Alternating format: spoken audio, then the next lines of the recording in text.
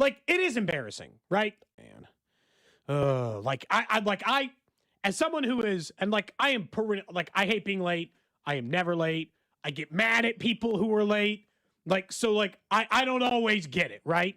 Like, it's a hard one for me to sympathize with because I'm not late anywhere and I don't like when people are late. So it's frustrating to me. No question. But at the same time, like, I know for the couple of times I have been late, that white knuckled drive in when you're just like, you're just like screaming at the steering wheel. You're like, duh!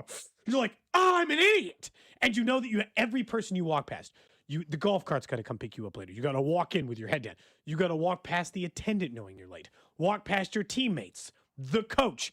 Every single interaction. The embarrassment from it is hopefully what solves the problem. Yes. Moving forward. Yes. But I will say, I mean, look, Vinny's a guy that will joke around. Yeah. And he also is one of the key leaders. The way he spoke, though, you can tell that there was, at bare minimum, they wanted to make it very clear, like, hey, man, this is not how things operate at this level when we're trying to all go out there and win games. Yeah, I mean, you got a 36-year-old catcher who's preparing to DH today, and then his world gets a little rocked that an hour and a half before the game, he's not going to be DHing. So you credit to Salvi today for being ready. First and foremost, we're glad Carter's okay, right? I mean, that was kind of the initial thought when you're trying to get a hold of his parents and everything like that to just make sure everything's okay. But once you find out he's okay, it's like, all right, it's a growing moment. He's really young. There are some things that cannot happen, and that's one of them. So he's going to have to wear it on the chin, the same way anybody would have to. So it can't happen. And, hopefully it doesn't happen again. But it's one of those things that you can't afford mistakes like that in this game. So just gotta move forward the best that he can. I know he feels really bad. I know that it was not his favorite drive to the field this morning, but it wasn't our favorite morning either. Trying to figure out what was going on. So, he'll learn from it, grow up a little bit, and we're here for him though. It's not like anybody's mad at him. Things happen, but you got to learn from mistakes like that, and maybe get another alarm clock or something at home.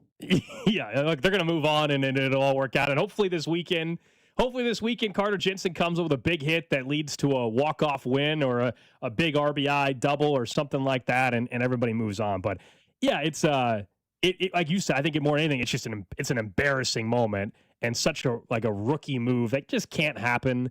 And it's not gonna define him by any means, but also at the same time, it's like I'm sure when you saw it initially when the news came out that's what the reason. My text chain with some friends blew up. Everybody's like, "You got to be kidding!" "You got to be kidding me! This is happening at the big league level." Like, it's more of that than it is truly like, "Oh my gosh, the world is ending." It's weird because it's like a mix, right? Like Vinny said, in this game you can't afford it. So like, their job's different. It's held to this like standard because you're a professional baseball player, but also in the scale thing, it's far more important if a guy doesn't show up to his ER shift than a baseball player misses a baseball game. So like, there is this like grain of salt with sports sometimes that I try where I'm like, it's not the end of the world. It's not everything. It's not as serious as like somebody missing their shift in a million other types of jobs. But it's also like, your job's at 1. What time they ask you to show up? 10? Then they ask you to show up to third shift at 3:30 in the morning. So there is a part of like, it's not like you're at the ballpark till 3 a.m. and have to be back at 7 like the grounds crew was maybe or something. I can't like imagine, having been around this team enough, right? I can't imagine any single one hit harder than that's the like, I'm not mad, I'm disappointed talk from Vinny. That one had to like sting bad. Drew, do you remember the first time your dad talked to you like, where he talked to you in that tone of voice? That he wasn't yelling and he wasn't like angry, but like he was talking about something you did that when you're like, oh man, this sucks. This hurts. Oh yeah. That one felt like it dug deep. Yeah, just what I would say. Because the conversation's not going to be fun. You have to go through the conversation. And it's just, I just think though, like, again, I think if you're from the outside, it didn't impact Cody Tapp's day or Drew Nixon's day or my day. But I get why if your coworker, in this case, he's a coworker, right? I know it's baseball, but in this case, your coworker doesn't show up on time and it screws up your day and your job. That would tick me off. If like you showed up at noon on Monday for the show, I'd be like, what the hell, dude? Yeah, where the hell you been these whole days? And you didn't know it. I didn't know that. I'm like calling Alex's parents. I'm like, is Alex okay? I told you an example is without going fine? into the full details. I told you, guys. Had this happen. I had, not me, like it wasn't me, but I had a coworker when I was in Houston who did not show up and overslept, and it was for a separate show he was doing, and they knew we were good friends, so my phone blew up, and they're asking me where he's at. I'm like, I don't know. They're like, well, did you hang out with him in the group last night? I said, yeah. They're like, well, he's supposed to be here. And his apartment complex was nearby my apartment complex. So I went over there, and he didn't answer his door. His parents are messaging me.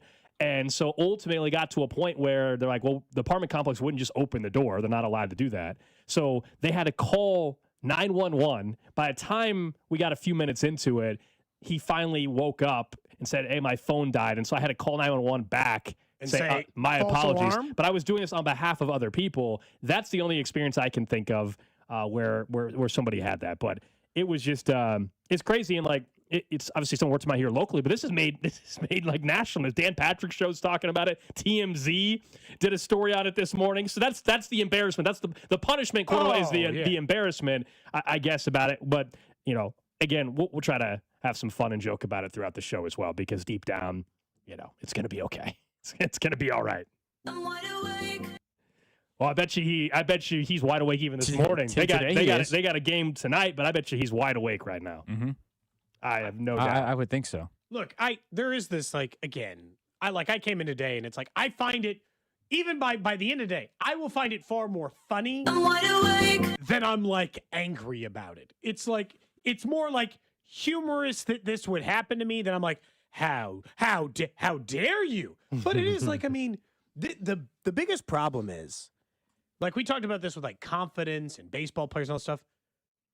Don't let this spiral into an 0 for 20 stretch, because then people really I hope he has a good weekend at the plate. Yeah, I do too. He's also because, like, has off to a slow start, if you could ever have one, 6 games into the season. They're not even a full week into baseball games in terms of games played. They haven't even played 7 games yet. And then, of course, that like social media clip from spring training where he said like, everyone's like, I set 1 alarm, or my dog wakes me up.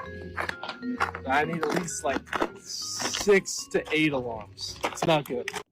It's not good, because in spring training, by the way, the wake up calls are early.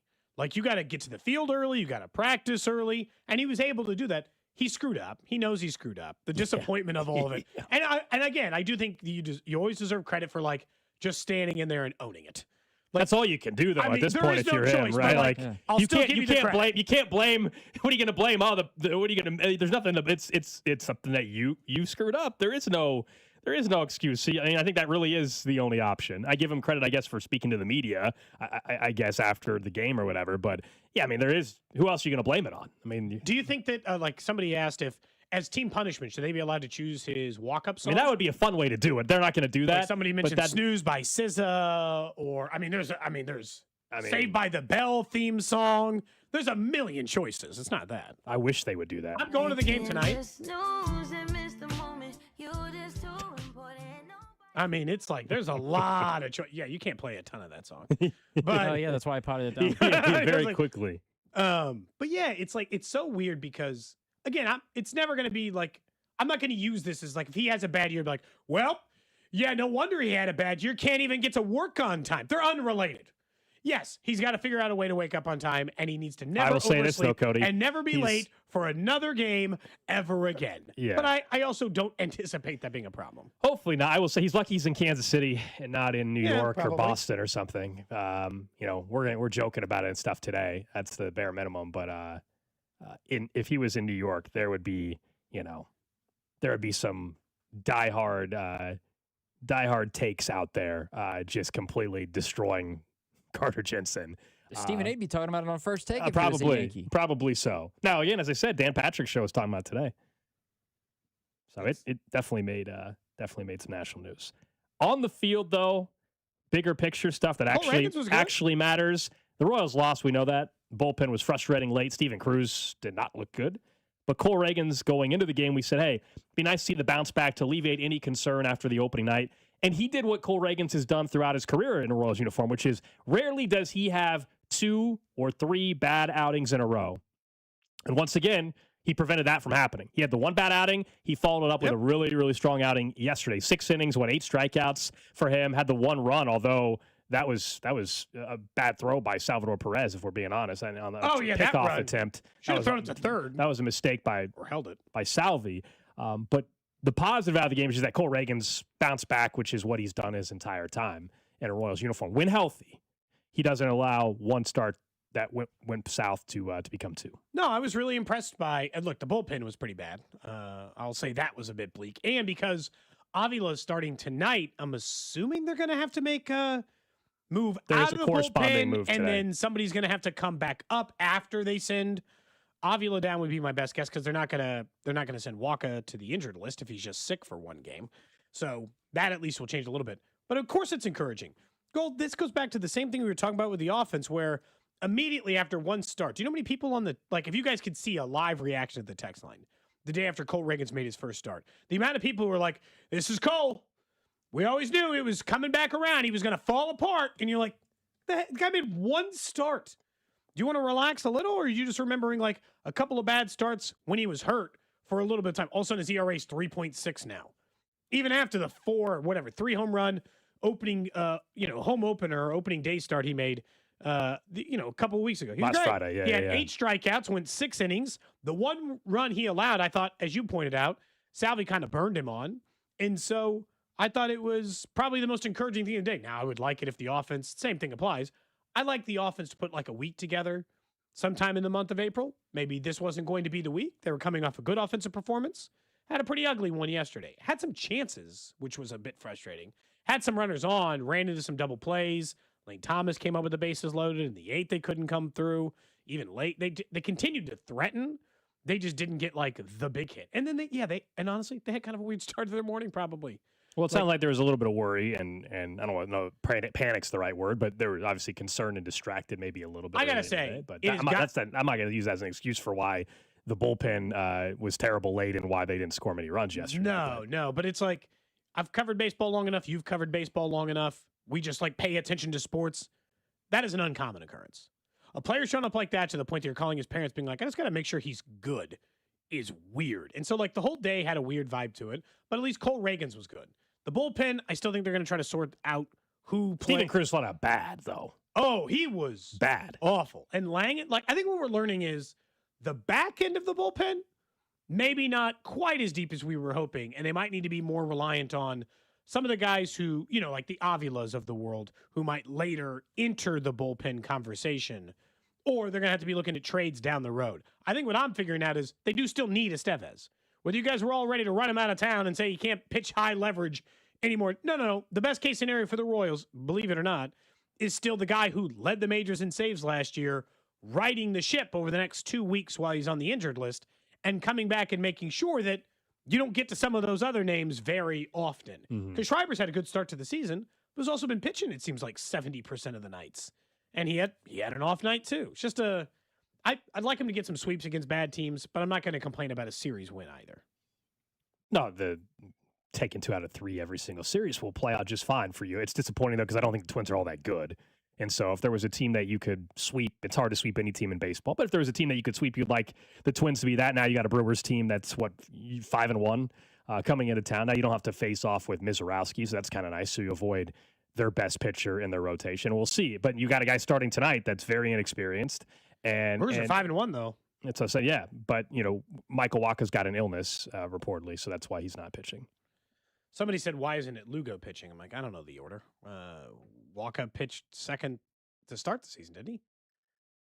I think Wacha pitched on Saturday. Is that right?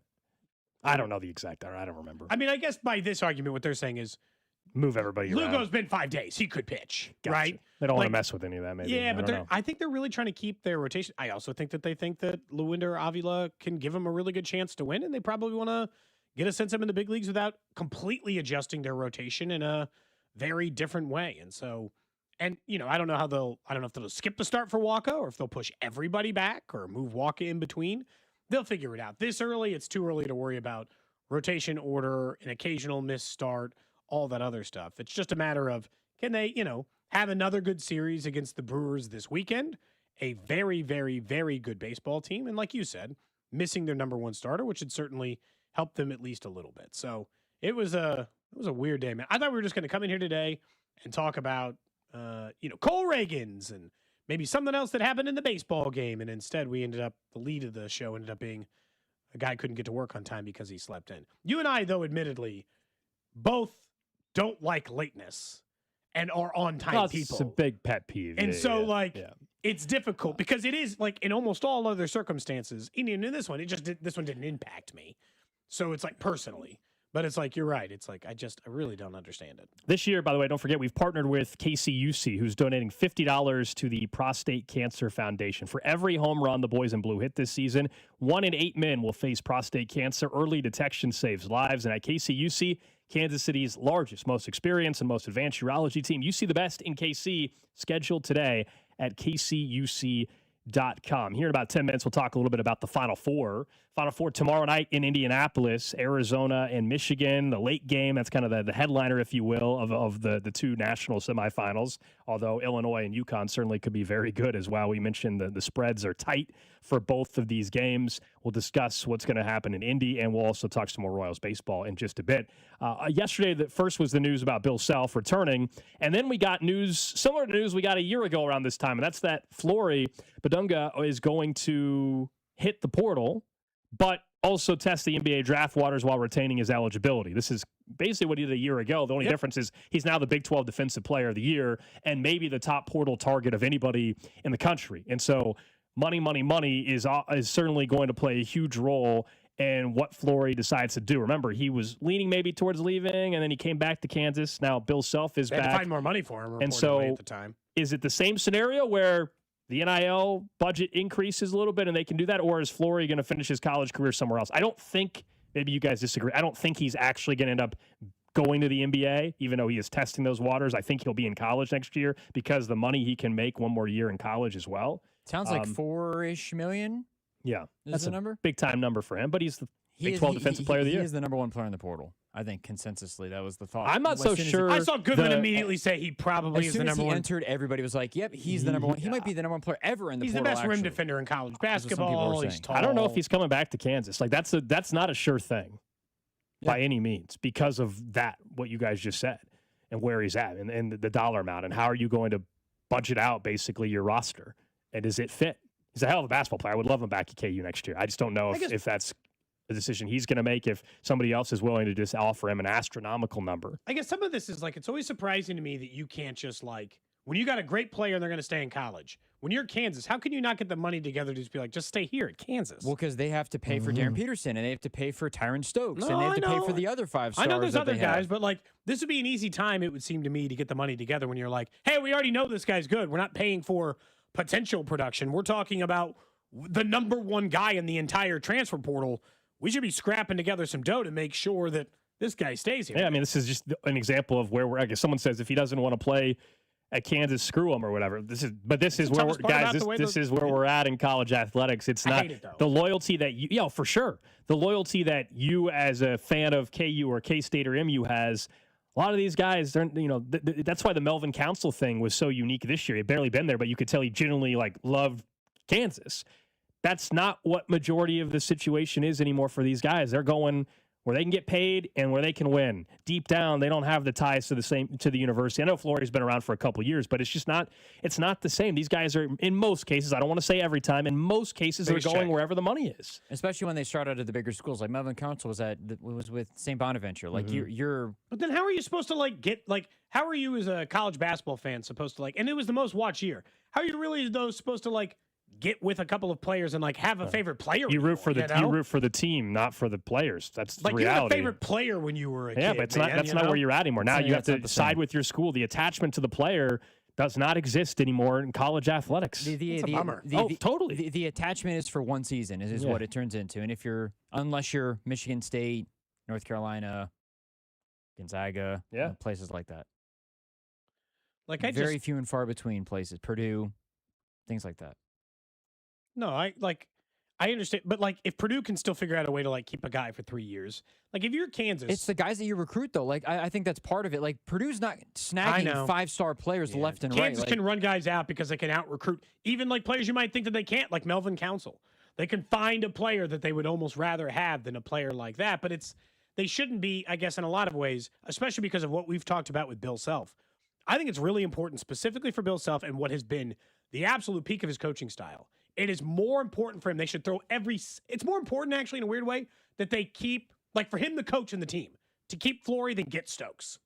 Like, I know that sounds crazy. I don't know about that. I don't know about that. I disagree. I don't know about that. Really? And Flory's a hell of a player. We but talk about all the Stokes- time about yes, what it's like for Bill Self to have a team that he could know and understand. I know. Correct, but I disagree. Just from with a player that, like, you would have the same thought then of Darren Peterson. Like, you'd rather them have had somebody stick Depends around on the year. Because I'm I still think, choosing somebody that can go create his own shot and score and has the ability to take over a basketball game. And Flory is awesome. But yeah, he's a very good player. You're talking about a point guard, though, that in Stokes or whatever like that can just take over a basketball I know, game, but potentially. I think we're softening it a little bit with Flory if we're saying, I don't think he's both just like, oh, he's a nice player and the number one player in the entire college basketball. No, but you gave the scenario, though, of which one would I rather have, and that's where we differ. Nobody's saying Flory's not. Of course, Flory's a great player. I would rather have the player that could go number one in the draft, because a couple years ago, Coleman Hawkins was the number one player in the portal, and sometimes if you're the number one player in the portal, it doesn't mean you're as good as the number one player in the country. Yes. Yeah. No, but from the true freshman aspect. But you're not that far off, because 50% of all of college basketball is in the portal. So he's better than half of the sport right now. I mean, right now, if you look at Flory in mock drafts, I don't know if he might be a first rounder. This is the reason why he's coming back to college. That's why I don't buy that. He's testing the NBA waters, but I don't think anybody really expects him to for that very reason. He's a better college player, potentially, than what he's going to be in the pros. But like Drew, and to your point, isn't that a valuable asset? Of course it is. That's why he's going to get paid maybe $4 million next year. And KU would love to have him back as well. I'm just saying, if I can choose a guy potentially that could be a top 5 pick next year in the draft, and the reason why is because he's a guard that can go out and score. Yeah, that's just probably who I'm always going to choose. That's all. But I understand. But I think it's closer than Drew is making it sound, in the sense that, let's say Flory doesn't go to the draft this year, he goes in next year, and he's the 23rd overall pick, and Stokes is 1. It's I think for Bill Self and the way he's run a program, having the 23rd best basketball player in college to be drafted, who's been in your system 3 years, might be more valuable to Bill Self than a player who might only be there a year, who does not understand, who's not fit into the system. I mean, I think that's where I know we got to go to break, but I think that's why you also think to yourself, is it worth the $4 million for Flory alone? Or one thing that we've talked about the last 2 years, the depth in the roster has not been there. You take that $4 million and you spin it out. Yeah. Coming up next, let's keep talking college hoops. We got Final Four action tomorrow in Indianapolis. We'll talk about a couple of those, the 2 matchups, I should say, and someone making their start at the K tonight. What's up, KC? It's Carter Jensen. You're listening to Cody and Gold on your home for Royals baseball, 96.5 The Fan. Brought to you by Heartland Men's Health, the leader in men's sexual health. Thousands of men have been successfully treated for low T, ED, and more, all with discretion and compassion. Make your appointment at heartlandmenshealth.com. 96.5 The Fan. Spring is here, and as the weather heats up, the sports action heats up at Circa Sports. From baseball to basketball to hockey, Circa Sports has it all. Circa Sports isn't just sports betting, it's sports betting the way it should be. High betting limits, player-friendly pricing, and exceptional customer service. Whether you're looking for playoff futures or props on your favorite players and more, Circa Sports has you covered. And don't miss out on the special Royals props for every game. Download Circa Sports app or visit circasports.com today. Must be 21 or older. Gambling problem, call 1-800-GAMBLER. The Royals and the See You in the Major Leagues Foundation are teaming up with Blue Cross and Blue Shield of Kansas City to recognize outstanding high school sports coaches through the Blue KC Coaches with Character program. From April to September, we'll recognize 6 coaches as a Blue KC Coach with Character. Each honoree will receive a VIP package that includes tickets to a Royals game and more. Be part of honoring our high school coaches whose service is making Kansas City a better place to live, work, and play. Just go to bluekc.com/nominate coaches with character to nominate today. DQ presents the Blizzard Double Flip Deal. For a limited time, when you buy 1 Blizzard treat, you get a second for just 99 cents. That's 2 Blizzards, 2 spoons, 2 flavors, and 2 flips. So don't miss out on the Blizzard Double Flip Deal, available only for a limited time and happening now at DQ. Because the only thing better than a Blizzard treat is a second Blizzard treat for just 99 cents. It's a deal to flip for. The Blizzard Double Flip Deal. Participation may vary. Hey, it's Rex here with Rex Buys KC. I get it. Selling your house can sometimes feel overwhelming or scary, right? I've seen it too many times. A homeowner thought they had a deal, only to have the buyer back out at the last minute. That's not how we do business at Rex Buys KC. I'm local, I know Kansas City, and I make sure every deal actually closes like it's supposed to. No hidden fees, no showings, no last-minute surprises, just a fair cash offer and a process you can count on. We buy homes in any condition and judgment-free. So whether your house needs repairs or you just want a fast, hassle-free sale, we can make it happen. If you want certainty, transparency, and someone local who actually delivers, call 816-330-6000 or visit rexbuyskc.com. Rex Buys KC, helping people make smart choices one home at a time. 816-330-6000 or rexbuyskc.com. For nearly 100 years, Busey Wealth Management has helped families and businesses make smart financial decisions that stand the test of time. From personalized investment plans to tax strategies that work for you, we take a big picture approach, connecting you with the right experts to help protect what you've built and plan for what's next.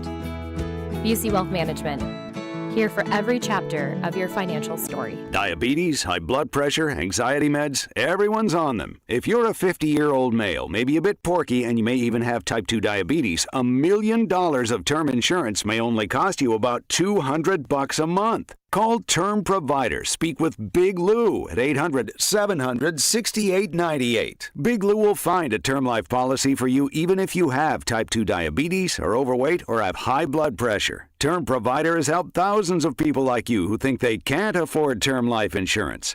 To buy $1 million of affordable term life for you, all you need to do is call Big Lou at 800-700-6898. Lou will make sure the scales are tipped in your favor. Call 800-700-6898. Big Lou will answer your call and work to fit you into a term life policy that you can afford. Remember, Big Lou's like you. He's on meds too. Call 800-700-6898 or biglou.com. My name is Whitney Allen, and I'm a widow. My husband, Ryan, died. We never thought we'd ever have to use life insurance, but the unexpected happened. With Ethos, signing up was fast and 100% online. You can get a quote in seconds, apply in minutes, and get same-day coverage. No medical exams, and you can get up to $3 million worth of coverage. I'm grateful we were prepared. Get your free quote at ethos.com/radio. That's ethos.com/radio. Paid spokesperson. Time spent on application may vary. Online health questions required. I need a little range, step to the range. There's a new flavor in town, the Jalapeno Ranch Club at Chick-fil-A. With that juicy Chick-fil-A original spicy or grilled chicken, a buttermilk ranch bun, candied bacon, pepper jack cheese, and jalapeno ranch sauce. It's got big ranch vibes with a little heat.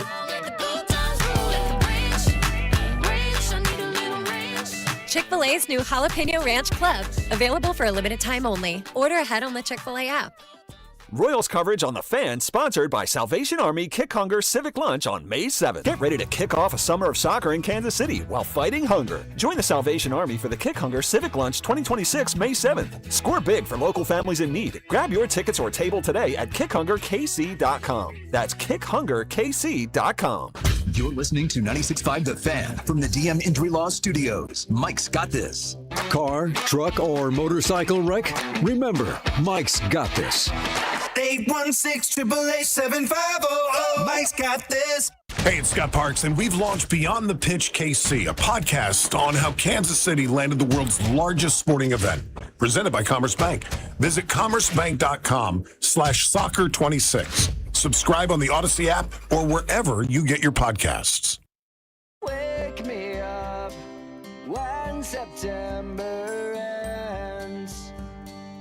So you didn't have to do Carter Jensen like that. Kid made a mistake. Gotta have some fun with it, though. I know. I think that's gotta easier have some thing fun is- with it, you know? Yeah. If you don't, then you take it really serious. Then it When gets did this far more song come bleak. out? I don't know. Wake Me Up When September Ends came out in 2004. That was an 04 song from Green Day, obviously. That whole Might have a album- theme to our pop music today. That whole album got overplayed. I don't need to hear another song from that American Idiot album ever again for the rest of my life. That was on at the time the iPod Touch or the iPod. Yeah, I don't need to hear American Idiot or that one. I don't need to hear any of those All songs American Rejects ever again. I don't need to hear any of those songs from there. We'll get to the Final Four matchups in just a bit, but it is time to check in with Jake Eisenberg. You guys, of course, been hearing him right here on 96.5 The Fan for Royals broadcast as we're just still about 6 games into the start of the season. We got a long ways to go. Jake, I do have to ask, as we're having a little bit of fun with it today, do you just wake up naturally on a Friday like this, or do you have to set an alarm clock? So, for better and for worse, I am an incredibly light sleeper. So sometimes, yeah, I do have to set an alarm clock. That's usually like a fail-safe, but I'm usually up naturally, probably a little bit earlier than I would like to be on most days, but that's just because whether it's noise or light, it doesn't take a whole lot to wake me up. You've been around baseball in the minor league level too, so I guess I'm curious, how often in any of the time you've been around thousands of games have you seen this come up? Because I know that this isn't the first time a guy showed up late to work before or late to a baseball game before. You just don't usually see it in the bigs. I imagine in the minors, it's a slightly more common occurrence. I mean, it's kind of hard to say. So it happens, right? Like, how many of us have been, late for work one day? It's just different because it's a different stage, right? And, it's an unfortunate situation, too, because of, what Carter was expected to do yesterday, which was catch and, day game after a night game, especially a long game. Like, you knew that he was probably going to be in there and behind the plate catching. And that's, I think, what makes this even more unfortunate than, the normal, oh, shoot, my alarm went off and I overslept and now I got to scramble and get to work. Trust me, I have overslept and been late to work and, gotten there, right at the time or, 10 minutes late. Like, it's happened. It happens to all of us. It's just unfortunate that it happens on a much more magnified scale. When you look at, I guess, the starter today, Luwinder Avila, what do you make of what you saw in spring training from him? Obviously, Walker's sick, but what do you make of Avila? I have very, very high hopes for him. I mentioned him as a potential back-end reliever maybe for this team later in the year if they don't need him as a starter. What did you see from him in Arizona? Yeah, it's interesting. I mean, he's nasty. The stuff is so good, and the ceiling is so high. Frankly, what we saw in the World Baseball Classic from him, I thought was really impressive. There was I think it was a front hip changeup. I think he threw it to Vinny, actually. Yep. It was like a 90-mile-an-hour changeup front hip that was just a disgusting pitch in the best possible way. And like we saw what he could do at the back end of the bullpen last year, but he's got the length and stamina to maintain that velocity and be a starter. So I'm really excited to see what we see out of him today. Who, I guess, like in the early going, who looks comfortable to you, who looks not comfortable? Do you make any determinations on a team when we're 6 games into this thing? Or what do you personally like, I guess, before? Because Denny's got his deadline set before he, stats something out. What do you care about? Yeah, I don't know. Like, for me, it's when I start looking at 2026 statistics, which is just kind of like a natural thing. You kind of feel like, okay, now we have some sort of sample size to see what's going right and what's going wrong. And I don't really know exactly what that threshold is, but like when we see the Brewers today for the first time, like I'm still going to be talking a lot about what they did last year for context about who they are as a team. Once we get to a couple of more weeks in and we kind of start putting 2025 completely in the rear view, that's when we see things start to stabilize a little bit. I'll kind of say the obvious one, Kyle Isbell looks fantastic. Yeah. Both defensively, offensively. I've long said that he's had an underrated offensive season last year, hitting at the bottom of the lineup, kind of knowing his role, really came into his own in the second half of the season. There's a little more power that's there over the first, week or so this year. The home runs are nice. The thing that really impresses me and excites me about Kyle Isbell is the fact that he's stealing bases. He's already got 3 steals, and he's always had that kind of speed. It's just never been unleashed in game situations, and I don't know if that was a function of saving his legs, running around center field over the course of a long season. But now it seems like when he's on first base, he has a little bit more of a green light or a little bit more of an operative to go, and I think that's a really exciting aspect of his game. What do you think is, realistic for a healthy Kyle Isbell? I don't want to overreact to 6 games, but as you kind of mentioned, I think yesterday on the broadcast, is he a guy that could be a 15-15 type of guy? I mean, I saw it in Omaha, right? 2021, he made his big league debut on opening day. here in Kansas City and then wound up being with the Storm Chasers for most of the year from May until on. And what we saw in Omaha that year, granted, that was 5 years ago now, but this was a guy that had that Swiss Army knife potential, the Gold Glove potential in center field, but also that power speed combo that's kind of rare. I don't think that Kyle Isbell is a 30-homer kind of player, or maybe even a 20-homer kind of player. That's not necessarily his game nor his role hitting at the bottom of the lineup. He doesn't need to do that. But a guy that could, sneak 10 to 15 home runs out there and also steal 15 to 20 bases, I think that is the kind of offensive player that Kyle Isbell can be.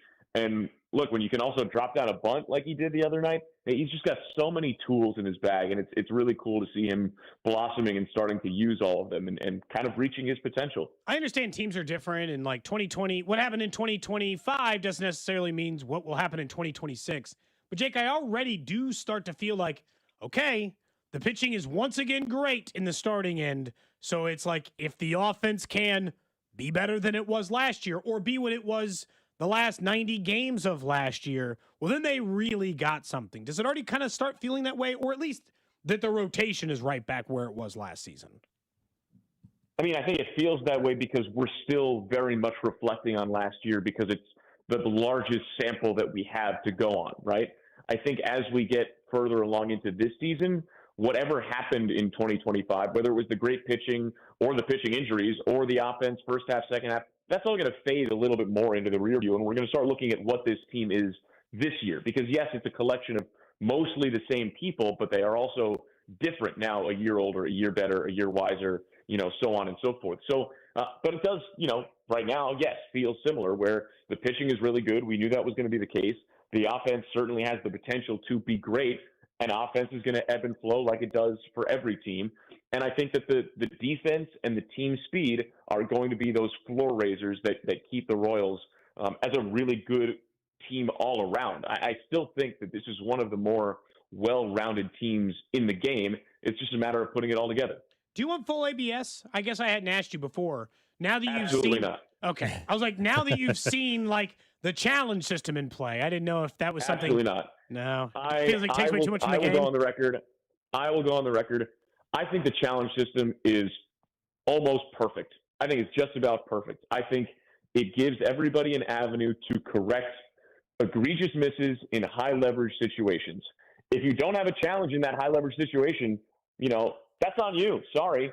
You've used your challenges. You tried it earlier in the game, and now you don't have one, and now you're at the mercy of the human element in the game, which I think is wonderful that has been preserved. What I love about ABS and about the challenge system, and I've talked about this a little bit, is that the actual ABS zone, yes, it exists all the time, but it really doesn't until there's a pitch that's challenged, right? Until the pitch is challenged, you're still watching the game and understanding the game through that umpire's established zone. And then when a pitch is challenged, it's judged based on ABS, right?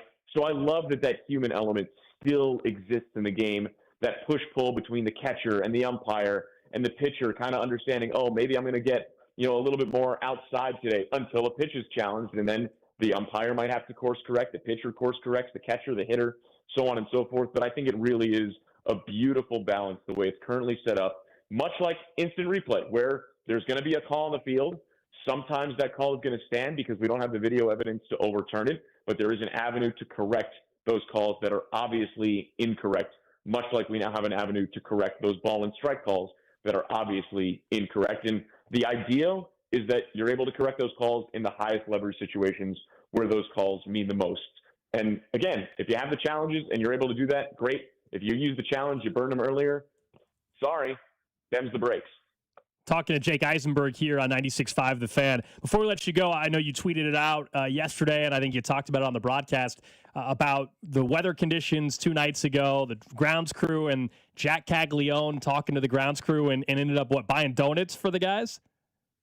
Yeah, no, it was really cool. I was talking to Trevor Vance yesterday morning, just kind of catching up with him. I hadn't seen him yet since opening day, so first I wanted to congratulate him because, the field just looked incredible, immaculate on opening day. And I was kind of joking. I said, Trevor, if I had told you about a week ago that you were going to get 85 degrees and sunny and perfect on opening day, would you have traded that for the miserable conditions on Wednesday? Yeah. And he said, yes, absolutely. Would have taken that deal, asked me where to sign. But, he shared that story about Jack, and I think he wanted to share it because, A, it was a really cool thing, and it was a recognition of his incredibly hardworking grounds crew that deserves all the credit in the world for what they did, not just on Wednesday, but also Thursday morning.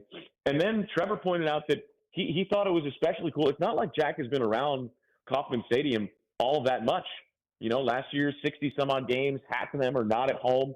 So it's not as if he's had ample opportunity to form as strong relationships with guys in the grounds crew as players that have been here for much longer, or heck, guys that play on the dirt more often, right? He's in the outfield. It's not like there's a lot of dirt going on out there and a lot of groundskeeping happening in the outfield on a day-to-day basis. And so Trevor thought it was really cool that, a guy who's not technically a rookie, but is in his first full season would go out of his way to do something like that. It does look, I still stand, we said this a week ago, but I still stand by it. Jack Caglione looks more comfortable in a week than he did in any 6-game stretch last year. That at least I'm sure of. Yeah, and you asked, who's looked good so far, and I said Isbell, but yeah, Cags definitely comes to mind. He definitely looks way more comfortable in the outfield. I've always said that he was, I think, way better in right field than maybe we expected him to be, learning that position on a fly as a big leaguer last year, and he looks, pretty comfortable out there and did in spring too. And yeah, the plate appearances have been really good as well. Jake Eisenberg, appreciate it as always, man. He joins us each and every Friday here on the show, and you're on the radio call tonight, right? Yes, Perfect. Back on the radio. We have full radio coverage tonight. The game is on Apple TV, but rest assured that we will be on the radio. Me, Denny, and Stu, and Eric. We got you covered locally. Perfect, Jake. Appreciate it, man. Enjoy the game. All right, take care, guys. That's Jake Eisenberg with us here on 96.5 The Fan. I always have to ask. Sometimes they move them around, so I was making sure that makes TV, radio. They got more people on the crew this year than ever because it's like Guthrie or Hosmer, Bridget Howard, who we had on the show. So just a bigger crew on the TV and the radio, it feels like. So got to keep track of where they got Jake at. I'm actually going to go to the game tonight. There you go. Barring weather, I guess. Yeah, there's a chance. Do I need to be a little bit worried about it? I mean, they got the game in the other night, so I guess they'll navigate. I'm going Sunday.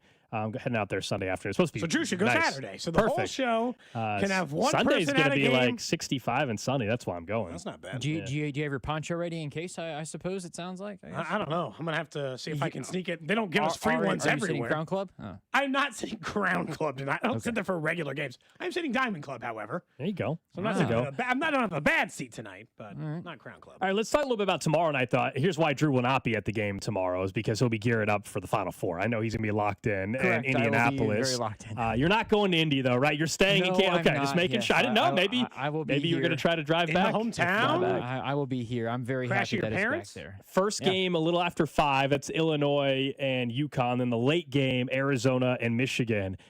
We discussed yesterday how tight the spreads are in the betting markets and how close they believe these games could be. We do have some phenomenal matchups. Start with the early one. What do you guys make of Illinois UConn? We all know what happened last week. UConn won an all-time shots there with Mullins at the buzzer. It was incredible. There's been the controversy this week of Dan Hurley and this referee headbutt or not a headbutt and everything that goes with it. But I think on one hand, Illinois, you did have in the Final Four. Do you think they can go further than that and get to a national title game? Because I think in the title game, UConn just feels like with Dan Hurley come tournament time, they just keep finding ways. But the matchup disadvantage for them, UConn, that is, Illinois is the tallest team in the country. That's a major advantage, I think, over UConn in the paint. And Illinois has been plus 10 in rebound margin, and they're a top 10 team in the country in that as well. And that's the question. How does UConn handle that size of Illinois? Look, a lot of this is just getting back into this idea that I had Illinois in the championship game. I had them losing to Arizona for the inevitable champion. So, like, my two champions are still hanging around with a chance. I had or at least 3 my of the 2 4. finalists. I did not. I had Houston instead of I had 3 of the 4. Illinois in there. I had Iowa State. But look, in the end, I do still think Illinois will win this game for the reasons you mentioned, even though it is admittedly very difficult to ever pick against UConn when it gets to this stage. No team has won more championships since like the mid-90s, late 90s. It's them. They have been the preeminent, by all standards, college basketball program since that time. They're weird because they've missed a couple of tournaments randomly in there, which feels like a thing power programs don't do, but they just win championships. And it was, it was Ollie even before it was Hurley. He didn't win a bunch, but like they seemingly have found a good way to continuously get back to the championship form. So like, it's hard for me to imagine that they won't once again be a challenge for there. I think of the two games, it will still be, I think both are going to be close. I actually think we're going to get lucky. And that those spreads you mentioned yesterday are going to reflect what we're going to get. I think we're going to get two close games. Because on the other end, that game just looks like Michigan is that just looks like phenomenal. a heavyweight fight. Yeah. You want me to predict what's going to happen? Both teams are going to look awesome, and then that game's going to be close. Two of the best teams all year in college basketball. I'm picking Arizona to win. I just think they're the best team when healthy. They're the best team in the country. We saw them at the Big 12 tournament play and what they were able to do. Much like how we talked about any of these teams, right? It's how you're playing at the right time. And Arizona, to me, is playing still some of their best basketball of the season. I think, once again, the rebounding margin is a big deal in that game. So I give the edge to Arizona. I think they're better than Michigan. And so I think we're getting Arizona, Illinois, although bracket-wise, I guess I'll root for Arizona, UConn, although I don't want Hurley winning a title. So I guess I'll root for Brad Underwood in Illinois if you're asking who I have a rooting interest for. We'll go Arizona, Illinois, hopefully Monday night for a national title. Underwood's had a really interesting career because there was definitely a time that he was almost a K-State coach, and then Kansas seemed like one of the teams that got mentioned if Self was to go away, and then now he's like an old enough coach that you would think he's probably just going to stay at Illinois for the rest of time. But it is kind of easy to root for them versus UConn's won a bunch of championships. Well, in fairness though, Arizona hasn't won one. I pointed this out. Arizona has one national title. When you guys were talking about Tommy title. Lloyd versus North Carolina or Kansas, I'm like, those are both way better jobs than Arizona. And I think, Drew, you were like, I don't know, it's close. I'm like, Arizona hasn't won a national championship barely in your life, Drew. You were like 3 the last time Arizona won a national championship. They don't even go to the Final Four all that often. You just think of Arizona. I think sometimes we get confused because when they show March Madness highlight clips, Arizona's still in it. But they haven't been like this level of power in a very long time. I just think they happen to have the best team. I mean, if you're rooting on somebody, I guess it is Illinois. They've never won one. Arizona's got one. I believe Michigan has just the one. But they haven't been to one in a really long time either. Fab Five, obviously, and everything. No, they made the national title against Louisville. No, but winning it. Sorry. Oh, yeah. They're also having an altcast with the Fab Five too. I think on TBS for are they really? Game on Saturday. That's smart. Yeah, tomorrow. That's smart. Yeah. I think it's interesting. I think both games are going to be close. I don't know if they meet the spread, but they're going to be within 10 points without a problem, I think. The interesting thing is I think Arizona is the deepest team in the country. That's why I think they beat Michigan just because of the Kaysen injury. They're so similar because Mara and has got the size for Michigan. Yaxel Landeborg has been incredible these last couple of games. He's really stepped up after having a little bit of a fall off, but I think Illinois is going to beat UConn. Similar to, like you guys talked about the size difference, and Illinois has been so good. Terrace Reed's maybe been the player of the tournament so far if you had to take all players involved, but Andrei Stojakovic has been a playmaker for the Illinois team, and he's been the difference maker, I think, with his playmaking ability. I think he's the difference that the Illinois ends up winning that game and gets to the title game. Yeah, I don't put someone texted in about how UConn played Illinois earlier in the year and UConn beat them. Yes. That is true. Yeah, How much stock do we put into a game on November 28th where they're just different teams? I mean, UConn did win by a healthy margin, by 13, but there were some guys that were not playing as much as they are now. Minute-wise, yeah. Neither team's starting lineup is the same as what it was back then. I think that I don't put much stock into I mentioned that earlier in the week when we talked about it, that these teams are completely different. Wagler was he didn't play that many minutes. They might have been down early. I didn't watch the game, so I couldn't tell you. But he was defended. I will say this: Keaton Wagler, he was best defended against UConn. That's I think John Fanta put something out. 14 minutes though. Did he get in foul trouble or something? I tried to go back and look. Again, I don't know, but I think that's part of they probably were getting smacked so much they just didn't play him because they were getting beat so bad. He also could have gotten in foul trouble, but he was best defended and best played against UConn. I think John Fanta put that out. So it feels like that makes this matchup so good is their cohesive unit compared to UConn's cohesive unit, very similar, and that's why the spread is whatever it is, 1.5. And again, as I said, Terrace Reed's been the player of the tournament to this point out of anybody. The odds, if you were wondering, though, just to, I guess, win be the Final Four leading scorer. How about that? This is a fun one. Who do you think will lead total scoring in the Final Four? Remember, that means you got to get to the national title game if you're going to win this, most likely. Probably, yeah. So Yaxel Lindenberg is the favorite, along with surprised. Braden Burries and Keaton Wagler. Those guys all have basically the same odds. And then Terrace Reed, you brought up him at UConn. He's 7-1. Coach Pete, 11-1. Caravan, 16-1. Is there anybody you guys would take a flyer on? If I'm taking a flyer on, it might be Reed, but because I think Illinois is going to the final, I think I might bet Wagler. And again, your team doesn't have to win the title for this. This is just his total point. This is not the Final Four MVP or whatever. That's a different mark. The most outstanding player, Yaxel's the favorite at plus 240. Not surprised. Burries plus 650, Wagler plus 750, and then Jaden Bradley at plus 850. I think that's great value. Like if you're still banking on Arizona winning the national title, the fact that I can get him at 8.5 to 1, I don't hate it. Even though Burries played amazing. If you think Michigan is winning, you take Landenborg and bet whatever you want. He's had 23 or more points in the last 3. Just beating Arizona because he'll still play in the final game. He's had 23 points the last 3 games or more. So he's the guy to take. I think Arizona's winning that game, and I think Illinois is winning their game. And so if you're making me choose, I got to choose somebody on one of those 2 teams. I think I would because they're going to get an additional game. That's why I mentioned Wagler. If you want to take a flyer, I would take Koa Pete. Okay. If you want to take somebody that's lower on the 10 list, to 1. He's been Koa Pete has been really, really good over these last few games. He had 21 and 20 the last 2. I mean, if you think Koa's really, really been good in Big 12 tournament to now as well. So I have Arizona. Super effective. I have Arizona winning and Illinois winning. Who do you have winning, Gold? Just Arizona, Illinois, I'll go with. I before the tournament started, I was UConn getting there, but I'll go Arizona, Illinois for Monday night, and we'll have time to talk about that game. Drew, who do you think wins? I think Arizona will win the game, and I think that Illinois wins the game. So UConn's going to win. Got it.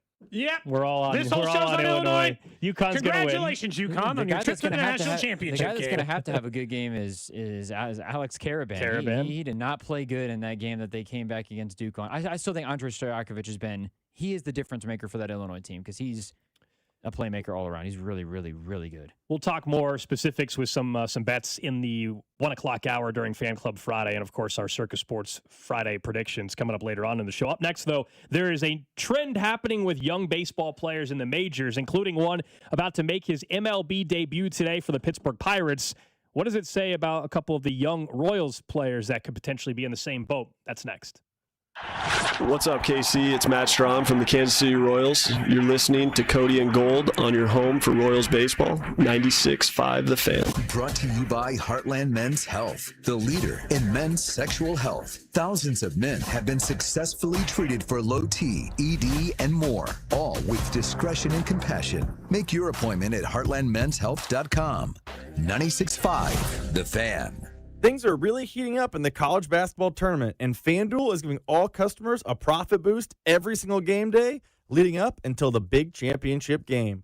Build a same-game parlay for your shot at a bigger payout, or try live betting and jump in right after tip-off. Best of all, with FanDuel, you get paid instantly when you win.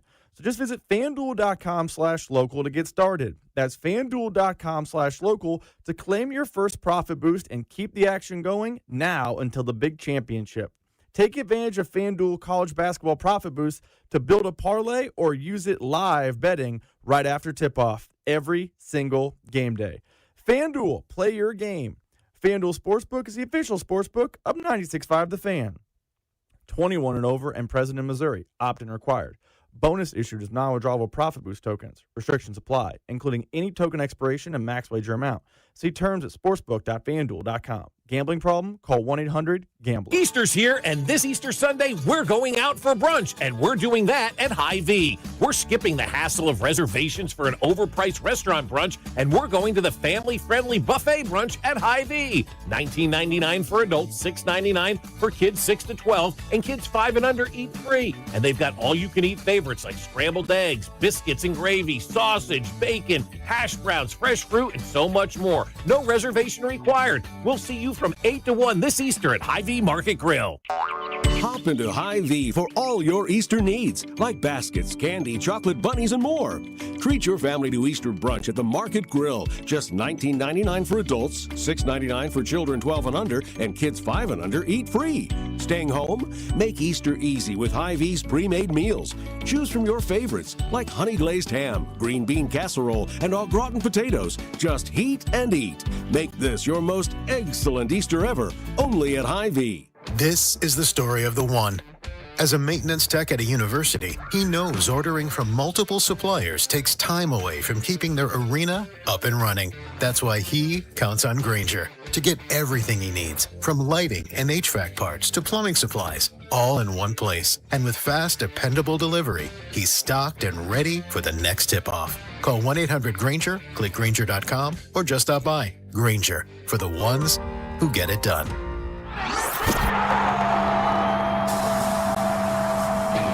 Hey guys, it's Rob Britton from The Drive on 96.5 The Fan, and we're excited to announce the launch of Beyond the Pitch KC, a limited podcast series documenting the run-up to the upcoming World Cup with our friends over at 98.1 KMBZ. And I'm Scott Parks from Dana and Parks on KMBZ. Beyond the Pitch, KC features the biggest names who helped make the World Cup in Kansas City possible. And there was a lot of work, plus the major storylines heading into this summer's tournament. This is so much more. This isn't just a podcast about soccer. No, you're right, Rob. It's a podcast about Kansas City, for Kansas City, telling the story of how our town is hosting the world's biggest sporting event. New episodes drop every Wednesday starting on March 4th, along with video clips that can be seen on 96.5 The Fan and KMBZ social channels. So make sure you subscribe. Download Beyond the Pitch KC with Rob Brennan and myself, Scott Parks, on the Odyssey app or wherever you get your podcasts. This is the story of the one.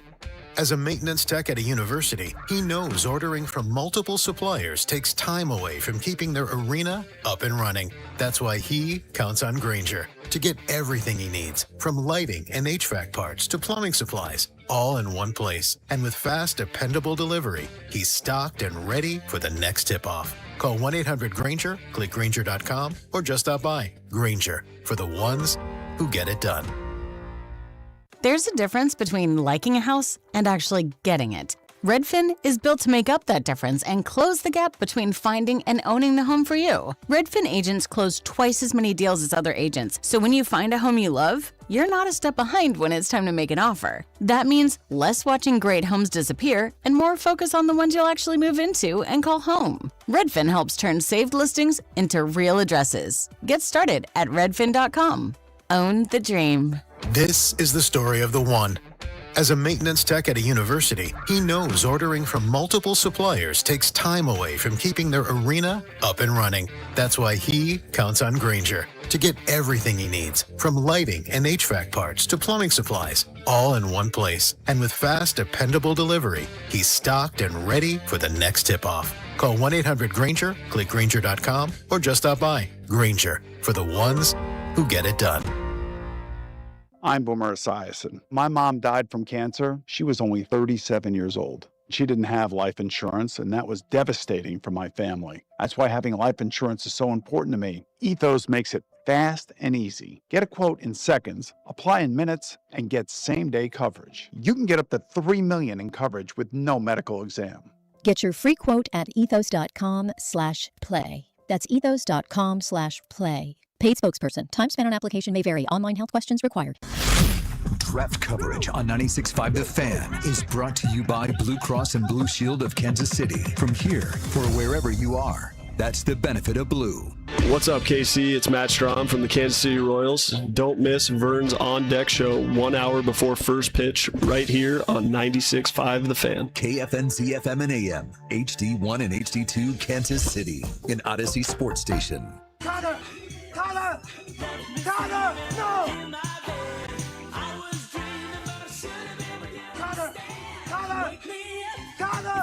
11 o'clock hour here on Cody and Gold, making sure everybody's wide awake.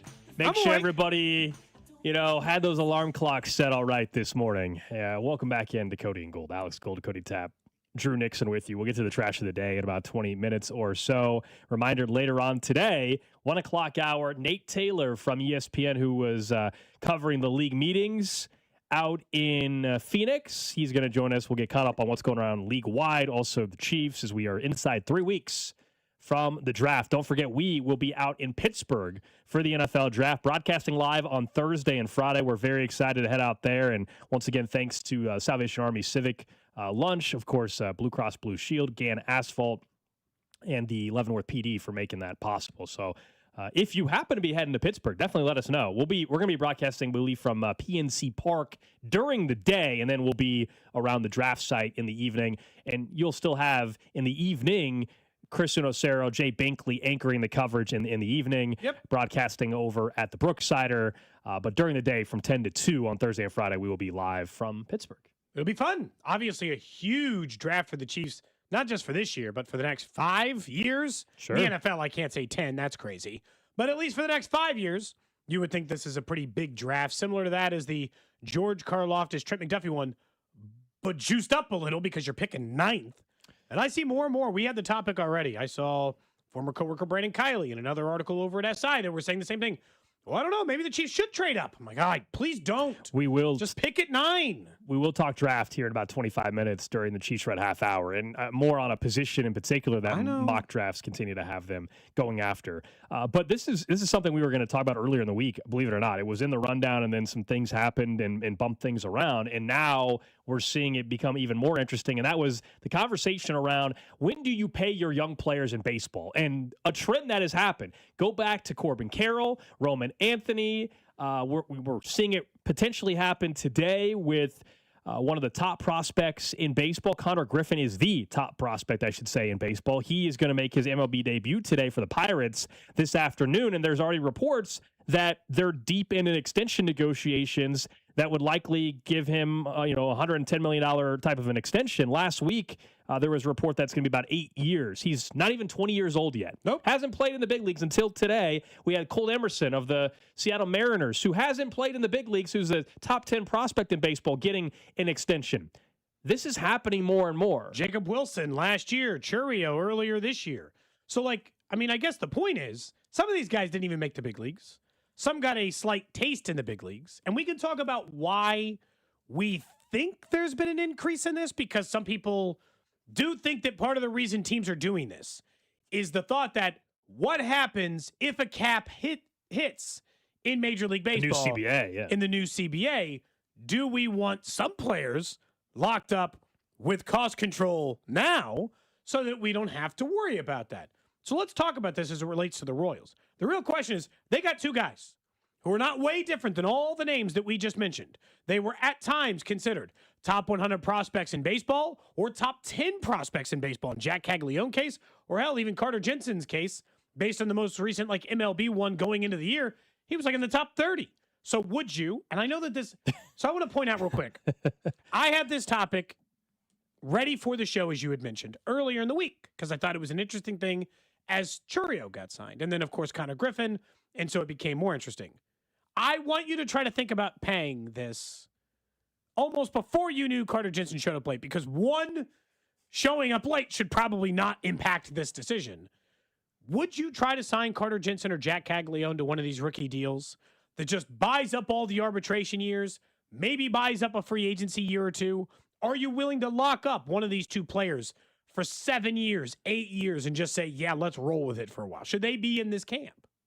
No on both for right this second. I mean, if you're asking why they should do it right now, I would love to hear the argument other than the cost potential savings long term. But I also need to see a bit more. And I know we haven't seen Connor Griffin play at all. And so you're saying, what are you waiting for? Yeah. But also we saw what maybe some of the pressure did for two CAGs last year. And then you're going to now throw on a $100+ million contract. $80 million, whatever, so yeah. My answer is no. But I'll tell you this, if in particular I'm talking about Jack Caglione, I'm more interested in possibly discussing that because of the power potential and the upper end potential still I believe that he has. And what it would cost if he ever locks it in. So if you tell me that we're in October and the season is wrapping up and it's the postseason and everything, and Jack Caglione ends up being a 20-something home run guy and he's hitting 250 or something like that, then we can have a conversation. But I do need to see a bit more now after seeing the struggles of the 40 games last year. So I don't think you need to do it for either. Someone says they need to sleep on it when it comes to whether or not they give one to Carter Jensen. This isn't a conversation about the sleeping habits of Carter Jensen. This is a conversation about whether or not you would be willing to. Here's the thing, to pay these guys. Because I don't think it's going to happen, but I do believe that there is a risk of a cap floor and cap ceiling in the next CBA, because I think that the owners are going to try like hell to get it. and why the MLBPA's got a $500 million war chest and the owners have a $2 billion war chest, according to reports, to try to hold this out. I think I would for sure do it with Jack Caglione, and I think I'd strongly consider it with Carter. The thing that holds me off a little on Carter Jensen is I still have Blake Mitchell, and I still have, like, two of my top 10 prospects and 3 of my top 15 are catchers. So, like, no offense. The pressure is not exactly on in the sense that I might have other options there. If I don't lock him up and I got to figure out other guys to bide my time with, there's a possibility of the Royals' other top prospects are all catcher. Not the kind of prospect Carter Jensen is, but, like, I might have some coverage. Jack Caglione possesses rare power, and if he's available for $80 million and I know I got another 8 years with him, I'd be pretty tempted by that. I really would be. It's the perfect conversation in Kansas City because the advantage of it is far greater for a team like the Pirates, a team like Kansas City, and some of the smaller markets. Now, Seattle is not really a small market, but Seattle just did it with Cole Emerson. Again, those are the crazier ones to me because those guys haven't even played. Like, you know, Carter Griffin is literally making his debut today. Cole Emerson maybe we're a couple weeks or a month away from him making his debut. Now, Roman Anthony, Jacob Wilson, you knew he was good. Roman Anthony, though, wasn't his right when he got like the week that he got called up essentially by the Boston Red Sox, and they were comfortable doing it. You think they regret it? Absolutely not. Like, Absolutely not. I guess the point is there's risk. Yes. Look at the White Sox many years ago that did it for guys like Eloy Jimenez and Luis Robert. That whole core, they paid them all early and it backfired on them. And I think that's why you don't do it with both. You just decide which one, because in the world of there's a cap floor, let's say, or, you know, salary cap, the idea of having to be tied up for $10 million a year for the next 8 years for Jack Caglione, borderline feels like no risk. Also, if you're him, would you do it, right? We were talking about from the Royals' point of view. There's also the player side of it. It takes the player being willing to do it, too, knowing what your potential is. You know, in Connor Griffin, of course, in this case, is deciding that, hey, it's worth to guarantee some of this money. And I'll still – remember, Connor Griffin's not even 20. So he's a little bit different. Caglione is older. Sure. You know, if you're Connor Griffin, by the time, even if with this extension, you still have an opportunity to get that massive payday on top of what you're already getting. Yes, and because Jack Caglione's still pretty young. He's not as young as some of the players we're talking about. Connor Griffin's a teenager. He's 19. Yeah, slightly different, I guess, at least in that. But Jack Caglione's, what, 22? Yeah. Like, he's not that old. And I think the idea that he's not old at all. The idea being 23. The idea being that if this is becoming more commonplace, Gold, I do think it's a little bit easier to talk a player into it. If this is now part of what players agree to do, like, because Connor Griffin, same thing. You just play out of 6 years and try to go get the Bobby Wood Jr. extension.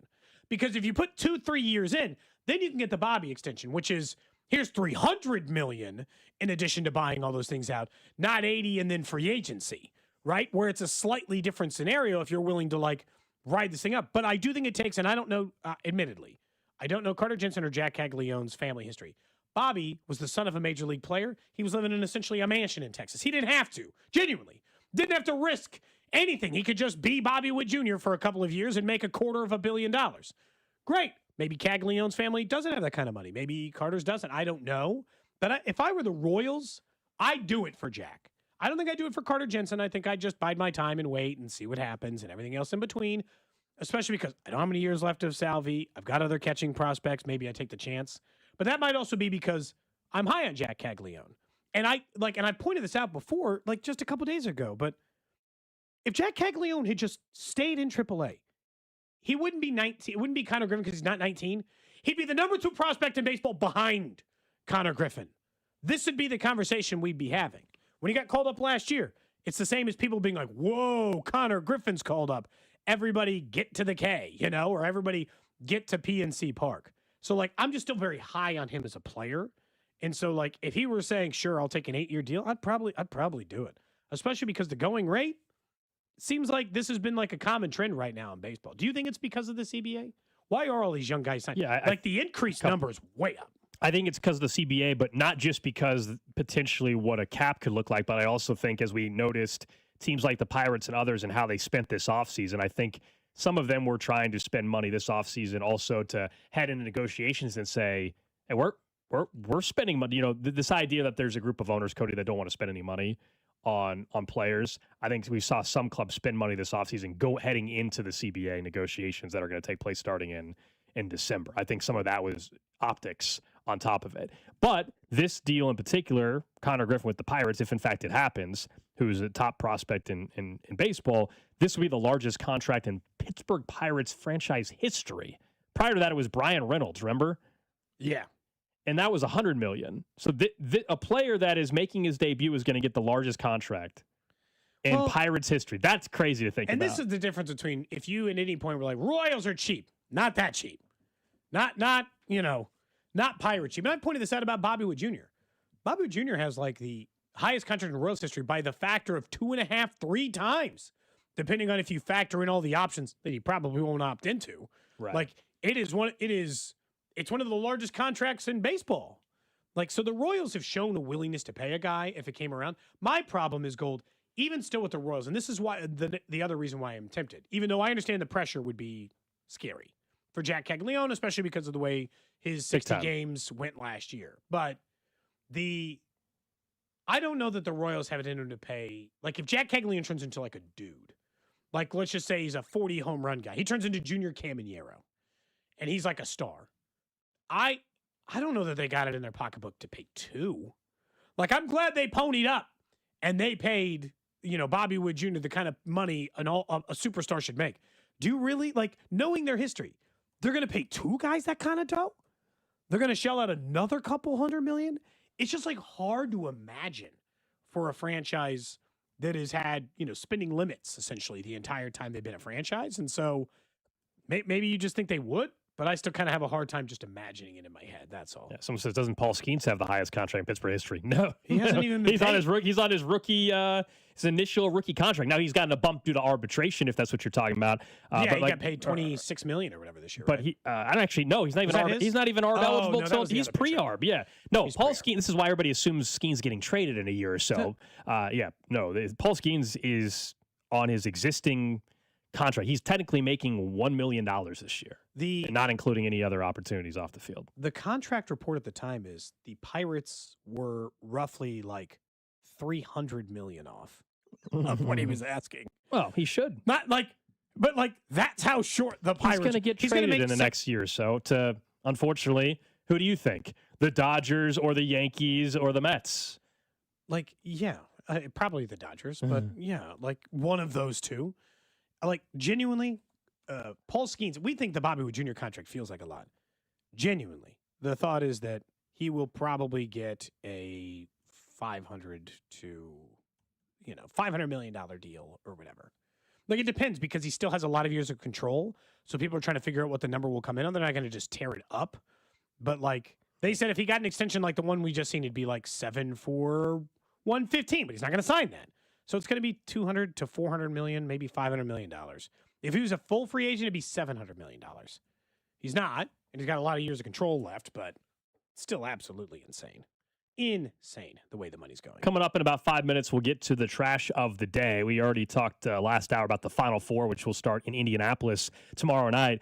There was an article that was circulating this week, though, about some of the top jobs in college hoops. This comes from The Athletic, and it's interesting what the answer is now compared to what it might have been 5 years ago, and how they view the top 10 jobs in college hoops. And if I were to just ask you, I know you've seen the article now, but and by the way, the link on our rundown is inactive, so I don't have the link to pull it up. I'm sorry. I've got it pulled up now. I was using I apologize. I was using a. What were you using? I know exactly what you were doing. Oh, Cody was trying to get past the paywall. Well, I successfully got past the paywall. Don't make it seem like I tried anything. You did, because I have it right here. It's working for Drew. It's working for me, too. Now, mine says, please complete the security check to access. Cody's trying to get me a virus. I'm not trying to get you hacked. I use this one all the time. A virus on my computer. I know. You use it all the time? Well, the paywall bypass? Look, some sites get my money. I can't. It's not working. Let me tell you. Legitimately, I can't pull up the list. Well, then let me tell you what the best jobs in college basketball are, and then you can react. What do you got? What do you think, Drew? Or you don't have the list up? Well, I've already got the list up. So, what do you think the number one job in all of college basketball is? According to it's not listed as Kansas. My guess is that they're going to probably list Duke or UConn. Duke and UConn. One and two. Number 2 is tied Kentucky. Kentucky's ahead of Kansas? Yeah, okay. Kansas 4. Okay. Is there a reasoning behind it? Arizona, did they give 6. a reason? The best job in America, the most pressure-packed, maybe both. The school with the second most national championships. Hasn't won one since 2012, but they say still there are few better environments in college basketball than a packed Rupp Arena. Plus, with that and the highest money in all of college basketball, how could you not think it's one of the best jobs? You know why? And it is one of the best jobs. You know why I don't have Kentucky as high as Kansas, other than being a KU alum? Why? Look, people can make all the KU fan jokes they want. Kentucky fans are absolutely crazy, flat out crazy. That automatically knocks that job down a little bit. They're nuts. You think so? Yes. I think people outside of KU's fan base would say the same thing though about Kansas fans. Look at the John Calipari situation that happened at Kentucky. Their fans are crazy. You know what's hard? Is that I do think it's worse at Kentucky and some other. It's like Alabama football at the moment. But the reason it's weird, the reason why I think it doesn't feel like that as Kansas is they haven't had anything to be angry about. At Kansas, it has been like 40 consecutive years of success. So there's no reason to get all riled up saying, fire Bill Self or run Roy Williams down. They win all the time. Mm-hmm. Kentucky had some weird years where like they maybe missed a tournament or they were an 8 seed 3 years in a row. And I think if Kansas was an 8 seed, I think if Kansas is an 8 seed next year, and it was 7 seed, 4 seed, 8 seed, never made it out of the second weekend, I think Kansas fans might show some of their inner Kentucky, if that makes sense, right? Yeah. I think there'd be some of that. There hasn't been a reason to be that. So like I could be wrong because again I'm posturing at the idea that it would be that way. The other ones that rounded out, by the way, they say Arizona's the 6th best job. I don't understand why. Michigan 7th, Florida 8th, Texas tied for 8th, and then UCLA 10th. Another one. You're going to tell me UCLA is the 10th best job in the country? Aren't they broke? All of that is from that. The only reason they should be included in the top 10 is from the historical significance, where they play at. Nobody's alive who remembers that. There's not a single person alive who remembers UCLA's dominance. No, but I think Drew's right. That's why they're in the top 10. Reason. It shouldn't be, but that's why. It's the same reason why Indiana, Cody, is mentioned. Indiana hasn't won a title in 40 years. Yeah, they're a football school now. So IU has not won a basketball title in 40 years, but it's Assembly Hall, it's Bobby Knight, like it's the same reason. Indiana's not, but they're not listed in the top 10 here. They're mentioned at the bottom as others who also got votes, which is also if you're going to include Texas, in the top 10, Texas Tech should absolutely be in the top 10 as well. Big difference. Texas is it is not. Unlimited money faucet. That's a nice thing about a job. Texas Tech might have more money than Texas does. You think so? Yes. Campbell has changed the game. Campbell has changed the game for Texas Tech. Not However, only for that reason, top 10 job. Texas Tech has also made more Elite Eights since Texas last made one. What's the sample size of Texas has not made like 15 years. Yeah, okay. Texas Tech. I'll give you the Texas financial. Tech made a national title 7 years ago. I'll give you the financial element for Texas Tech with what Campbell has done. I still will say Texas essentially forever will be the best college job in the state of Texas. It just will be. It just will be. It's the flagship university of one of the of the state of Texas. Sure, but for the reasons that are mentioned in here, I don't know how you include Texas but not Texas Tech. They have unlimited resources. Texas Tech has a boatload of money, and they've actually been more successful in the last 15 years than Texas has been. If Texas is in the top 10, then Texas Tech is in the top 10. We've had this conversation. Why do you hate before. Texas so much? This is like my Florida. Do you hate the state of Texas? No, I have. Is it ranked 50 for you? No, I have no hate against the state of Texas. It's just that I think if you're going to take the criteria of Texas has unlimited resources, they've got this. Texas Tech has as many resources as Texas does, and they've actually been more successful as a basketball program in recent history. Why is Texas Tech not included in that job? For all of the reasons that this article is being written, Texas Tech should absolutely be in the top 10. Because it's not even the premier university in their own state. That's why. Well, then North Carolina shouldn't be in there either because Duke shouldn't be in there because North Carolina is the premier university. Acting like Texas Tech has the same. Acting like Texas Tech has the same track record historically, fundamentally as North Carolina and Duke, and Texas being the same thing. Texas Tech has more success in the basketball tournament than Texas has in the last 15 years. Since Kevin Durant played, Texas Tech has been a better program. They have the money now. They're in the same recruiting spot. Texas Tech should be, we're talking level of job, Texas Tech, and you're also in a better conference, is as good of a job as Texas is for all they're of not the reasons Texas that Tech's not in a better conference. I love the Big 12, but they're not in a better conference. Sorry. The Big 12 is the best college basketball conference in the country. We're talking about college basketball jobs, not college football jobs. We're still comparing universities. We're talking college basketball jobs and Texas universities. I know. I understand that, but we're talking about college basketball jobs. College football, Texas is a way better job than Texas Tech football is. We're talking basketball. Texas Tech basketball is as good of a job, if not better, than Texas basketball is. What's for funny all is of the reasons that this article is being written and all the criteria that's been mentioned by everybody who put a vote in. I just think you're missing the mark on the if it's a tie between Texas and Texas Tech. Well, then you probably lean Texas. You probably lean that way. Not lean. Program history gives Texas the easy win. Texas Tech has never even made a Final Four in their entire program. Texas Tech made a national title in 2019. Or they made one. Sorry, they made one. They just were there. Sorry, they made more one. Elite Eights in the last 15 years than Texas has since Kevin Durant was there. But went to one. So they went to one. Okay, fine. But so Texas gets the edge in that. Like if you want to make the argument that Texas Tech has a better job than UCLA, I'm all for it. I'm just not giving them the edge over Texas.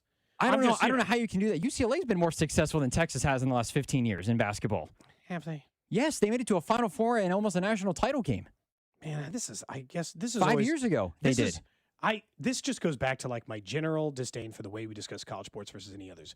It is the most for all the boomer. It is the most participation trophy, glad handing. Well, then we need to not include Texas because they've been participating the last 15 years and not winning jack squat. Yeah, Texas Tech, by the way, spent $6.5 million on its NIL budget. So we're arguing the results versus still the job and the resources required.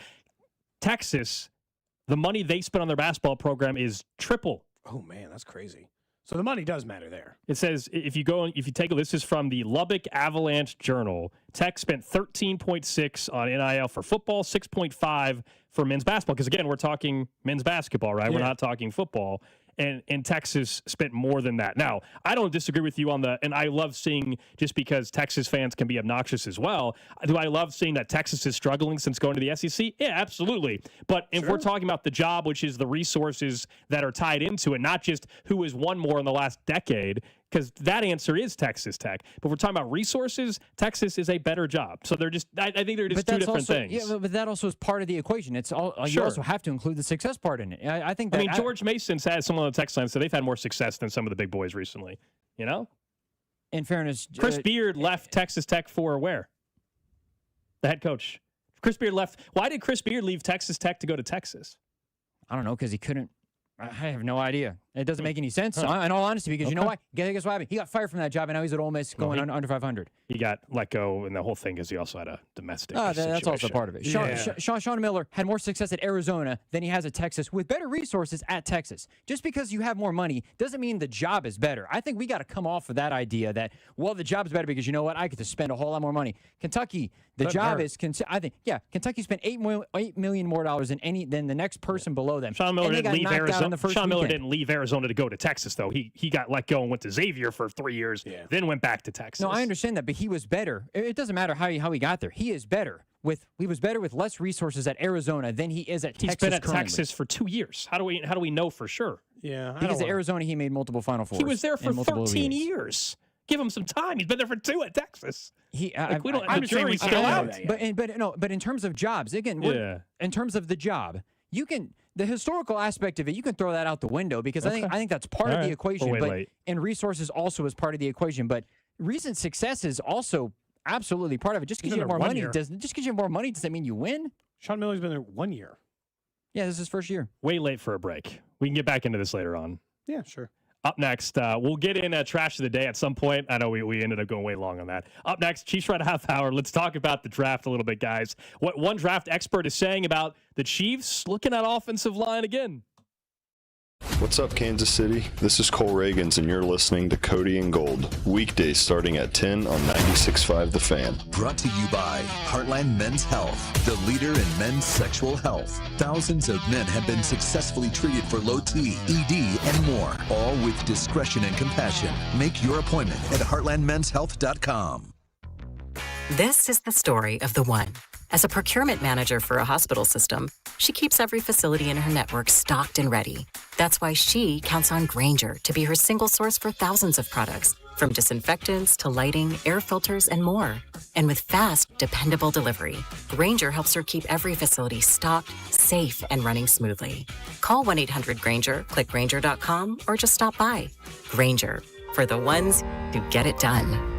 Things are really heating up in the college basketball tournament. It has been a fun one. And remember, the FanDuel is giving all customers a profit boost every single game day leading up to the big championship game. You can build a same-game parlay for a shot at an even bigger payout, or try live betting. Jump in after tip-off. Best of all, with FanDuel, you get paid instantly when you win. Just remember to visit FanDuel.com/local to get started. That's FanDuel.com/local to claim your first profit boost and keep the action going from now until the championship game. The tournament has been great so far, but you can make it even better with our friends over at FanDuel. Take advantage of the FanDuel College Basketball Profit Boost to build a parlay, or use it for live betting after tip-off every single game day. And remember, with FanDuel, you can play your game with America's #1 sportsbook app. FanDuel is the official sportsbook of 96.5 The Fan. 21 over in President, Missouri. Option required. Bonus is a non-withdrawal profit token can apply, including any token expiration back wager amounts. See terms at sportsbook.fanduel.com. Gambling problem? Call 1-800-GAMBLER. I hope you are sitting down. The ACA Marketplace has announced significant increases on monthly premiums, with deductibles over $10,000. You can enroll with Matt B. and KC at BBS Insurance's Freedom of Choice plan now. You don't have to wait. Their plan lets you use any doctor, has zero outpatient deductibles, and is 30 to 60% lower cost than most Obamacare plans. Also, there's no income disclosure required, so no potential tax penalties. If you're a small business owner or pay for your own health insurance, you're uninsured, you're on COBRA, or your employer coverage is just too expensive, call Matt B. and KC for an instant quote over the phone. 816-205-4664. That's 816-205-4664. Or go to bbsinsurance.net. That's bbsinsurance.net. They will customize a plan chosen and managed by you, not the government. Introducing the all-new MLB Plus, your ticket to streaming baseball's best. Let's go! Enjoy MLB Network 24/7 with live out-of-market games and award-winning shows. Enhance game nights with MLB Big Inning, live and commercial-free. And hear live home and away radio broadcasts of every game, blackout-free. Even stream minor league games all season. It's all here and it's all new. Get MLB Plus for just $59.99 a year. Visit MLB.com/MLB Plus. If you own a small business, the pressure never lets up. Something's always coming at you. That's why business owners turn to LendSeek for funding. I don't need promises. I need options. LendSeek's AI platform showed me real funding choices. Now I can cover payroll, handle taxes, and go after growth opportunities without the daily stress. Up to $5 million with funding in as fast as 24 hours. No upfront costs. No prepayment penalties. Start ready, stay ready. LendSeek.com. LENDSEEK.com. This is the story of the one. As a procurement manager for a hospital system, she keeps every facility in her network stocked and ready. That's why she counts on Grainger to be her single source for thousands of products, from disinfectants to lighting, air filters, and more.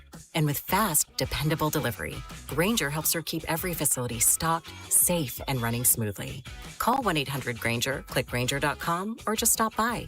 Grainger, for the ones who get it done. There's a difference between liking a house and actually getting it. Redfin is built to make up that difference and close the gap between finding and owning the home for you. Redfin agents close twice as many deals as other agents, so when you find a home you love, you're not a step behind when it's time to make an offer. That means less watching great homes disappear and more focus on the ones you'll actually move into and call home. Redfin helps turn saved listings into real addresses. Get started at redfin.com. Own the dream. Royals coverage on The Fan, sponsored by Salvation Army Kick Hunger Civic Lunch on May 7th. Get ready to kick off a summer of soccer in Kansas City while fighting hunger. Join the Salvation Army for the Kick Hunger Civic Lunch 2026 May 7th. Score big for local families in need. Grab your tickets or table today at kickhungerkc.com. That's kickhungerkc.com. You're listening to 96.5 The Fan from the DM Injury Law Studios. Mike's got this. Car, truck, or motorcycle wreck? Remember, Mike's got this. 816-888-7500. Mike's got this. Hey, it's Scott Parks, and we've launched Beyond the Pitch KC, a podcast on how Kansas City landed the world's largest sporting event, presented by Commerce Bank. Visit commercebank.com/soccer26. Subscribe on the Odyssey app or wherever you get your podcasts. Welcome in to the Chiefs Red Half Hour. Every day at 11:30 with Cody and Gold on your new home for Chiefs football. 96.5, The Fan. Chiefs Red Half Hour is brought to you by Leavenworth PD. Be a cop, be yourself, build your career at Leavenworth PD. Apply today at leavenworthks.gov/police. So we have had some mock drafts and some conversations already about offensive tackle. I think if you listen to the show at all the last 2 months, you kind of know where, I think, are we all in agreement on this, or is it just, I can't remember. Certainly where I stand, I don't want to speak for both of you, where I stand on offensive tackle and how I think it would be a mistake to draft one at 9. And my stance has just been, they have devoted so many resources there already. I would like one offseason where there are other issues for them not to go spend top tier, literally the most premium draft capital they have had in the Brett Veach era on a tackle. They can draft one at 29, and I honestly probably can get on board. At 9, it's concerning. But then I continue to hear draft experts talk about it. Is this a smokescreen? Is this real? So Lance Zierlein from NFL Network was on with The Drive earlier in the week. And here's why he says the Chiefs will go, or might go, right tackle. There's some Chiefs fans that get very upset, like Jalen Moore is some kind of dialed-in, locked-in right tackle. I mean, he played a career-high 42% of the snaps last year and only got 6 starts. I mean, I don't understand the idea that it's just good enough with a guy who, if they cut him, would be an $8 million cap savings this year, and doesn't have a year beyond this year in terms of his contract. Especially with a year last year where you had so many injuries last season at that position, I would absolutely consider a tackle in that spot, but it's not a great tackle draft. That's the other part. You just heard what he said there, the last part. It's also acknowledging it's not a great tackle draft. So let's go spending the 9th overall pick on it? I get the concern that they don't have a long-term answer at right tackle. They don't. Jalen Moore is not under contract beyond this year, and everybody now is really wondering, how do they feel about Jalen Moore long-term, and is he even viable for them? So I understand that we could be sitting here next April, guys, and say, oh, they got to draft a tackle, Cody. They got to find their right tackle of the future, and hopefully they're picking 28 to 32 again. That's fine. If you're saying, well, if they're going to be in that spot next year, why not do it now? Because this is the 9th overall pick. I'd rather get a premium player at a wide receiver or at defensive line or at corner or, heck, even tight end, perhaps, if you're that sold on the player. So that's my concern with taking a tackle, is that they have been forced, because of their own failure, to spend significant capital and draft picks, financial and draft picks, on the O-line. And there's times where, of course, it's backfired. I think they finally have their left tackle, barring something happening again with Simmons. I think Kingsley's serviceable, to say the least, now at guard. Center is good. Right guard is good. So right tackle is the one question mark. But I don't think, maybe you guys are different. I don't think it's such a question mark for this year that I need to go spend the 9th overall pick. It's malpractice. There are bigger needs, far bigger needs than right tackle. And it's not like Lance Zierlein trying to make it seem like that we're all just like, oh, Jalen Moore is great. That's not what I said. What I'm telling you is that Jalen Moore needs to be the 18th best right tackle in football. I don't think that's too big of an ask. I'd soon rather find out if a 1-year, $5 million deal would be acceptable to Jawan Taylor before I take a tackle at 9 or 29. It's just they have bigger needs. They have bigger holes at wide receiver, at defensive line, at corner, at safety.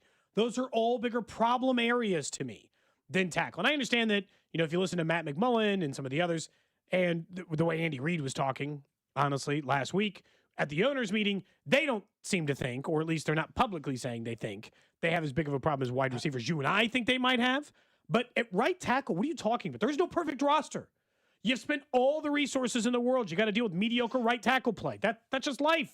Is the Mahomes injury factoring into this? That's the part that I think overcorrection to keep him healthy. Yeah, I think logically it makes sense for the reason to not take the tackle at 9. Like everything I just laid out about where they've spent the resources.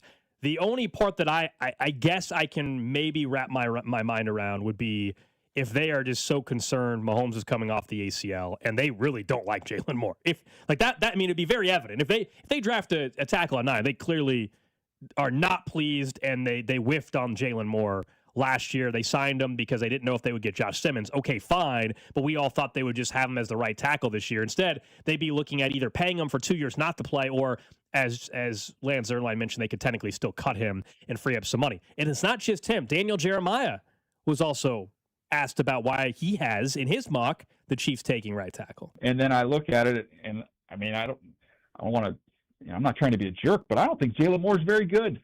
So to me, that's a concern. And I know there was an investment made there, but I'm not a believer. So to me, I think that Fano is a major upgrade over him at right tackle. I think that's that's having worked with Andy Reid and knowing what the importance he places on that on the offensive line. I think you got to be honest about things and say, do you think he's good enough? And I also go back to, I've been in the draft room when Andy Reid's talked about his connection with coaches in college and how that has carried a lot of weight with him, whether it was with, his relationship with Sark, and, we had a player we took in Philadelphia higher than we had him graded because he put a lot of stock and value into Sark's opinion there. And I know the connection with Whittingham and the fact his son's on the staff as well. I think he's going to get a very glowing report on Spencer Fano, and I think he's a better player than the guy they have playing right tackle. So that's why I went there. That last part might even be true. Sure. It is true. I don't care. That part might be true, that you could upgrade from Jalen Moore. Sure. I just, do you have to do it at 9? Is this a problem that has to be addressed in 2026? Is it that bad? Because if they spend a pick at 9 on right tackle, it tells you they think Jalen Moore does suck. There's no other way around it. I just they think he's awful. And just there's this huge problem, I guess, where it comes into focus where, yes, it's an upgrade, but Mansour Delane's an upgrade over they're all an upgrade. It's pick number 9. You know how big of an upgrade Ruben Bain is over Mike Dana? A billion times a trillion. It doesn't, that's not the point. Yes, of course, they can be better on the offensive line. No one's even making that argument. That's the issue. It's that at number 9, then you just have, and I've just said this before, if they take Fano at 9, they better, day 1, game 1, September, whatever it is, the first game of the season, they better have and I mean not like the third best, the best offensive line in football. You would have then spent a first-round pick at right tackle, a first-round pick at left tackle, including number 9 overall. You would have had the highest paid center, highest paid guard, and a second-round pick at left guard. Other people seemingly find some dudes somewhere else. And I understand their right guard is technically a 6th-round pick, but now he's not a 6th-round pick. Now he's the highest paid right guard in football, or now he's probably the 3rd highest or whatever. He would have also gone earlier in the draft. Trey Smith was not he was a 6th-round pick because of the health stuff. He was a talent. He was a 2nd-round talent. Yeah, the heart issue was concerning to a lot of teams. People knew how good he was. The only way that I could actually be talked into it is Andy Reid tells me Simmons is a problem. As in, are they hiding something we don't know? Yeah. If Brett Veach will tell me to my face that they're worried about Josh Simmons, I'll listen. Well, then that makes sense, because then you got a problem at left and right tackle, and you got to do it. But and we're gonna, at this point, the knowledge that we all have, to me, there's no reason to think that he isn't going to be available week 1 of the season for this football team. So, unless they're truly something else happened and they're hiding something, and that's why they end up picking him, we're going to find out after the fact. I don't think it is that, by the way. I do not think if they draft a tackle, it's because of Josh Simmons. I think it would because if they draft one, it is, I think, because of Jalen Moore. I think it's a mistake, but clearly, to me, it would be an indictment on Moore. Yes, but I'm just hoping this is all smokescreen. Brett Veach been planting seeds all over the place with media members and draft experts, and they have no interest in drafting a tackle at 9, and they're going to go draft, I don't know, Ruben Bain or whoever. Yeah, I Caleb Downs. I hope so. I hope all of this posturing of we hate our tackle and we love our wide receivers is, just take it in the opposite. Their line's fine. They hate their wide receivers. It's some version of that. All right. So help me God if this says Fano at 9 and we have to discuss it again. Well, dude, don't do this to us. Or at least tell me you got more than 1 round. 3 rounds, as a matter of fact. Right. I don't do 1-round mocks anymore. There's too many. We've progressed. We're inside of 3 weeks, dude. There's too many 1-rounders out there from a lot of people. Okay. Matt Miller just came out with a 7. We need Mel Kiper to fire up a a bigger one. We're going to go to Pro Football Network for this mock draft. I believe this individual is Jason Infante. I know it's Infante's 3-round mock is what they called it. They didn't put him in the byline, which I don't know if he just doesn't want to claim that it's his mock draft because maybe he's worried about it or something. I don't know. But is he embarrassed by his mock draft? I have no Won't even idea. put his own name on it. But Caleb Downs is who the Chiefs take at number 9. So you don't have to worry about offensive line there. It's Caleb Downs at number 9. At 29, we get some new names in this mock draft. 3 new names to wrap up the rest of these first 3 rounds. Ready. 29, Malachi Lawrence, edge rusher out of UCF. One thing that I believe Bink is going to like about Malachi Lawrence, he's got 35-inch arms for an edge rusher, something that stands out and is probably something that Bink would prefer out of a pass rusher. More raw, though, Malachi Lawrence is, at least according to this write-up from Pro Football Network. And then round 2, Keontae Scott, a guy that Bink really likes, I think, cornerback out of Miami. And then in round 3, Ted Hurst, wide receiver, Georgia State. Keontae 6'3". Scott, that's a new name, at least for us. Yeah, 3 new names in this mock draft. Malachi Lawrence is not a name we've discussed on this show. Keontae Scott, Ted Hurst. Keontae Scott are all those names we have not discussed on this show at any particular stage. Malachi, what again? Sorry. Lawrence. Can you look up? That's what I'm trying. That's why I was asking the name to make Tell sure. us something about Malachi Lawrence, the defensive end from UCF. Yes. That's that is a new name. Thank you for that. I feel like with the 35-inch arms, there's going to be something in here that gets Binkley excited, that gets you excited. I hope so, guys. I never know. I mean, these are not made up. This is from NFL Draft Buzz. Deep rush plan with chops, swipes, rips, and inside counters that keep tackles guessing. Hands work quickly to disengage and create secondary rush opportunities. Natural hip flexibility lets him flatten his angle around the edge. Doesn't lose his speed. Explosive first step. Closing burst create immediate pressure off the snap. Good length creates problems for tackles trying to get hands on him early. Weaknesses, struggles to anchor when offensive linemen get into his chest on double teams. Light frame raises questions about adding additional functional mass without losing speed. Run defense is a real concern, gets washed out of his gap against power schemes. The good news is you're never going to get on the defensive line, the double team is Chris Jones, not yours, right? So you're probably okay in that case. If you're Malachi Lawrence, if your single biggest weakness is that's Chris Jones's problem, not yours. So maybe that's okay. The write-up on Keontae Scott is interesting. He's a physical, hard-hitting nickel corner. That sounds like with the good Chiefs, yeah. with good ball skills, more physical edge to most corners in the run game. Aggressive, makes plays in coverage.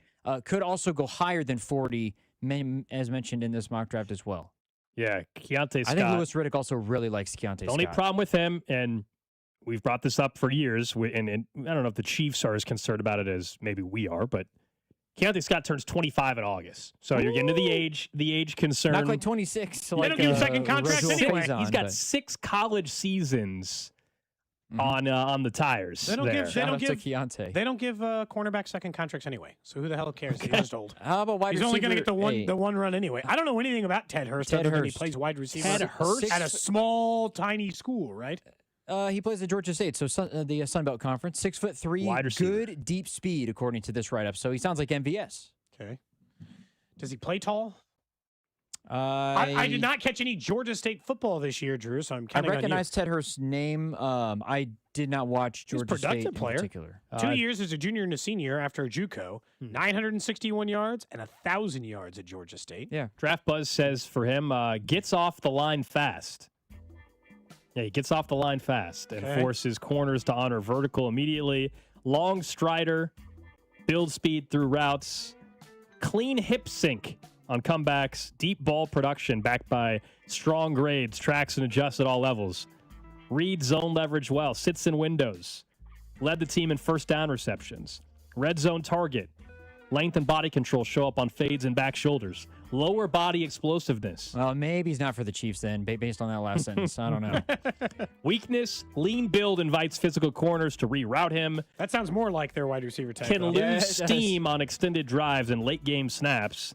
Drop rate stayed high across both seasons. Well, maybe he does at actually. Georgia State. Sounds like a Chiefs wide receiver. As a Z receiver, an offense that uses motion in formation variety. Well, very few teams in the NFL have used more motion offense in the last 3 years than the Chiefs. So schematically, schematic, like, look, the drops we can make jokes about, but just generally speaking, other than the height, he doesn't sound way off of what traditional wide receivers the Chiefs have targeted would look like. He was the first ever Georgia State player to be named to the Athletics College Freaks list. Let's go, Ted. I'm curious. Do you guys? I don't know. Would you like it if U.R. Bernard or Joshua Weru were selected in the first 3 rounds by the Chiefs?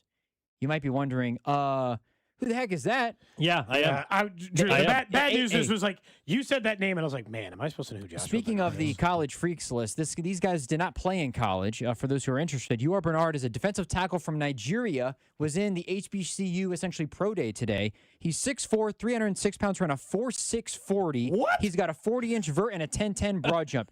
Considered to be elite, a 10 out of 10 RAS, Cody. Also, Joshua... I mean, sure, I guess. Is he available in like the 7th? Joshua Weru. Did he play college? Wait, did these guys play college football? U.R. Bernard is from Nigeria. Is this part of the International Pathway Program? I believe or what? so. Yeah, Okay. U.R. Bernard is from Nigeria, defensive tackle. Joshua Weru is a defensive end from Kenya. He had a 9.8 out of 10 RAS score. He is 6'4", 244, ran a 4.45, 41-inch vert, 11.2 broad jump. I just want to be clear. This person is 300 pounds. Yes. That's insane. U.R. Bernard is... This person is 300 pounds, not to according mention, to the draft. U.R. Bernard, 306 pounds, 6% body fat. He's DK Metcalf as a defensive tackle. That's nuts. How do you even get to 300 pounds at 6% body fat? How does that math even... I don't know, That but same article, the guy looks like a tank. That's crazy. The same article says, though, that he also sets his alarm clock on time and wakes up. So that's a big plus. I like that. I like that in a player. Don't have to worry about any issues. Yeah. This is one of those things, though. We talk about, though, the edge need, bring in guys. Even 5th round pick. You have this RAS score in a draft where I have 9 picks. Yes, I'll take a shot in the 5th or 6th and just some absolute athletic freak of nature and be like, well, I mean, this works in other sports, so I don't know why it can't work for football. Like in basketball, sometimes I'll be like, I'll teach you how to dribble. You're just a freak athlete? We'll show you. Like, you don't even have to shoot yet. We'll just let you dunk and dribble. Like in the NFL, you're trying to tell me that they can't get, like, they list him as a defensive lineman. Are you sure you can't convince?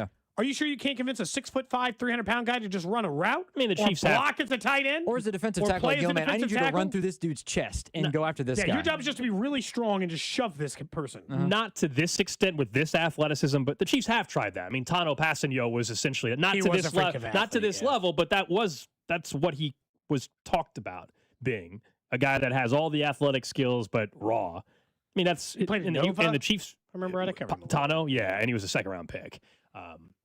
He was 6'7". Tano was 6'7". 290. 290. So yeah, actually, Gold, fair enough. Big guy. It's a pretty good comp. Although the difference of 10 pounds to 3 inches is a lot of like build. Good length. That's right. There's a slight. That's right. There's a slight difference. Also, in fairness, while maybe it wasn't like a home run pick by the Chiefs of all time, man had a 9-year NFL career. So it's not like Tano alone is your ultimate weapon. I don't remember saying length is good. They can just get inside you a little easier. I forgot about that one. What the hell was what are you saying there? What was that from? I don't remember what that was. Length is good. They can just get inside you a little easier. Yeah, I don't know what that was from. I don't know the context. Why did I say that?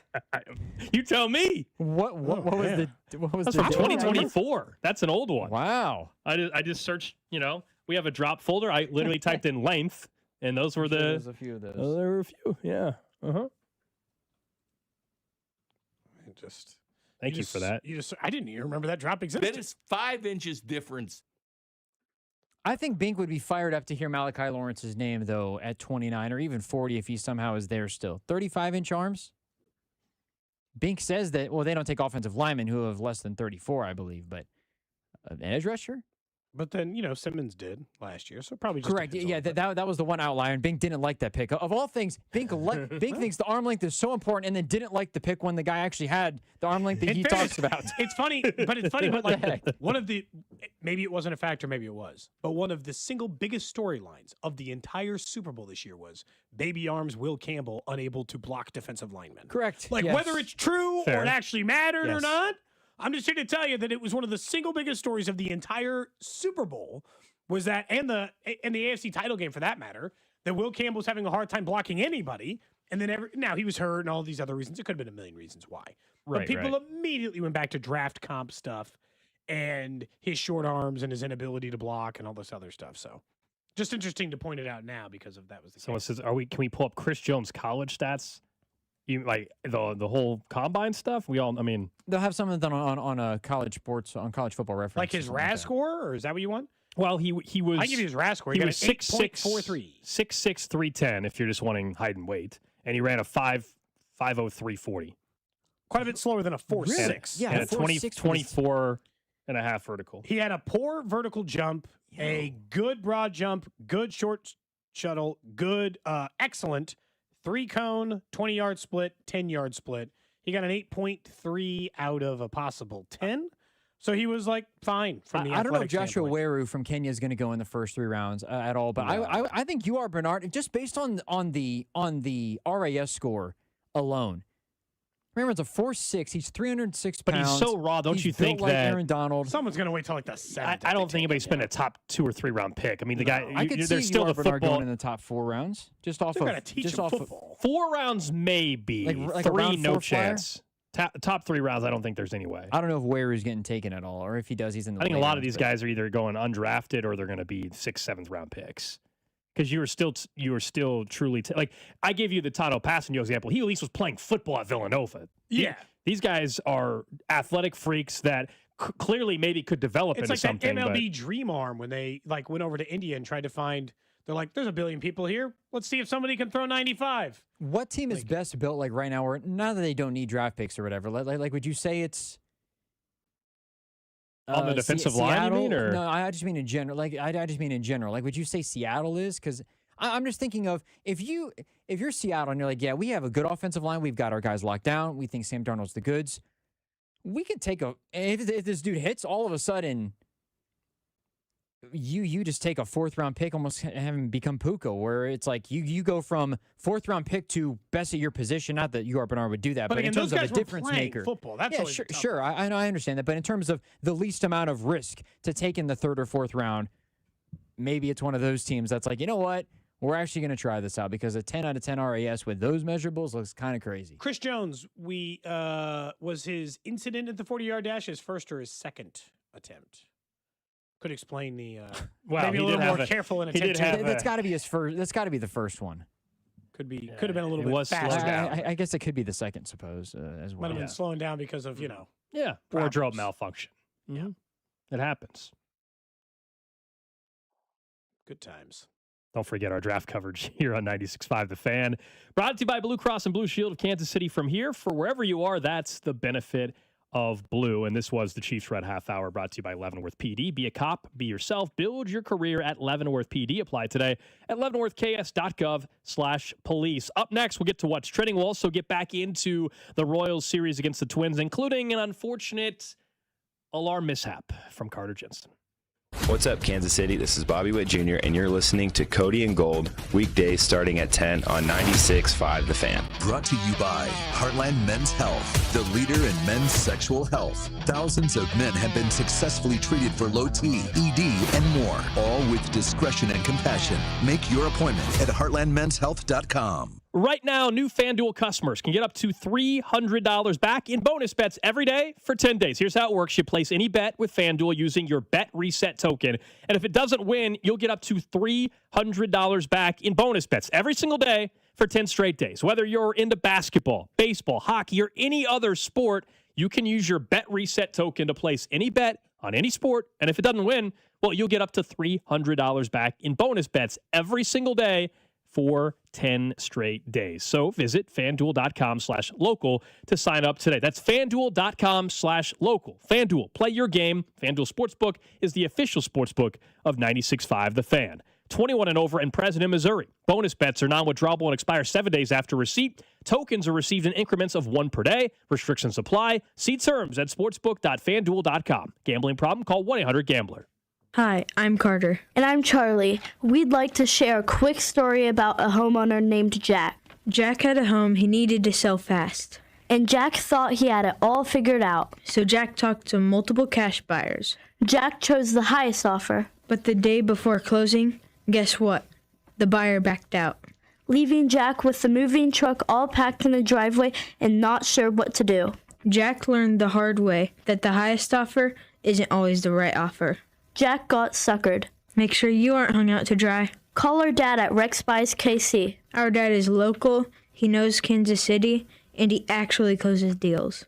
No repairs, no fees, no showings, no surprises. Just a fair cash offer and a smooth process. Now, don't be like Jack. Call 816-330-6000 or visit rexbuyskc.com. Rex Buys KC, helping people make smart choices one home at a time. Attention, have you racked up $10,000 or more in credit card debt? Are you barely getting by making minimum payments? With credit card debt reaching all-time highs, National Debt Relief is notifying consumers about significant debt relief options currently being made available to help those with overwhelming credit card debt. These options may reduce a large portion of credit card debt for those who qualify. You don't need to declare bankruptcy or take out a consolidation loan, and you may only have to pay back a fraction of what you owe, even if you have bad credit. National Debt Relief has already reduced the credit card debt for more than 550,000 consumers, so don't wait. If you owe $10,000, $20,000, or even $100,000 in credit card debt, you can now take advantage of this financial debt relief as the cost of living continues to skyrocket. To check what debt reduction you may qualify for, call 800-894-7722. That's 800-894-7722. Again, 800-894-7722. I need a little range, step to the range, come on, meet me at the range. Introducing the new Chick-fil-A Jalapeno Ranch Club Sandwich. With that juicy Chick-fil-A chicken on a buttermilk ranch bun, jalapeno ranch sauce, and pickled jalapenos, it's a little ranch with a lot of kick. The new Chick-fil-A Jalapeno Ranch Club with original spicy or grilled filet. Available for a limited time only. Order ahead on the Chick-fil-A app. Ready to celebrate? Hop into Easter festivities with everything you need at Target. First, get ready for your special occasion with 25% off stylish looks. With spring vibes, vibrant colors, and fresh florals, you'll find outfits that match everyone's style. Then, fill up their baskets with endless joy. From select Easter plushies to fun toys they'll love at 20% off. Don't miss out. Make this Easter unforgettable at Target. Check engine or ABS light on? Take the guesswork out of your warning lights with O'Reilly Veriscan. It's free. Ask for O'Reilly Veriscan. O'Reilly Auto Parts. Springfest is happening now at Lowe's. Keep the spotlight on your yard with Stay Green Premium 2 cubic foot mulch, 5 bags for $10. Plus, when you want more help indoors, get up to 40% off select major appliances that help you supercharge your chores. Our best lineup is here at Lowe's. Valid to 4/22 while supplies last. Selection varies by location. See Lowe's.com for details. Mulch offer excludes Alaska and Hawaii. Get 5 quarts of Syntec Full Synthetic and a MicroGuard Select Oil Filter for just $32.99 now at O'Reilly Auto Parts. Limit supply. O'Reilly Auto Parts. Draft coverage on 96.5 The Fan is brought to you by Blue Cross and Blue Shield of Kansas City. From here for wherever you are. That's the benefit of blue. Join us at the Fans Draft Party at the Brooksider Sports Bar and Grill on April 23rd for your chance to win $965 in our draft contest. 96.5 The Fan, KFNC FM and AM, HD1 and HD2, Kansas City, an Odyssey sports station. What's trending? Cheddar, mozzarella, Havarti. What's trending is brought to you by Gann Asphalt and Concrete, trusted in Kansas City since 1994. One contractor, all things parking lots. Number one is, well, the Royals opening up a series this weekend at the K, taking on the Milwaukee Brewers. 6:45 first pitch right here on 96.5. The Fan Verns on Deck show, of course, 1 hour before the game starts. And there was a little bit of a change after yesterday's game. Michael Walker, they say, has an illness, so they've moved some things around. Luinder Avila is now on the big league roster and will start tonight, getting called up from AAA. So we'll see how he does. He's been a name throughout spring we've been talking about. Long-term, a lot of potential excitement around him, and now he gets an opportunity this evening hopefully it goes well and it makes things a little more interesting later on in the season, because most likely he's up for one start and then gets sent right back down. You would think. I guess there's a chance that they could pivot, but they also need to make a corresponding move. We do not know what that is. We think it could be like Steven Cruz getting sent down, but I guess we'll find out officially in a couple hours what that's going to look like. But the Brewers are 5-1 out of the gate. Royals, of course, 500 at 3-3. Next up on What's Trending, obviously college hoops this weekend as we begin the wrap-up of the college basketball season. It'll be Final Four time, obviously, this weekend, with Michigan and Arizona being the second of the two games, with UConn and Illinois being the first set. Both are like 1.5-point lines right now, so very, very, very close contest. Pretty much even money odds, depending on what it is. Minus 108 to choose Michigan on the spread, minus 112 for Arizona. I mean, it's pretty much minus 110, plus 102, depending on who you're choosing. It's pretty much a split, depending on either matchup. So, going to be a close contested weekend, we think. We'll talk more about that later in the show. NBA last night, unfortunately, one of the star players, Luka Doncic, set for an MRI today. Hamstring injury, left the game early, looked to be in a lot of pain. So still no update that I have seen come across yet on what the true severity is of that. But the Lakers also just got absolutely They're destroyed. 1-11 against the four best teams in the league. Is that what it is? 139-96. Yeah. Yeah, they got 40 balled.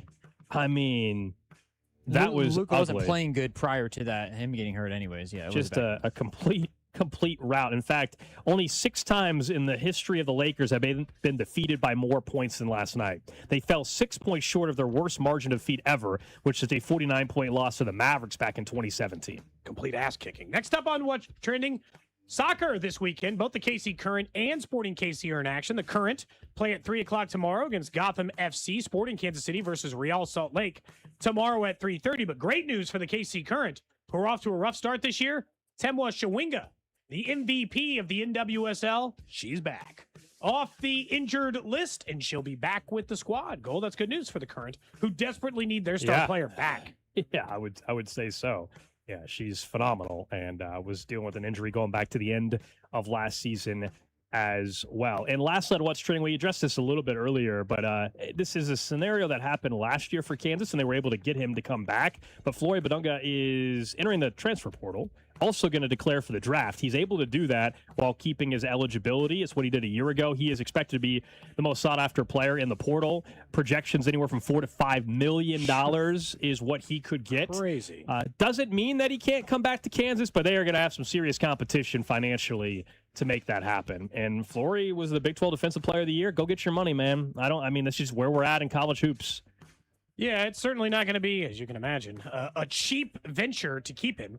But at the same time, I guess I just would have assumed, like, he's probably either playing. Why doesn't Kansas want to pay it? I guess. I think they're very much interested in retaining him. I just don't know if that'll be what he chooses and how they divvy up their NIL budget. I mean, Flory could very well play for KU. He could also very well be on Duke next season. You know? Yeah.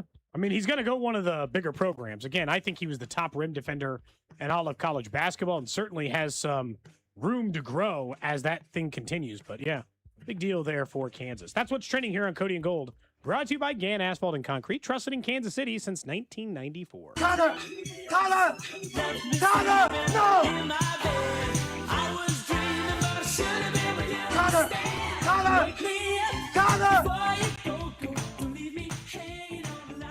We can laugh about it, right? We can laugh about it now, and hopefully if he has a good weekend. Carter Jensen, of course, was a late scratch to the lineup yesterday. We found out after the game that is because he simply overslept altogether. Yeah. And showed up late to the ballpark.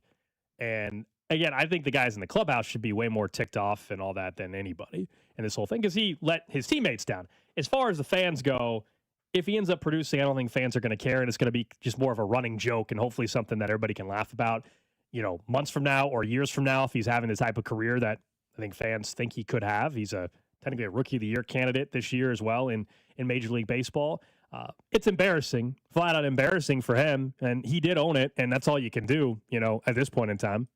Yeah, I mean, again, in a weird way, it's not that I'm not passive. I'm not saying like, hey man, it's all right. Because I don't believe, you should be able to show up to your job on time. People, I've shown, believe it or not, as much as I hate being late, I have been late to a job before. Haven't you? I assume somewhere along the way, Gold, you slept in once, you in high missed a school. test. Yeah, in high school. Yeah, but like, so like, there's part of me that's like, yeah, I get it. It does happen. It can happen to anyone. Okay, but it is like it's a very low threshold, and it's the kind of job where they're not going to be forgiving for it. There are jobs in which you're 10 minutes late, 2 hours late. Maybe everyone survives, and they did, right? Obviously, but you screwed over Salvi. You made the job harder, and you made some people worry about you that didn't have to, and like call people. So it does suck. But I'm also not gonna like get on a high horse and be like, unbelievable. He's the worst person imaginable. It's not that. It's just embarrassing. And for me, I find it more funny probably now. Yeah, it's embarrassing. Than anything else. It's just kind of funny. It's embarrassing. It's just like it's one of those where when someone, maybe if you, depending on how you found out, maybe a buddy of yours texted you or whatever, it's one of those where everybody's like, you got to be kidding me. Like it's you just don't see that happen every day in Major League Baseball, right? That somebody truly didn't show up on time to make it to be in the lineup for the day. Like that's what's crazy about the whole scenario. Now, you can hear Vinny, who is one of the unquestioned leaders on this team. Took it serious. Yeah, this was their reaction to it. Yeah, I mean, you got a 36-year-old catcher who's preparing to DH today, and then his world gets a little rocked that an hour and a half before the game, he's not going to be DHing. So, you credit to Salvi today for being ready. First and foremost, we're glad Carter's okay, right? I mean, that was kind of the initial thought when you're trying to get a hold of his parents and everything like that, to just make sure everything's okay. But once you find out he's okay, it's like, all right, it's a growing moment. He's really young. There are some things that cannot happen, and that's one of them. So he's going to have to wear it on the chin, the same way anybody would have to. So it can't happen. And, hopefully it doesn't happen again. But it's one of those things that you can't afford mistakes like that in this game. So just gotta move forward the best that he can. I know he feels really bad. I know that it was not his favorite drive to the field this morning, but it wasn't our favorite morning either. Trying to figure out what was going on. So, he'll learn from it, grow up a little bit, and we're here for him though. It's not like anybody's mad at him. Things happen, but you got to learn from mistakes like that, and maybe get another alarm clock or something at home. I think the snowball effect is really, really important here. And it's going to say a lot about the resolve of Carter Jensen. Right now, it's jokey, haha. I think it's more like, haha, like not initially, right? Like the initial part is like, what the hell, man, you're letting us down. And then it's like, oh, did you, like I bet he gets in the clubhouse today. They're playing Wake Me Up Before You Go, or, whatever other wake up song people have played, right? And so I bet there's a little bit more joke about it today, just in general, than there was in previous when he gets in the building. He might be the first person there today. But so, I would be. Oh God, dude, I'd be there 9 a.m. I couldn't get there early enough, probably today. But the way he rebounds from this really matters, because had they won the game yesterday, we'd still talk about it today. We'd still talk about it, but I think fans would care less. Well, it's because Salvi had the air. A good season today. Good game today. Yeah. I think he has a good. If Carter Jensen has a good season or has a good game today, or these things, people will forget about it. It won't be as big of a deal. It'll be a joke more later. Yeah, and hopefully that's what it is. He also hasn't. It's 6 games in, but hasn't had the greatest start in the first 6 games. So hopefully we're talking about tonight or this weekend. He comes up with a big hit that helps him win a game, and then everybody just moves on from it, and it's just not a big deal overall. Obviously, it certainly cannot happen again, because then it becomes a real problem. What's weird is during spring training, the Royals social media team was joking, asking players how many alarms do they need to make sure they wake up on time and everything. And it's embarrassing.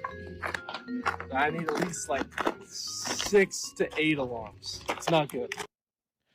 He must know. He must know. He has a problem with it, yeah. Yeah. In spring training, you have to get up really early all the time. They got to be out on the practice field at 8:30 a lot of times. And they got to be in the facility ready to go far earlier than that. All the days are early in spring training. He managed to show up early for all those. He let one get him. And it doesn't really matter to me what it was. I know people try to speculate why this time I was I don't care. The reason doesn't matter. It's just, this can never happen again, or then he's really going to get crushed. The problem is if he does it again, people are going to bury him. Well, then it becomes more of an organizational issue at that point. Right now, it's might get suspended. Right now, it's just the guys in the clubhouse kind of handle it. You heard Q last night. I mean, it wasn't as if if Q was going to talk at great length about it. Vinny was the guy that talked the most about it. So it's one of they handle that in the clubhouse, and they can determine how they want to joke around or not joke around and all that, and then they move on. I bet I know you're saying like maybe they would joke today. My guess is nobody says a damn thing about it today. In the clubhouse. Just try to keep. Just try to make it normal and move on with life. The problem is like you can't, and we talk about pressure all the time and confidence and all these things that matter. Carter Jensen's off to a slow start this year. Not that that matters. It doesn't. It's 6 games. But if this turns into a slow month, and now this thing's looming over his head, he's like, I already let the team down, and now I'm not hitting. That's when you like get in your own head. You can't let it snowball. That's what I was talking about. You can't let this like turn into another thing and like loom over you for the rest of the season. Just let the team in July, let your walk-up song one time be Evanescence, That'd be great. And just move and like wake me up, whatever. When September ends. And just figure out, what thing allows to do it. But yeah, I'm telling you right now, I'm late very rare in my life. You and I have known each other long enough. Neither of us are late anywhere. Matter of fact, you and I are usually early pretty much, even if we're going to the same place. You and I are consistently early pretty much anywhere we go. So like, I'm not late often. But the one work example I can give you the fan is I was a board op at 6:10, and I was supposed to, I had an original schedule sent out. I put it in my phone, whatever. I try to keep a good calendar. And they had changed the schedule so that I was now on the board for Vern for a fantasy football Sunday. And but I didn't change it in my calendar. So I forgot that I had to work. But the problem is that I also slept late and I missed. And so like when I got my phone, which I had left on a golf course from the day before, the number of missed calls. And how did that happen? Who's to say? Yeah. Could have been any number of reasons. And so I know how Carter Jensen felt because we've all been there. That white knuckle drive, that feeling of like, you're running late and there's no amount of like driving fast or aggressive. Nothing's going to solve this problem. Yeah. But you still feel rushed. And there's like, you can't convince yourself I'm already late. It's too late. You're just like, I got to get to work. He had to walk past the cart person had to bring him in, past security, past the managers, into with the players. He had to go talk to Q, I bet. Like the amount of people that you have to like admit that mistake to and explain to. But yeah, punishment enough. I was going to say, ways, no question. But as we all know, like deep down, there's been, whether it's this organization or other, there's been way worse things that people should be embarrassed about, right? That are much bigger problems in life than the oversleeping. As much as this is obviously something that should never happen as a big leaguer, and we're poking fun at it a little bit today, to say the least. But we all know there's been instances where like legitimate legal problems, that's far more embarrassing and has consequences and all that. So I think, there's a difference, right? There's a difference between this. Yes. Yeah. He was late. Yeah. Like in the scale of like mistakes people make. Late is not that big a deal. Scott Parks, I was talking to him about, he was asked about the Carter Jensen thing the other day, host over at KMBZ. He said his exact sentence was, Dana Wright would be late to her funeral. Mm-hmm. So like some people are late people. It's not like that uncommon, but it's the kind of job in which lateness is not tolerated. Yeah. Like you are in the kind of job where if you're late, you don't play. And if you don't play, the 36-year-old catcher has to play a day game after a night game. And I understand you'd be like, they're professional athletes. Salvador Perez makes $20 million a year. He can't play 2 days in a row. That's not the point. That's just not the plan. And the plan is to keep Salvi healthy. Do you think Carter will be behind the plate tonight? Give Salvi a rest? I think Salvi will be behind the plate tonight. You think he'll just be right behind the plate? All right. And then Salvi will get Sunday off. Sunday? Oh, just Sunday all off. You think just like full off? I mean, day. that's just a guess. I don't have any insight on that. I'm just guessing. Who is there? Does anybody figure out in this story who their emergency catcher is? They only carry 2. I have no idea. No clue. Yeah. Well, best guess? Kyle Isbell? Who's there? No, not Vinny. No, not Vinny, not Cash. You mentioned Cash, but I don't play. Just ridiculous. Way too big. Just like, it would look so I don't know. Is it like Lane Thomas or Isaac Collins or somebody like that? I don't know. Oh, man, I want to find out. I have no idea. It's a good question. Who is the Royals' emergency catcher? I'm guessing, I don't know why. I feel like this came up at one point in conversation last year. My best guess is Kyle Isbell. But I'm going to ask somebody. I'm going to ask somebody in the Royals. Yeah, go for it. I just want to know. Aren't you kind of curious who would have caught if... I guess so, yeah. Salvi, fouled a ball off his foot at one point in the game. He made a couple of errors. I don't think that's like... Those could be related.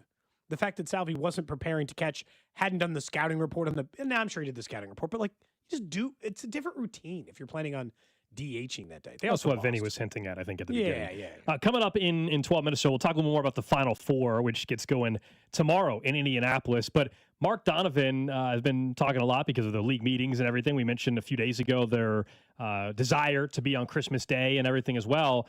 Sam McDowell over at the Star had a tweet yesterday and a story up about the Chiefs are, quote, making an aggressive push to play in Spain this year. That from Mark Donovan. Telling the Star, and this probably doesn't surprise anybody.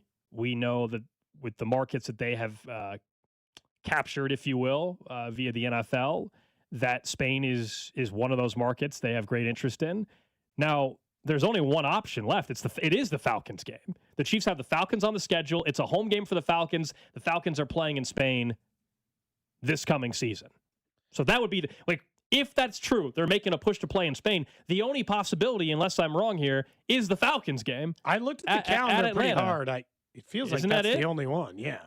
And I understand why they want to do it. And they've got the Falcons game's a road game. They've only got 8 home games this year. So it would, again, make sense that would be the case. At this point, if the Chiefs push for something, aren't you just going to give it to them if you're the league office? Especially if they're volunteering for an international game, where eventually these things won't be optional. Some coaches still hate them. Same as like Andy likes doing a St. Joe camp. Some teams don't want to do that. Some teams still don't want to play international games until they're forced. If the Chiefs are offering, and it's Tua versus Mahomes in Spain in week 8, fine. Wait, the 2 international games that they've played other than the Brazil game are both be with Tua as the quarterback? Do we know that they want, like, does Andy Reid want, does he like the international games? He likes routine. So my guess is deep down, no. Why? Andy, if you let Andy play every 7 days on Sunday at noon, I can guarantee then why would you put your team in a position that they don't want to be? It doesn't, because I've complained about this. Not that they're begging, but hey, marketing, branding, money. Put us in this game because of this. It's like, dude, like, I don't know why you would do that. Yeah, no, it's a fair point. Not that it's begging, but it comes across as, instead of just, hey, if they give us one, great. It's a, no, we want that game because of this and this and this. When your head coach wouldn't, it just sounds kind of crazy to me. It's fair, but it's because, as we've talked about a lot with even the Christmas Day stuff, this era with Patrick Mahomes, they are trying to capitalize as much as ever. And as the league is expanding internationally, they want to get a firm footprint down in Germany and across Europe. Yeah, I mean, that's the biggest answer. They want to, while they're still new and establishing over there, they want to be the team that if you grew up in Spain and you're a kid and you like American football, that they want you growing up as a Chiefs fan. And that's ultimately their goal. Little news in the college basketball world. Arizona coach Tommy Lloyd has agreed to a new contract with the school, he announced. Arizona's new 5-year deal with Lloyd will make him one of the 5 highest paid coaches in college basketball. That, according to Pete Thamel and Jeff Borzello. Good for him. So Tommy Lloyd is staying in Arizona. I'm so sick and tired of that conversation. Right before the game tomorrow, it's also smart. If he truly wanted to stay there, it's smart to get it done because the way he was answering questions all week, we're not, quote unquote, any better than a week ago. And now, nobody has to speculate anymore. That's big time for Arizona. Good for them. The part we don't know is, does this mean ultimately Drew always going to stay there, or did UNC pivot to somebody else? They think they have a deal done. Obviously, the Kansas job is not opening. That we'll never know. But sorry, North Carolina, you got to go elsewhere. So who's next on their list? Is it still Billy Donovan? I think Billy Donovan is more likely now, given that I think Tommy Lloyd is probably the number one choice. Dusty May still is in that conversation. I'm just glad the conversation's over. I was tired of hearing him getting asked one of the same biggest question about one of the 5 times. biggest jobs in the country was open. Of course, he's going to get asked. Yeah, but I was tired of hearing it. I kind of thought Tommy Lloyd was going to take the job. He answered very non-committal. I am a little surprised. Yeah, Michael Jordan. I do believe. I think it was it Bill? No, it was Doug Gottlieb. I believe Doug Gottlieb when he said he heard that MJ called Tommy Lloyd. I wouldn't be surprised. Wow, that surprised me. I thought he was only worried about NASCAR. I would not be surprised. Yeah, but I think MJ cares. If you had to put it in terms of his priority list, it's probably his NASCAR team, and then it's North Carolina. Like, I don't think he cares about the Bulls. Certainly not. Right. But he cares about North Carolina. I mean, he's from there. He went there, of course. Yeah. I'm not surprised that MJ called him. I believe that. Obviously, it's his discretion to take it. But, yeah, I was just ready. I get the question. I was tired of hearing him answer it 5 different ways. Yeah, the he just kept exact saying, same thing. I currently have essentially his answer was, I currently have the best job. I'm locked in and I'm focused, and you all are all distracted, which I think is true. The fact, I will say this, I was very impressed with his answer because genuinely, how locked in are we to one specific thing at one particular time? I think very few of us are actually as zeroed in and as locked in as it sounds like he is, and his team's playing like it. So, I mean, I'm always locked in, Drew. Don't let me in with that. Constant. I live locked in. That's how I live my life. Okay. You got to stay on top of it. You know? You don't think so? You don't think I'm that focused? You did that to yourself, Warren. From now on, if anything happens, the I'm locked in drop is going to be played. I have a notorious streak of just like forgetting Alex just said something or daydreaming. God dang. I think we probably know. I think we probably know that is not true about me. I did take my kids to my class yesterday. They got to hang out for a little bit at college. Oh, your kids were in your college class. Mm-hmm. They got to sit in for a little bit. And? They seemed fine with it. They requested that I give a dossier on them in case the kids wanted to know anything about them. So the class got a brief rundown of what my kids' general interests are, and then we did regular class. Did Ruby actually say dossier? She did not. Okay, No. what did you use? I was saying, what made you use that word I right don't there? know. She just said, will you tell them some things about us in case we come back so they know the things that we Did they like? just have an iPad in front of them the whole time? How did you keep them focused so they weren't disrupting? So- the class? How did you keep them locked in? So I didn't know how it was going to work as far as like they've been asking to come for like a month. Their spring break did not line up. So they're on spring break. So lined up. My wife offered to come. So she brought them to class and they hung out for the first like 10 to 15 minutes, Drew. And then they went out and like explored the campus. Right. So they went in like, went to the bookstore or whatever. There's a photo of them next to the Rue statue. Oh, there you go. Classic stuff. But they did the class got a brief rundown. They got to ask them a couple of questions. So like my son who's wearing a basketball jersey because that's all he ever wears was who's your favorite basketball player? And he said Steph Curry. And then he said, who's your favorite football player? And he said Cristiano Ronaldo. Even though the guy was wearing football jersey or soccer jersey. Sorry. Wait, how is the question asked? I think the person who asked him is English. He's from Spain. So he asked football, and he answered answered Cristiano That's what I was Ronaldo. trying to figure out. Wow. Yeah. And he answered Cristiano Ronaldo. Impressive. He's been watching a lot of soccer videos lately, so I don't know. Well, World Cup, man. Everybody's ready to roll. He's all locked in. I told him Cristiano Ronaldo's gonna likely. He's been watching Ronaldo tape from Saudi Arabia or likely to wherever play. he's at. I think he just watches like little kid highlight videos, where like, look at all the trophies Ronaldo won, and he, because of that, he takes shots at Messi, and he doesn't even know why. He needs to watch Messi because he's better than Ronaldo. By the way, real quick, just because we referenced the Tommy Lloyd Michael Jordan thing just now from Pete Thamel says Tommy Lloyd was complimented to UNC, said a reported phone call with Michael Jordan never happened. So Doug Gottlieb was not liar. Yeah, so we got that correct. Yeah, my Michael Jordan is Steve Kerr, he said. That's why, of course, Steve Kerr played at Arizona. So he's saying that Steve Kerr's the one that calls me. Steve Kerr was there on Sunday. Sunday. Yeah, he was. Yeah, he was. All right, up next, let's talk more about the Final Four. Illinois and UConn first up, then Arizona, Michigan, plus the random question of the day. I live locked in. What's up, Kansas City? This is Vinny Pasquantino, and you're listening to Cody and Gold, weekdays starting at 10 on 96.5 The Fan. Brought to you by Heartland Men's Health, the leader in men's sexual health. Thousands of men have been successfully treated for low T, ED, and more, all with discretion and compassion. Make your appointment at heartlandmenshealth.com.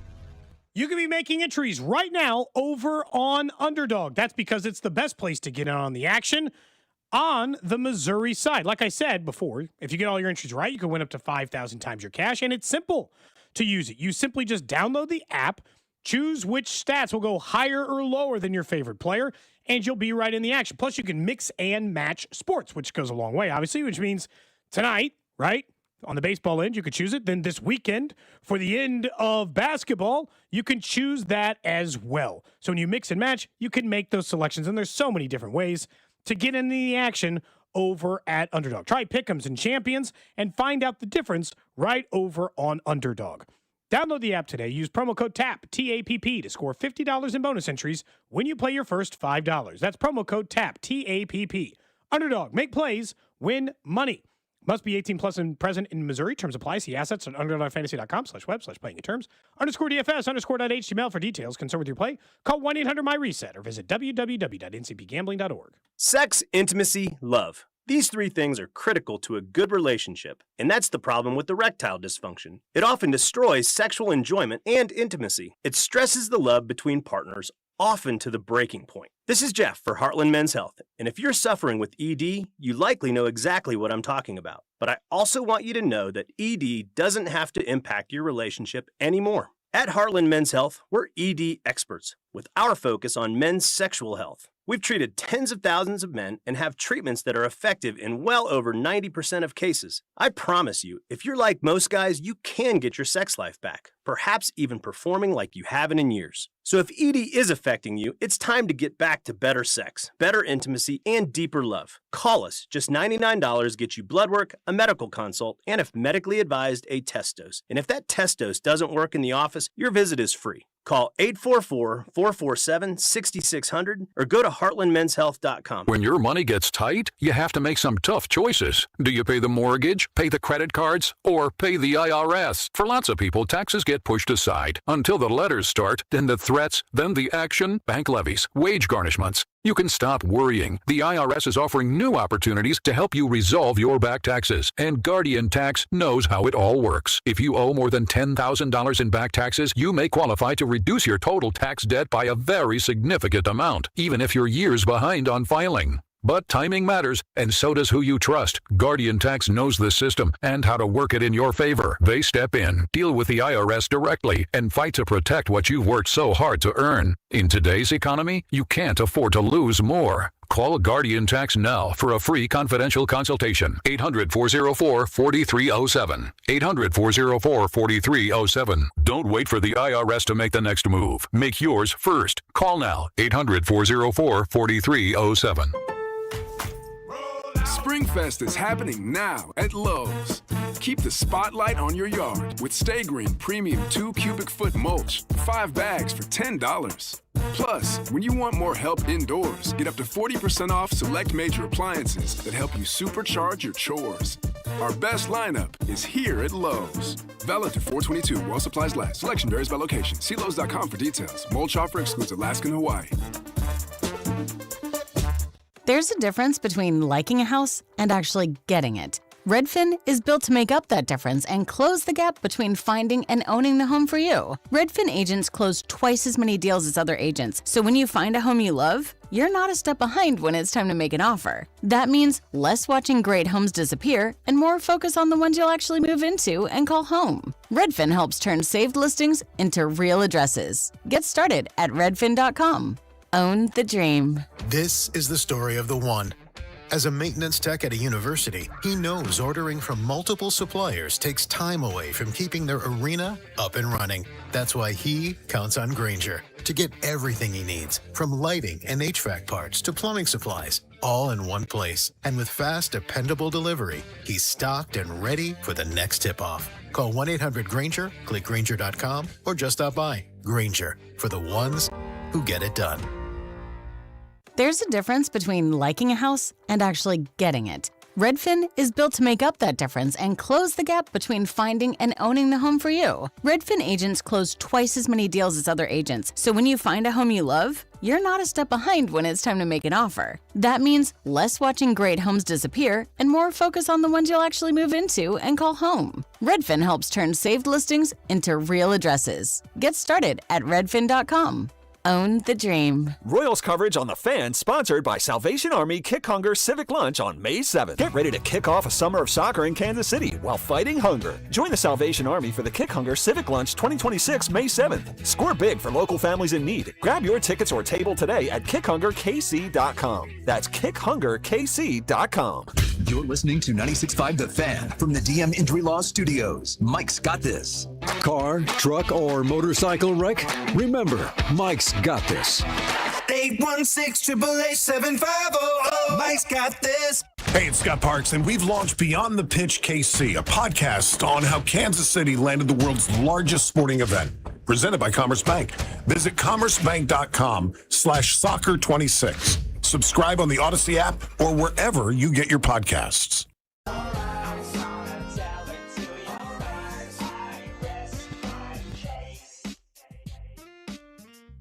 here on Cody and Gold. Alex Gold, Cody Tepp, Drew Nixon with you. We'll get to the random question of the day here in about 10 minutes or so. It is a Fan Club Friday coming up in the 1 o'clock hour, brought to you by Jay Rieger. Had to pivot a little bit. Nate Taylor hopefully will join us on a different Friday. Had some stuff come up there, and so we'll check in with Nate another day. But I believe we might have our friend from next door over at KMBZ, perhaps Sam Stevie. Did you talk to him, Drew? Let's see if Sam Stevie's got time. He just did some yoga. Maybe stopping by. Producer from Dana and Parks. Yeah, he'll be in from 1 to 1:30. Perfect. So he's going to come in studio. I don't think we've ever had Sam on the show, so this will be fun. We'll find out. We'll talk a little bit about the show he does over there. Also, yes, he is in charge of Fitness Fridays that we never go to. Well, fairness, it's during our show. They're scheduled at noon. I can't just It's during our show. Yeah. We should complain. We'll complain to him when he comes in studio. No, because then they'll schedule at 2:15 and we're obligated to go. Nobody's showing up at 2:15 on a Friday. They have scheduled them at 9 before. I'm not working out right before the show. We don't have showers in the building. You're going to be get all sweaty and then come back up here and do 4 hours of radio? Yeah. If we had showers in the building, that's one thing. But are you really showering here? Also, I'd like Fitness Friday to essentially just be like elementary school PE.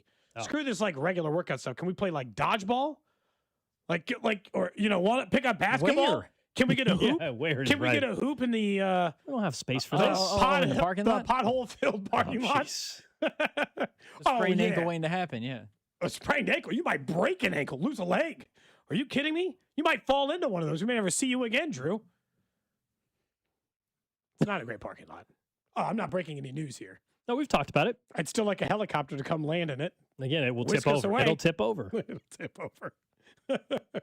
It's not tip good. over when it tries to land. It's not good, man. That's a little bit of a problem. I know we'll talk Flory here in just a minute, but the Final Four, obviously, this weekend. Tommy Lloyd staying in Arizona. Look, from the very Gotta beginning. feel good if you're an Arizona fan I heading think into so. tomorrow night. And I guess just sometimes it's like you got to not shake yourself off of the idea of like, I understand how good Michigan has looked. Pretty much from December 1st until today, Arizona has been the best team in all of college basketball. They had one 3-game stretch where they lost to like Kansas and one other ranked team. And you're like, ooh. And then they were dominant since then. They did well in the Big 12 tournament. They were one of the number 1 seeds again. They have not really had that much stress in the NCAA tournament. And so, I just still think they're the best team and are going to win it all. We'll talk about the championship game on Monday when we actually know the matchup. But I have a hard time specifically in that matchup, even though I think it'll be a good game, not thinking Arizona, the better team, will eventually come through with the win. Yeah, that stretch they lost, by the way, they had injuries. And since they've been fully healthy and watching them play at the Big 12 tournament as well, to me, they are the best team in the country. Michigan, though, is no easy task for them. It's going to be a hell of a game in the late one. We got to wait past 8 o'clock till we get to the Arizona-Michigan game. But, we all picked Arizona to win before the tournament. So did a majority of people. I'm not going to pivot off of that. Illinois to the championship game is my best pick by far. I would agree. No, that was a really solid pick. I have 3 of the 4, but I cannot have the correct Final Four matchup because I had Arizona playing Houston. I had Arizona, Michigan, UConn in the Final Four, but I did not have UConn, I don't think, winning in the bracket. So I think we're going to roll with Arizona and see if we're talking about them on Monday. I do think when Tommy Lloyd now commits to stay at your program, that to me is a huge, I actually think, boost heading into the game tomorrow night. If you bought into the distraction stuff, that's done now. I mean, now there's no question. It's over. He's not going to be asked about it anymore. So I think that's a huge weight off his shoulders and the team and everything, and certainly if you're a fan. Someone said, is the Arizona coach the really sweaty guy or a new one? That was Sean Miller. He's at Texas. Yeah. Tommy Lloyd is not sweating through shirts. No, he's not. But Sean Miller sure was. He made it to the Sweet 16 this year in his first year at Texas. He did. And then the early game, though, Illinois-Michigan, Illinois-UConn. We all know UConn had the crazy ending against Duke.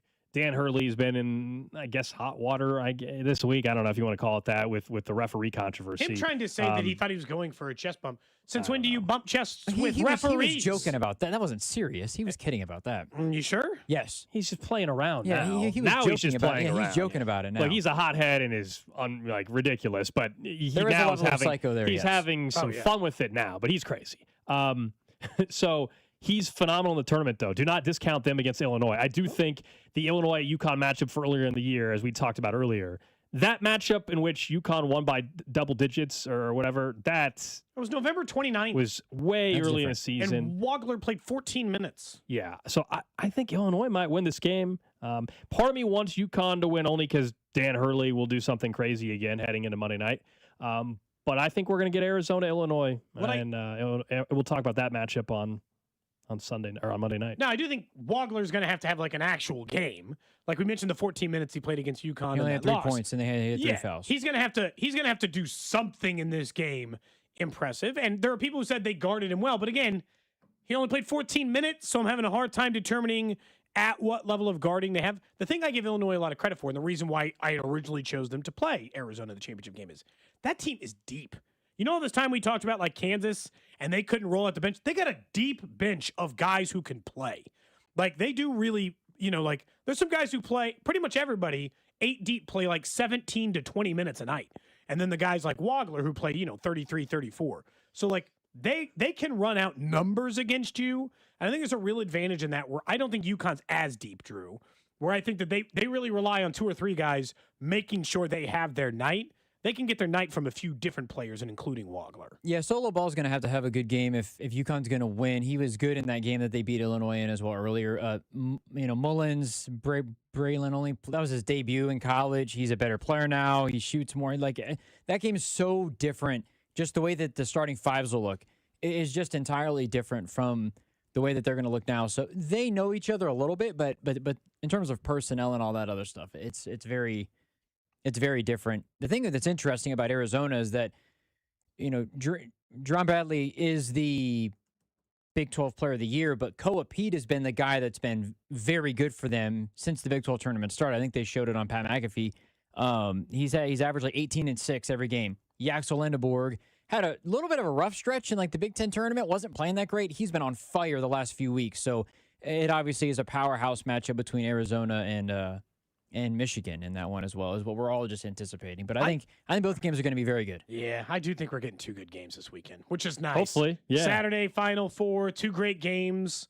I don't know how we can really argue much with that, but I mean, it does feel like we got a pretty good Elite 8, including an all-time shot, but like it was a good Elite 8. And then, we got a chance for like an all-time, like a great Final Four and a great championship. It is interesting because if you look at the coaches as well, Dusty May, Tommy Lloyd, more and more laid-back individuals. Brad Underwood will go after a referee every now and then. I don't know if you guys know. Brad Underwood will go after a referee just like Dan Hurley will. I think that's, obviously Dan Hurley's a little crazy, but Brad Underwood will try to fight through some people to get to a referee and talk to them. So, as somebody mentions, Andrei Stojakovic, Page's kid, the dude is more than just a shooter. He's been maybe the most key player for them as well as one of the bigs as well. Mirovic. We were looking at just some of the odds for who's going to score the most points in the Final Four, but also who's the most outstanding player. And Yaxel Lindeborg, you referenced him, how great he's been playing. He's the favorite to be the most outstanding player in the Final Four. For him to get that, though, I mean, Michigan does need to beat Arizona. He could go have 30. He could go have 30 tonight. But if Arizona wins the national title, and even if Jaden Bradley or Burries, just has averages 20, one of those guys will win it. Or if Illinois' Wagler goes out and has I think you have to get to the title game probably to win this most outstanding player, unless it's something absurd. Michigan somehow loses and Yaxel scores 45 tonight or something, but they're not losing if he scores 45. So I don't see a scenario. But Burries is 6.5 to 1 to win it. Jaden Bradley, Arizona, 8.5 to 1. Wagler 8.5 to 1, and then Koa Pete 10 to 1. And I'm then surprised Terrace Koa Pete Reed is 12 to below 1. Burries. I will say, if you think Illinois is going to upset the world and take down Arizona or Michigan in the championship game, in addition to getting past UConn, if you think Illinois is winning the championship, he'd be my bet. I think Arizona's winning the championship, so I wouldn't make that one. But I could see why, if you think Illinois wins that game, Wagler's a really good choice. Yeah. I would say Wagler. How would you guys power rank the most likely champion? It's Arizona, Michigan 1-2 or 2-1, right? I mean, we all think that's the de facto championship game. Those are the two best teams, yeah. And then I would probably put Illinois at 3 and then UConn at 4. Yeah. But the margins are not Nobody's going to be shocked if UConn beats Illinois, though. Even though we all think Illinois wins, nobody's coming here Monday shocked if Dan Hurley figures it out. No. And Caravan has a nice game and they win it or something. I don't think that when we're talking about a Final Four where we got 2 number 1 seeds, a 2 and a 3 seed. These are some of the literally the best teams in the country, and it's not even just the luck of the tournament. These are teams that have been playing some high quality basketball all year. UConn earlier in the year was maybe expected to be in this spot, right? And certainly Arizona and Michigan. Illinois is the one surprise only because they were a 3 seed, but there were times during the season where you thought Illinois could have been a real Final Four team, and they made it. And they're only 100 and something miles from Champaign. So Illinois fans are going to be all over Indianapolis. I was watching FanFest today, Lois. Some of the scenes they've got, because obviously, today is the day where they have open practices. A lot of Illinois fans there, which is no surprise. I'm sure a lot of Michigan fans as well. They travel. When you're close, it's great. Like back in Indy in 2015, I was there for the Final Four, and Kentucky was in it. Fans were everywhere, of course, because one is Kentucky, but two, it's not that far of a drive. It's a 3.5 hour drive, probably from Lexington to Indy. So you guys have Illinois and Arizona winning? Yeah, if it's Illinois Arizona, the look ahead line has Arizona as a 5.5 point favorite against Illinois, and it has Arizona as a 5.5 point favorite against UConn. If that's the matchup, if it's Michigan Illinois, Michigan 5.5 point favorite over Illinois. UConn would be a 6.5 point underdog against Michigan. Not surprising, any of that stuff. I think the Michigan thing, Michigan is as good as Arizona is. Like they are point blank period as good. Like they're the exact same team in terms of what they do well. Elite defense is why Michigan is probably going to win the game if they do. Like they're going to be able to bear down and lock down on bear down, ironically, is the phrase for okay. Shout out to Justin. He wanted me to say bear down. He's been texting like a madman.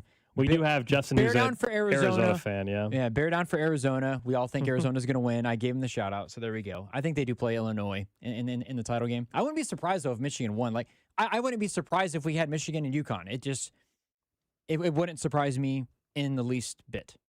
No, I don't think because, the point spreads dictate this. It's like, you can't be surprised if it's UConn, Michigan. You can't be surprised if it's any version of these. It's just, for me, it's easy because Golden, we've talked about this before.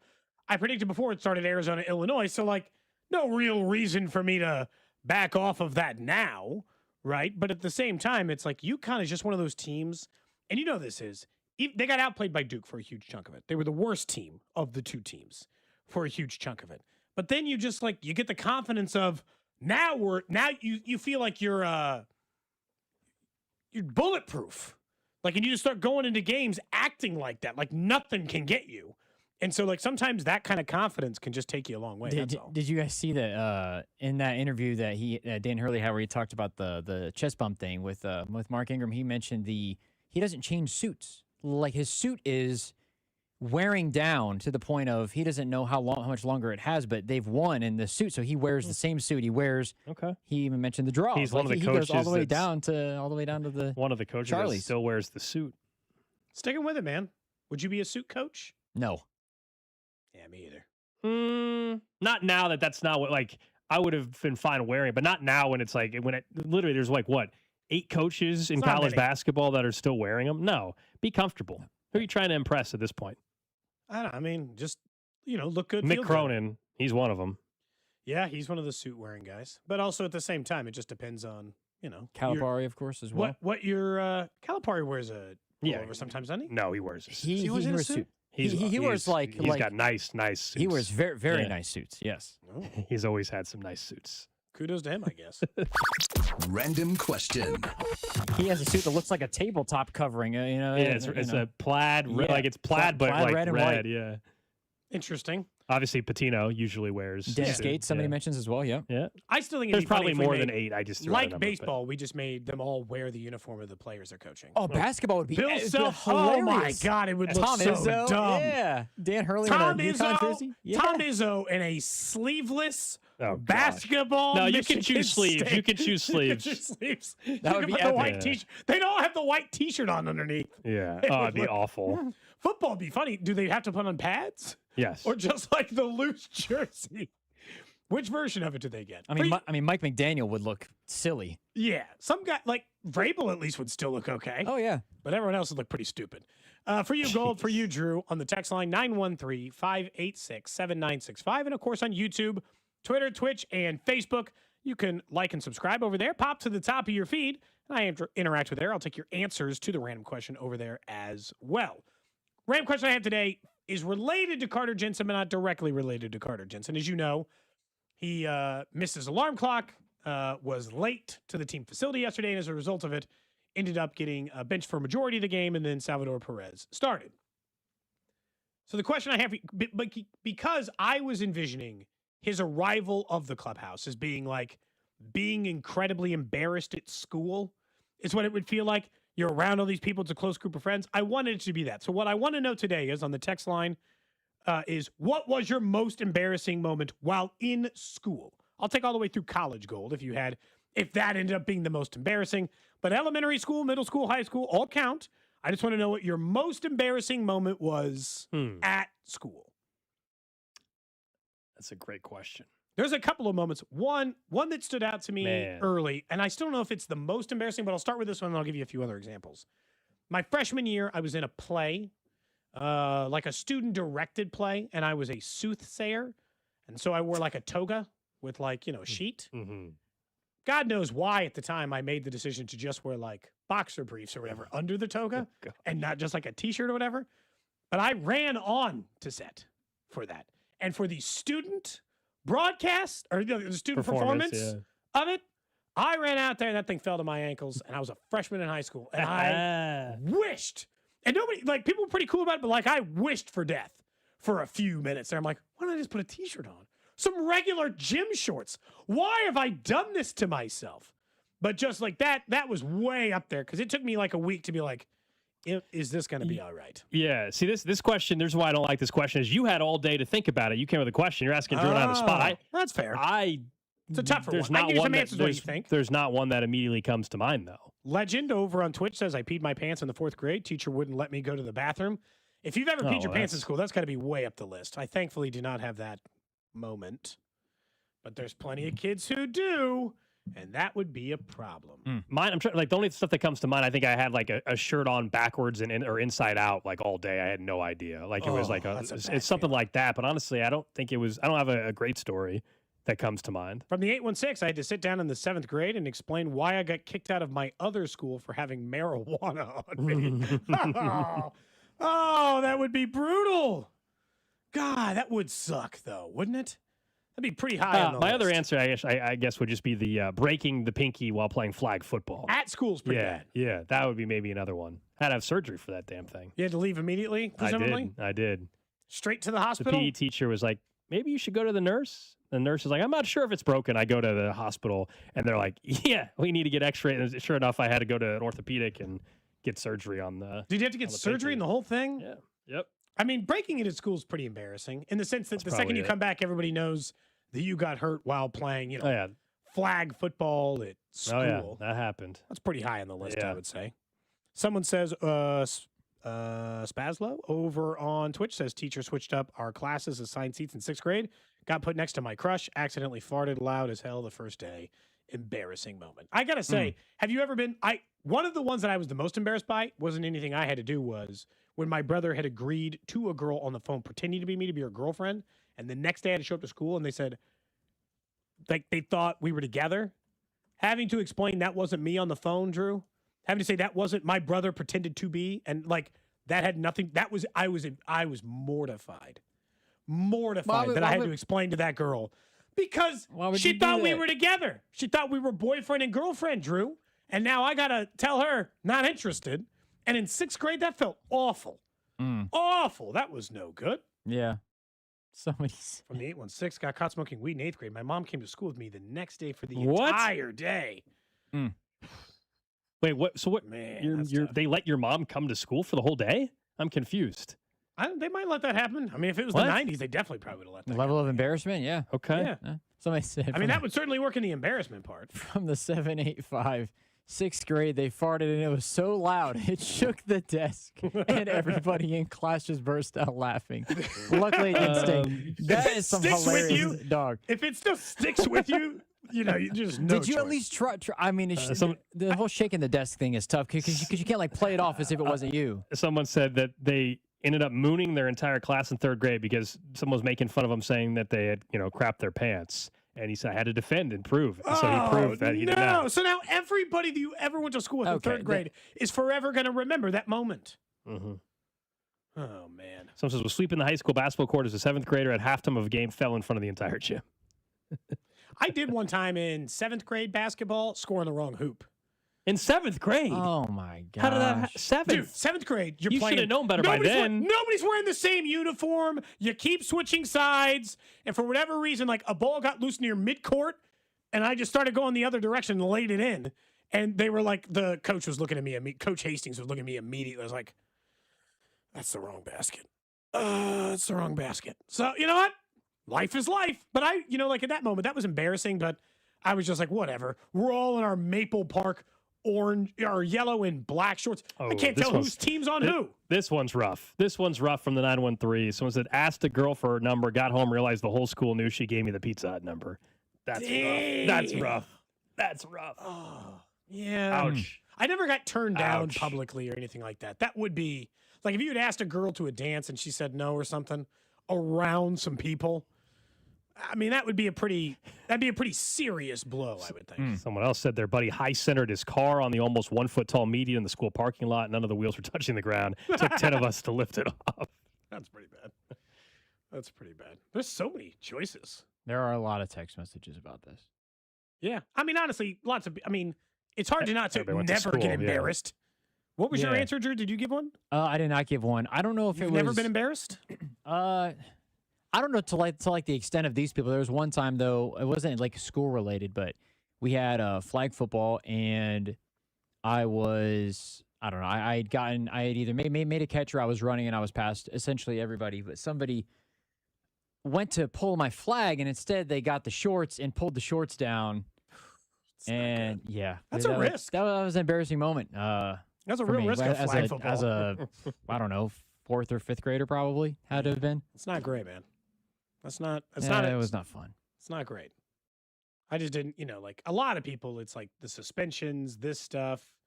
And then, Okay, that's gross. We're not reading that one. Thank you. Text line.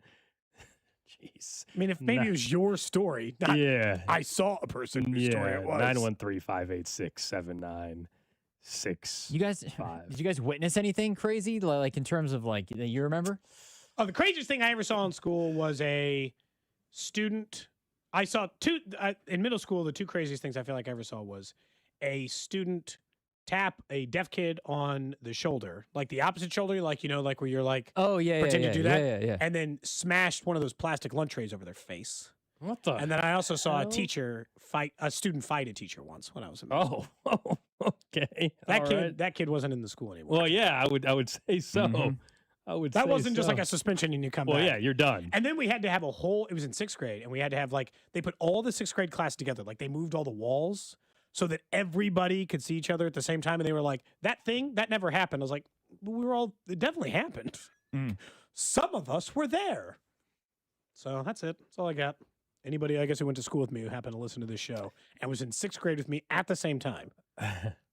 Then we're talking. All right, up next, it's a Fan Club Friday brought to you by Jay Rieger & Co. Nate's going to join us on a different Friday. We've got Sam Stevie. Looking forward to having him in studio for the first time. Of course, producer from Dana and Parks over on KMBZ. We'll get to know him a little bit. We'll also talk some Royals baseball and something that is happening across the league and whether or not it could impact the Royals' decision with some of their young stars. What's up, KC? It's Carter Jensen. You're listening to Cody and Gold on your home for Royals baseball, 96.5 The Fan. Brought to you by Heartland Men's Health, the leader in men's sexual health. Thousands of men have been successfully treated for low T, ED, and more, all with discretion and compassion. Make your appointment at heartlandmenshealth.com. 96.5 The Fan. DQ presents the Blizzard Double Flip Deal. For a limited time, when you buy one Blizzard treat, you get a second for just 99 cents. That's 2 Blizzards, 2 spoons, 2 flavors, and 2 flips. So don't miss out on the Blizzard Double Flip Deal, available only for a limited time and happening now at DQ. Because the only thing better than a Blizzard treat is a second Blizzard treat for just 99 cents. It's a deal to flip for. The Blizzard Double Flip Deal. Participation may vary. Call Hamilton today for our $79 mainline drain cleaning special. The pros at Hamilton will inspect your drains with video camera technology to pinpoint exactly what is needed to clear those clogs and help prevent expensive drain repairs. The expert technicians at Hamilton are ready 7 days a week to solve your problem the right way, the first time. Over 40 years experience and more than 8,000 5-star reviews are great reasons to trust Hamilton. Visit callhamilton.com/radio for details, terms, and conditions. License number 2025-11121. Look, we all have those moments where we have to say no. No to a round of golf, no to a long walk, or even just no to getting out of the chair because your knees or your back aren't cooperating. But as we head into vacation season, think about the people waiting for you to say yes. Your family, your friends, they want the real you back, the one who isn't sidelined by chronic pain. I want to help you turn that corner. At QC Kinetics, they specialize in regenerative treatments that get you back in the game without surgery or without endless recovery months. Be honest with yourself for a second. Does joint pain keep you up at night? Are you at the end of your rope leaning on daily meds just to get through a shift at work? If you're nodding your head, you're exactly who QC Kinetics helps every single day. The best part, it's done right in their office with no downtime. So call them today for that free consultation. 816-412-6299. That's 816-412-6299. They're located off 435 in State Line or in Gladstone. 816-412-6299. Straight Talk Wireless presents Pickup Truck Wisdom. If you're only good to your new friends, you're not going to have any old ones. Straight Talk gets it. That's why new and existing customers get free 5G phones on Verizon's 5G network. Pretty simple, really. You keep good people by being good people.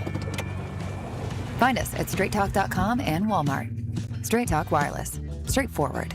Always. Taxes and fees apply. Plan purchase required for free phone offers. Copyright 2026 Verizon.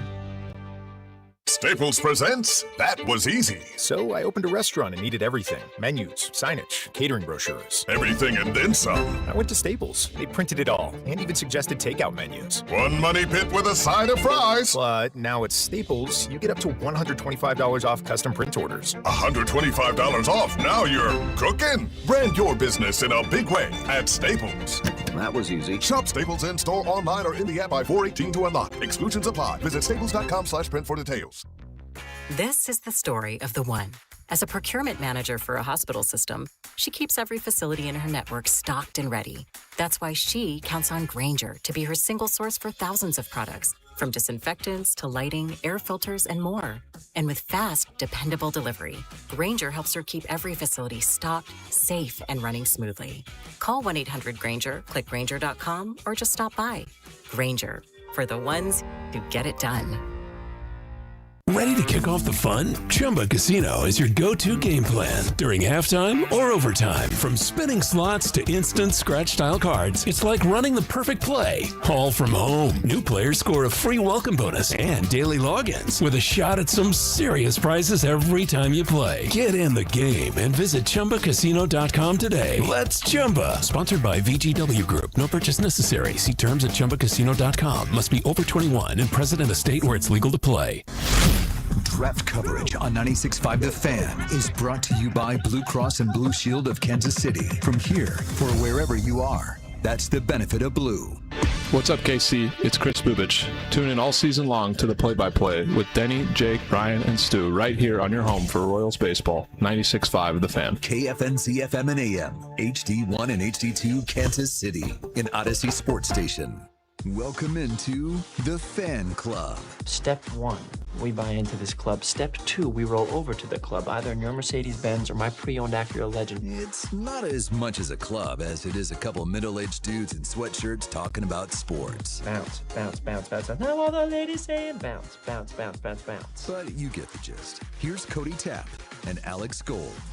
All right, it is a Fan Club Friday here on Cody and Gold, brought to you by Jay Rieger & Co. As we look ahead to the weekend, of course, you can probably get some of that this weekend out at Kauffman Stadium. Head out there. I know you're going to maybe be watching the Final Four coming up tomorrow night. Another opportunity, whatever sports bar you're headed to. It's about to be prime electric park weather is what this is about to be. Some nice days. You been to Jay Rieger, Sam? I've been Sam, before. Stevie? Yeah, hey, welcome. Glad to be here. Welcome to myself. Yeah, you're welcome. Yeah. You're welcome. You're welcome to be here. Great to be seen.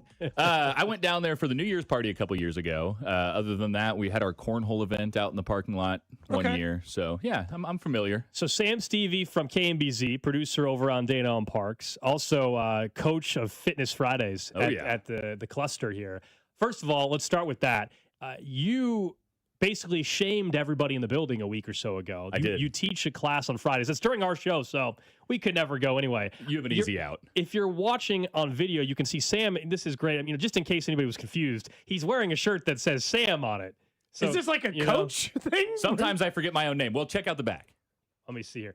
Ask me about fitness. Now, are you teach Fitness Friday, but you also on the side, right? You are a fitness trainer. I'm a personal trainer, yeah. So I got essentially we're getting it for free if we go. How about that? It's value. I charge $80 an hour. So yeah, you're getting it for free here in the building. So that's kind of where the shame came from last week. But no, I mean, it's just something where we're trying to get everybody together. A little bit of inside baseball. Our building here is very separated. Mm-hmm. So if you want to see somebody in the sales department, you're walking, 9 minutes to get there.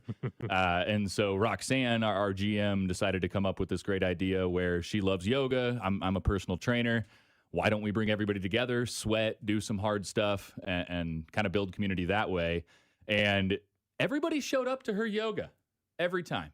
There was like 9-10 people there every time Roxanne did it. And then when measly old Sam was doing his workout 2 times in a row, only 2 people showed up. I think the tricky part is people are still working the rest of the day. People we don't have amazing shower facilities here. It's a Friday. They're not working the rest of the day. Be honest. Come on. Hold on, that's sales. Don't lump us in. I still got to work the rest of the day. I don't have some call to go to. Some call to go to at 3 o'clock. I get what you're saying. No, so I do did. You have a full gym downstairs? Or are you just doing aerobics? What are we doing down there? I haven't seen what's the setup. We have dumbbells down there. Just your body in the floor, man. Okay, that's it. That's all you need. That sounded like.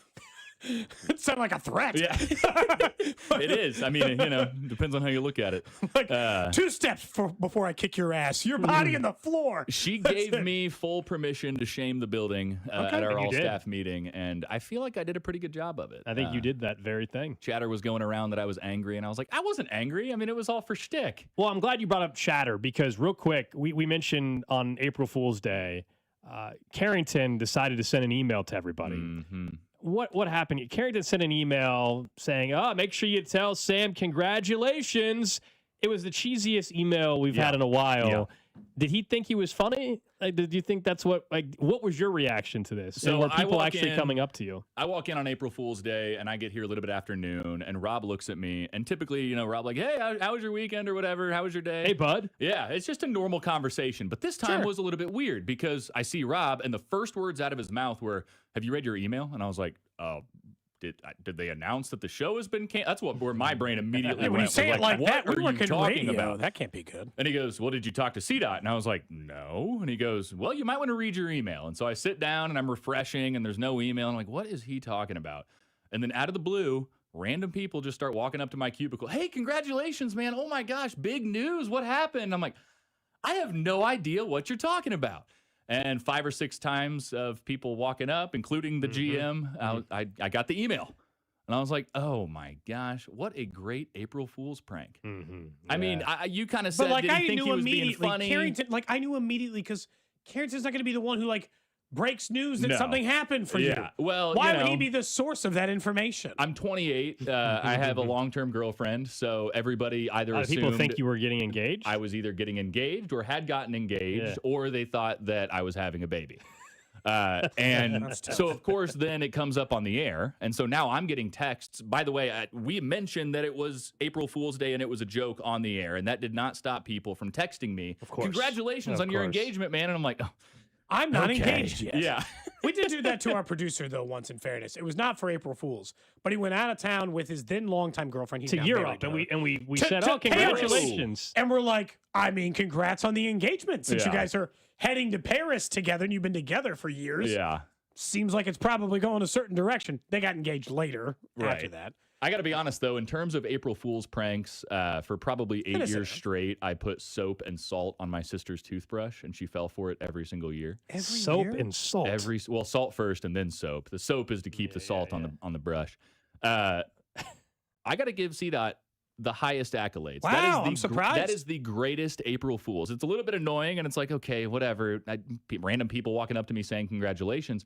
But it's positive, right? I mean, the email literally said, show him love and support. Even this morning, I walked into work and I saw somebody next to the water fountain and they were like, hey, congratulations, what happened? And I'm like, go back and look at the date on that email. And they were like, Oh my! It's been days, and I've been waiting to tell you congratulations. So, I saw Sam, and he said, I know she didn't say congratulations. It said, Carrington, I'm not a sucker. Yeah. So Carrington was asking us to check our email. I said, no. It was. Already saw the email. I'll take it. Carrington already saw the email. It's better than something bad, right? In this industry, yeah. The normal email you get of "Did you see your email?" is, Sam, did your key card did work? That's interesting. Right. We weren't actually anticipating that. Could you check your email real quick? We have some other plans for the rest of the day. Do we need to call security? Man, please leave nicely. What are you going to steal when you get fired? You know, What one am I day gonna if you get steal? fired, what are you going to take with you? Just one thing. Man, not have to be anything of significant consequence.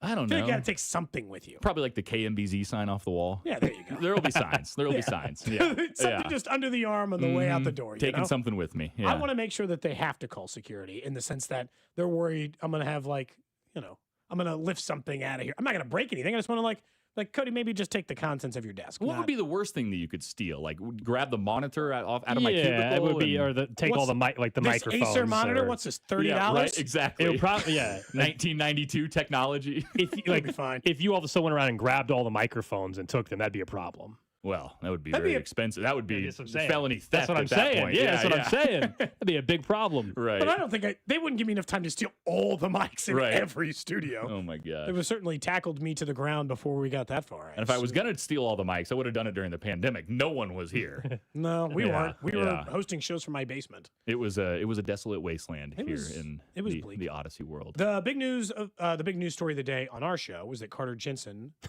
did not get to start yesterday because he woke up late. Okay. Missed his alarm, showed up late to the ballpark, and then got benched and made Salvi catch a day game after a night game at 36 years old, which he doesn't prefer, as you could imagine. I did see some props to Salvi for stepping up, but I did not see why. It was because Carter Jensen just straight up slept through his alarm? So how good are you at getting places on time? Oh, I'm very punctual. Yeah. Well, okay. Oh, wait. Here we go. I'm like 75% punctual. I like to live under the philosophy of 5 minutes early is late. However, I have extreme OCD. So if no one is at my house, like my girlfriend works from home, but if she has an appointment or something that day, and she's out and about, I have to check the stove. I have to check the oven. I have to go check candles that have not been lit in weeks because I know inevitably I'm going to get about halfway to work and think to myself, the oven's on. Did I light that candle? And then I'll turn around. And I've done it. When I lived in an apartment with my roommate and he was gone every single day, it was almost a daily activity where I would get halfway to work and I would text Scott and make up some joke and some lie about why I had to run back home and why I was going to be late.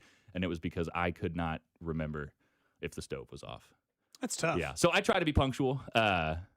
You got to give yourself extra time. I don't always win, you know. It is nice working in radio because we do have that fine line of the showtime start, but you can't be late for 2. Yeah, I mean ahead of that, as long as I show up and get my work done, nobody's really going to question anything. So we don't have a definitive in time necessarily in radio, although we do all try to get here at the same time so that, 9:55 hits and you're not here, people are like, dude. Oh, it'd be way before 9:55. If it's 8:50 easy. Alex isn't Dana. I would know if 1:55 you might say like, hey Dana, you still close. If it's 8:50 or 9, we're calling each other like, hey, where the hell are you? What's up? If it were 9:15, I'd be like, Alex died on the way to work. Right. There's no other explanation for that. So what, is he getting written up? Is he going to get a demerit? I mean, he got sat for the game. That doesn't exist, really. I assume they'll just they publicly shamed you yesterday. Right. Even Vinny, who's one of the most lighthearted, fun-loving guys. I guess you haven't heard Even him. he was serious. This was Vinny talking about Jensen oversleeping. Yeah, I mean, you got a 36-year-old catcher who's preparing to DH today, and then his world gets a little rocked that an hour and a half before the game, he's not going to be DHing. So, credit to Salvi today for being ready. First and foremost, we're glad Carter's okay, right? I mean, that was kind of the initial thought when you're trying to get a hold of his parents and everything like that to just make sure everything's okay. But once you find out he's okay, it's like, all right, it's a growing moment. He's really young. There are some things that cannot happen, and that's one of them. So he's going to have to wear it on the chin, the same way anybody would have to. So it can't happen. And, hopefully it doesn't happen again. But it's one of those things that you can't afford mistakes like that in this game. So just gotta move forward the best that he can. I know he feels really bad. I know that it was not his favorite drive to the field this morning, but it wasn't our favorite morning either. Trying to figure out what was going on. So he'll learn from it and grow up a little bit. And, we're here for him, though. It's not like anybody's, mad at him. Things happen, but you got to learn from mistakes like that and maybe get another alarm clock or something at home. It's more the embarrassment of the whole thing than anything else. Like deep down, we were saying earlier, like we can put this into context, right? Like it's something that should not happen. It's embarrassing. Also, there are athletes that have gotten in way worse trouble, serious consequences that actually have a real outcome that truly impacts a lot of things. Yeah, it's embarrassing. There is no excuse for it, but also we don't need to act like it was the worst thing on it. We've had some fun joking about it today, obviously. Well, like for example, I mean, if Tiger Woods were set to be somewhere the morning after that incident, and it wasn't a worldwide headline that it happened, I'm sure some people would be like, "Tiger, you all right?" I gotta say, I can't get over the meme format of him as like the youth coach. You're talking about Tiger. Tiger. It's a very funny format. Yeah. The idea of me looking at my youth baseball coach, him talking about his divorce, and I'm afraid to tell him I left my cleats at home. That's funny. Yeah. No, the memes have been great. Somebody said there was a meme about him stepping away for a while he addressed his issues and took care of himself. And the reply was, well, I guess that's better than driving away. I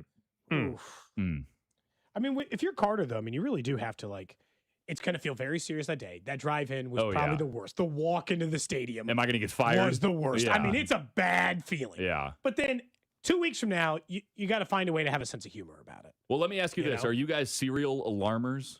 I don't have any. I wake up inside the same during the week 20-minute window, 7 days a week. I set an alarm, but I don't have to set it. Okay. Yeah, during the week, my alarm goes off around 7:30, but sometimes I wake up earlier than that. But yeah, so it's like 7:30 is when I try to make sure I'm getting out of bed to get ready for work. On the weekends, depending on what's going on, I don't set my alarm, but I'm usually up by 8:30. I am a habitual 6:15er, but I do a lot, so I never get enough sleep. And I'm always at that 6.5, 7.5 hour sleep mark. And I will wake up at 6:15, but if there is not an alarm going off right next to me, I will go right back to bed. So I set like 17 alarms. It is ridiculous. Yeah, my girlfriend loves it because she wants to get up at 6:15 too. Okay, so I don't sarcasm intended. Yeah, I assumed.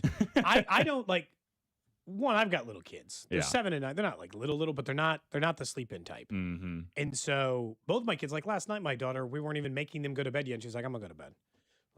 I'm done. It's like spring break, and she's like, it's been nice seeing you all. Right. I'll be heading to sleep. Yeah, I'm done with you and people. So she does not have an alarm in her room, and she is up inside the same 10-minute window every day, same time. If she can hang on to that for the rest of her life, that will be 7 days a week. It's incredible. Wait until she hits high school. You're going to be in there at school start at 7:15. You're going to be in there at 7:10, pouring water on her face. Yeah. Come on, let's go. But it's not an issue currently. And so because I wake up at the same time because I have the same routine to pack their school lunches or anything else. I don't think I sleep in past. If I sleep in past 7 on a weekend, that would be almost twice a year. I'm up before 7 o'clock. Yeah. Every day, the entire year. Have you ever slept through something important? Not slept through. I've definitely been in a spot where, I guess, similar to what happened yesterday, where it's like you realize you're going to be either late or rushing. Yeah. And that moment, or the worst is honestly when you wake up and you think you're missing something. Mm-hmm. I think a couple weeks ago I told you I had the one where it was a Saturday and I woke up at 8:30 and I was like, oh my gosh, I'm already late for work. Yeah. And I heart pounded. Then I looked out the window and I'm like, wait a second, it's Saturday. Take a deep breath and move on. Doing one of those pit checks, can I survive not showering today? Yeah, just throw on as much clothes, just throw on the clothes and just roll out the window or out the door. I've cut it close a couple of times. Yeah. And again, I'm very good about being on time, but there's especially in your early 20s, that's the time when you get burned. Yeah. When you shoot out of bed and you're like, I'm supposed to be somewhere. Where am I supposed to be? There may have been a time or two early on in my career here where I went out and had a few too many juice boxes and woke up at 10, 15, 11 o'clock and thought that the show had already started. In my mind, I was like, oh, it's got to be at least 2:30. No, I was fine. It's really hard to be late when your show starts at 2, thankfully. It's a challenge, but that's also that's a little bit what Carter ran into. His game's at 1:10. Most of the guys, the clubhouse opens at 10:20.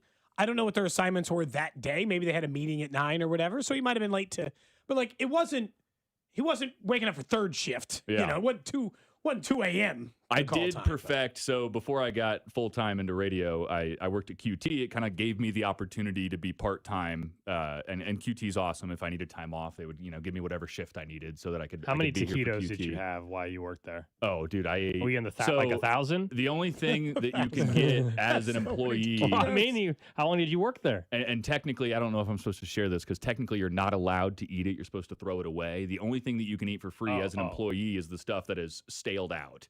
So the stuff that's been out for too long. Sure. And so the amount of pizza that I ate when I was working there 6 days a week, the amount of taquitos that I ate when I was working there 6 days a week, somehow I still enjoy it. I don't know. It's a fine machine. I like the way Quick Trip operates. But there were a number of times where I had to perfect I'm going to roll out of bed at 5:45. My shift started at 6. It was a 5-minute drive, the 2-minute shower, slap the uniform on. And, I would show up and they'd be like, hey, are you awake? I'm like, no, but I'm here, let's get it done. But, man, I couldn't imagine being a professional baseball player and showing up late. It just seems like it's one of those, like Gold said, like part of it is people have other responsibilities or things going on and all this stuff happens. Like at this point, he's like a kid in his early 20s. Right. The one thing he's got to do is just get to the ballpark. Yeah. Even if it's like get to the ballpark and you're hungover, or get to the ballpark right. and you're tired because you stayed up late. It doesn't really matter what. He could have gone to bed right after the game. I don't know. They didn't state the reason I was why. going to say, do we have a reason? No, or the river's swirling? People love to speculate because they'll immediately assume. Because if you're late somewhere, Sam, if tomorrow you're supposed to be somewhere at 10 a.m. and you're there at 11, everyone's immediate assumption is, Sam or Alex, well, they got in the drink last night, didn't they? Had a little too much fun, got a little drinky, and then forgot that they were supposed to be somewhere. That's all of our immediate assumption. Sure. And that might not be the case at all with Carter. We don't know. Yeah, no idea. Just tired. People need sleep. Sleep's important, He's a growing boy, Is Carter he? Jensen. How old is he? 22. 22. Oh, my gosh. When did I become old, man? Oh, I'm older than He's you. I'm saying that at 28. Text line wants us to go back on the QT topic. People have questions. People have questions. Okay. They want the behind the scenes. I don't think he's allowed to give that. Doesn't he still work a shift there a week? I do not. They can't fire me. They cannot fire me. People just wanted to know how many taquitos you guys go through in the morning. Well, I mean, honestly, in the morning, not a whole lot. It's not exactly a breakfast food. That's it's true. more of a lunchtime That's a good food. point, yeah. But, typically you would keep anywhere from like 5 to 6 on each grill for a morning. And then by that 10 o'clock window, you better have 10 to 15 on each grill. Load those grills up. It was wild, though. I mean, some people would come in and get like 12 taquitos. What are you for? Like their whole crew? Like if they're like, because a lot of times you'll see it was one guy. Because you'll see like a lot of if you know this, and in the morning there'll be a bunch of all the landscape crews before they go out or electrical whatever it might be, right? Anybody that has like a crew, they're all 3 or 4 people in a truck heading out for the morning to go work, and you'll see them go in a Quick Trip and they'll load up on 4 different energy drinks and. Yep. And whatever. So for 3 years, when I was working there 6 days a week, for 3 years, I got the pleasure of seeing all different walks of life because I was what used to be called, and they don't have the program anymore, an ERP, an employee relief person. And so my job was if somebody called in sick, I drove to whatever store in the city. Oh, you were on call. I got a 1-hour notice before my shift, and I got to drive to whatever store in the city. You knew you'd be working that day. You just didn't know what store you'd be working And if I didn't get assigned a store, I just went to my home store, my base store, and I would work there until somebody called in sick. And, man, the suburbia stores with those lawn crews, with those construction crews, 11 a.m. was a wild hour. And those guys do not care. Like, they just want to eat and sit. And so the curb, like, next to the highway, some of these locations are right next to the highway. And you got, like, 20 dudes just lined up on the curb, and they're all talking and having a good time and eating their food. I will say, much like merging, I do not understand people who go into Quick Trip and don't understand how the line system works. Oh, Get your ass to the right side. Yes. There's another one open. Two Let's at once. get on both sides. I know. This is a free-form line situation. You just got to get on the other side. Let's keep the register moving. I'm not even working here. And I'm like, hey, clearly there's nobody on the other side there. You got to get up there. So we got to keep this thing rolling. Now, as a customer, I will do that. I'll be like, hey, you can use both sides of the register. You And say they'll that- turn you around start and look at saying me. that? Yeah, and I'm like, hey, trust me, you can sides do open. it. Nobody's going to yell at you. Just get her done. So, man, no, QT was fun, though. I put 10 years in there. 10 years. Damn. They give you like a pin or something, Yeah. Oh, yeah. I was going to say, you get like a... So if Do you you get ever a go into a gift? QT, you'll notice on the badge there's a pin that is above the name. So for your 10-year anniversary, they give you a solid gold pin. Of course, you never put it on your badge because it's solid gold. You don't want to lose that thing. No, hell no. But yeah. What'd you do with it? It's just in my safe. How much at home. gold? we talking here? Probably like $500-$600 worth. Oh, nice. Yeah. Not bad. It was. Their perks were great. I still have some like winter gear that I got the second year because you get it 2-year, 5-year, and 10-year. And then, of course, one of the biggest perks that's no secret is they are a private company. And so as an employee, you get private stock. And that is one heck of a perk. Yeah. So I'd always heard a line. I always gave my manager grief. My first manager had been with the company since 1997. I was born in 1997. So I was like, hey, man, how's it feel to work here before I was born? And he was like, he would always look at me and be like, hey, I know a lot of dumb people that die really rich from working at Quick Trip. And I'm like, well, hey, that's one great philosophy. And he was talking about that private stock benefit. So it was a great company. Someone said Cody's now going to be hired by QT. He just wants to be the directional guy. Cody cuts lines, though. That's not going to work. Cody's the opposite. He's normally the line cutter. At Quick Trip, I believe line cutting should be allowed if you're not paying attention to the rules. Oh, if you walk up to the other side of the register, yeah. If Sam is standing in like a line of 3 people and they're just ignoring the other side of the register, at some point you got to move. Forget all of you. You got to move at some point. You're making your own mistake. This is a 2-sided system. Well, and you'll notice, and I'm a loud guy. I don't know if you know that, but I can get really loud. Yeah, and I would use my voice to say like, hey, come on over here. The whole store could hear me. The guy back filling up his drink would be like, where am I going? And the guys in line would just look at me with a blank stare. And I'm like, yeah, over here. This register. Right here, like both hands. Can I get some air traffic control like beacons here? Nobody listens. Only question I would like a separate line only for people buying lottery tickets. I would like them to have their own. Well, they have the kiosk in there now, so hopefully more and more people are using the digital Still method. get stuck behind people with their numbers. The problem is, though, is then they buy from the kiosk and want to walk up to the counter and cash them in right away so they can get more from the kiosk. Gotcha. Yeah, so it's whatever. Lottery's fun. Do you ever want on a scratcher? So I would do this thing. Are you allowed to? Yeah, I'm on shift. Yeah, okay. No, not on shift. Remember that was the whole trash of the day we had. Person. What a that was the whole issue. Yeah, you have to buy them off your shift, and it would be a situation where like I would have $5 in my pocket. I don't carry a lot of cash, and I'd have $5, so I'd buy a $5 scratcher. Lo and behold, I won $20, so I'd buy 4 $5 scratchers instead of taking my winnings, and then I would lose. So yeah, I'm not positive in my lottery endeavors, but. I always called it the stupid man tax. So what do you have coming up at 2? I know you're basically running everything for Dana and Scott. So what's the story? What's in the stack of papers for 2 o'clock? So we don't know. We never know. We don't know until the mic clicks on at 2:06. Yeah. So I go through and I pull anywhere from 60 to 100 pages of stories. I like to print out War and Peace every day. Sorry, environment. Somebody on our staff demands they be printed. I won't name him. It's a mystery. Who could it be? I know, that one guy. Of that 3-person show, 2 of which are men and 1 is you. But no, who could this other mystery person be? We kind of operate we just like to go with the flow. It's supposed to be like the campfire sitting around and shooting the bull with your friends, and that's kind of the way we do it. So we'll sit down and we'll have something in mind, but I have not talked to them yet today. So I have absolutely no idea. Believe it or not, I do see them walking around, which is... it's a little bit early for Dana to be here. I got to be honest. Was she out there? I'm concerned. I saw Parks this morning, but that's because he's getting ready to go out. Parks is getting ready to go out of town, so he's got to he's got to get all of his ducks in a row before he's. I'm sure we'll talk about the fighter jet over Iran. That was a horrifying story to see. Maybe Carter Jensen now. We'll definitely have to come up with. And I was actually asking you guys before we came on, what jobs can you be late to? Not ER doctor.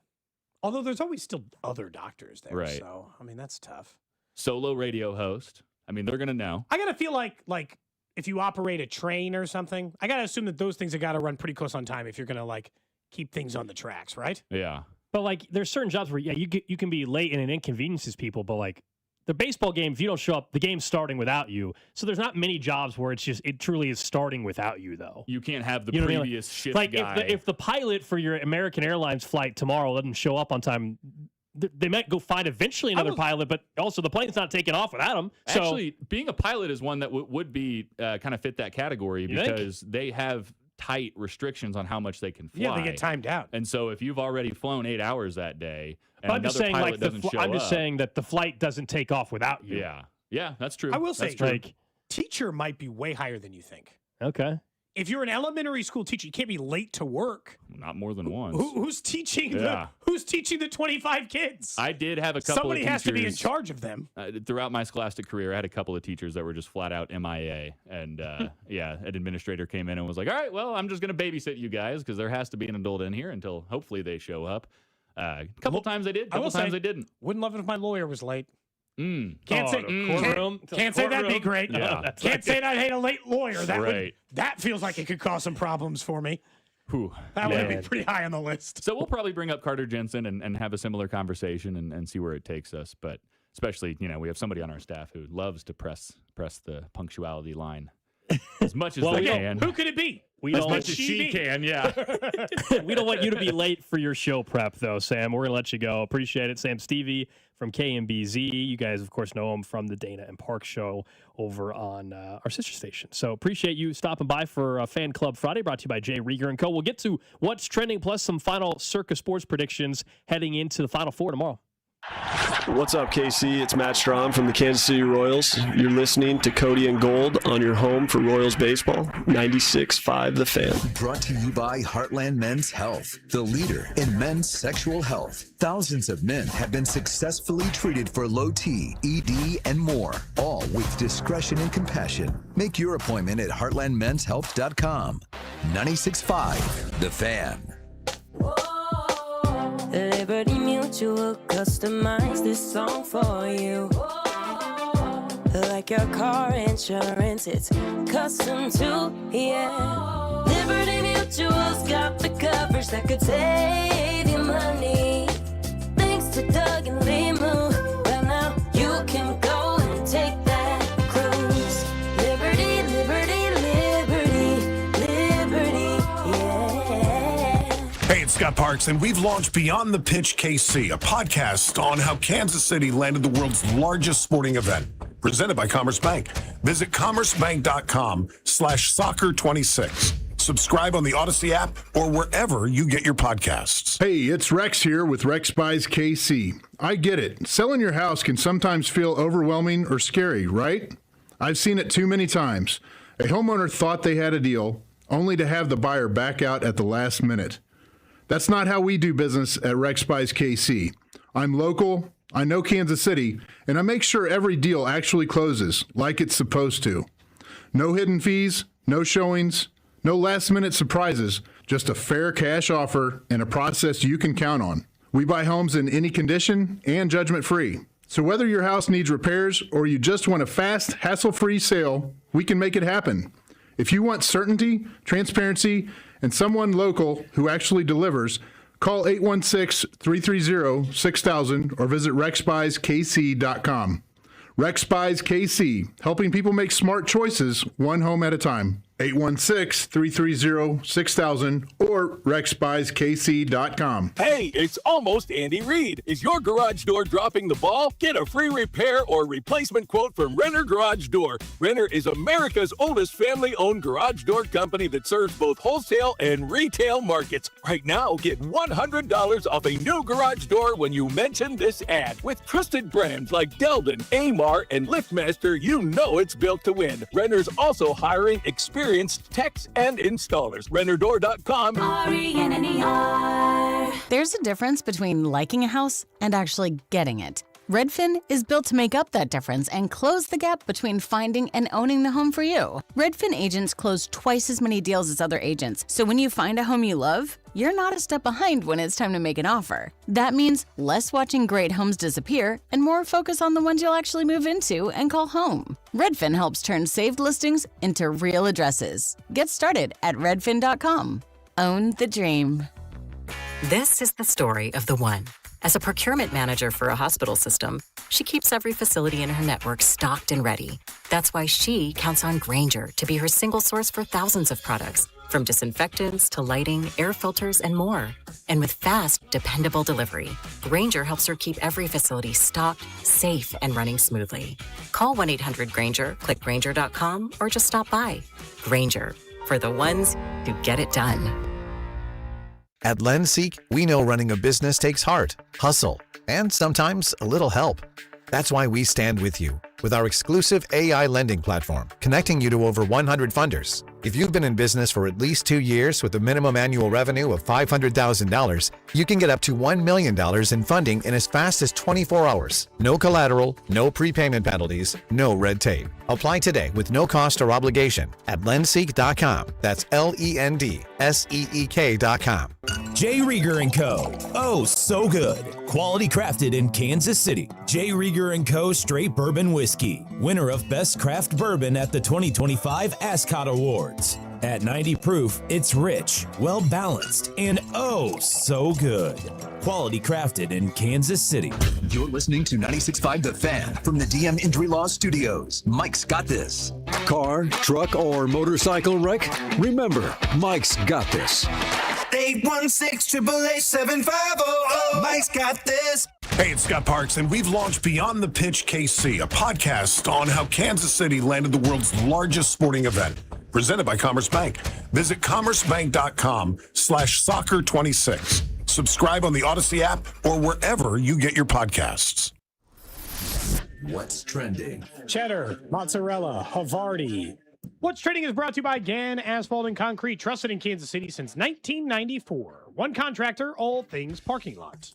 Number one on What's Trending. Hopefully the weather cooperates, but the Royals are slated to play tonight, 6:45, as they open up a series against the Brewers right here on 96.5 The Fan. Vern's on Deck show starting an hour before that, and the Royals are going to make a little change in the rotation tonight. Michael Walker dealing with an illness, so Luinder Avila is scheduled to start tonight if the game actually happens. A corresponding move needed as well.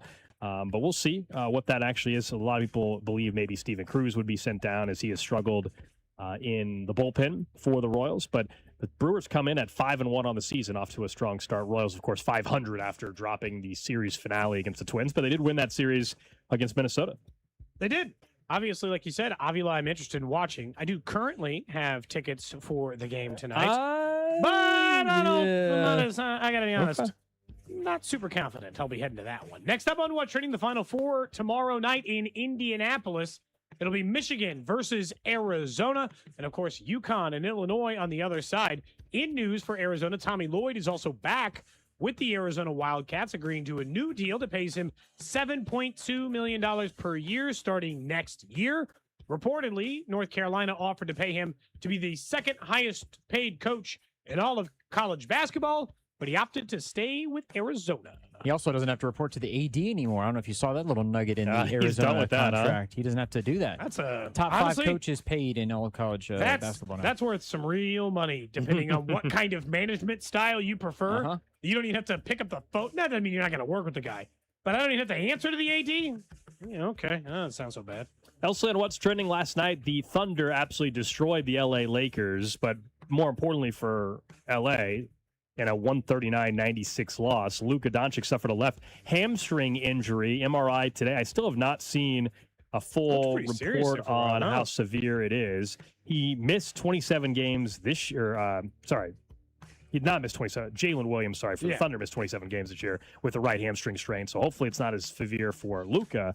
Doncic scored at least 40 points in 5 of his previous 7 games. Next up on What's Trending, 2 soccer matches this weekend. KC Current take on Gotham at 3 p.m. tomorrow. Sporting KC versus Real Salt Lake at 3:30 tomorrow. But more importantly for the currently struggling KC Current, Tembo Shawinga is coming off of the injured list and will rejoin the club. Getting back your MVP player from last year's NWSL seems like it'd probably be good for the club. What do you think? I'd say so. I would certainly. They've struggled. So, yeah, it hasn't been as strong of a start as what they're used to there. That is for sure. That's What's Trending here on Cody and Gold.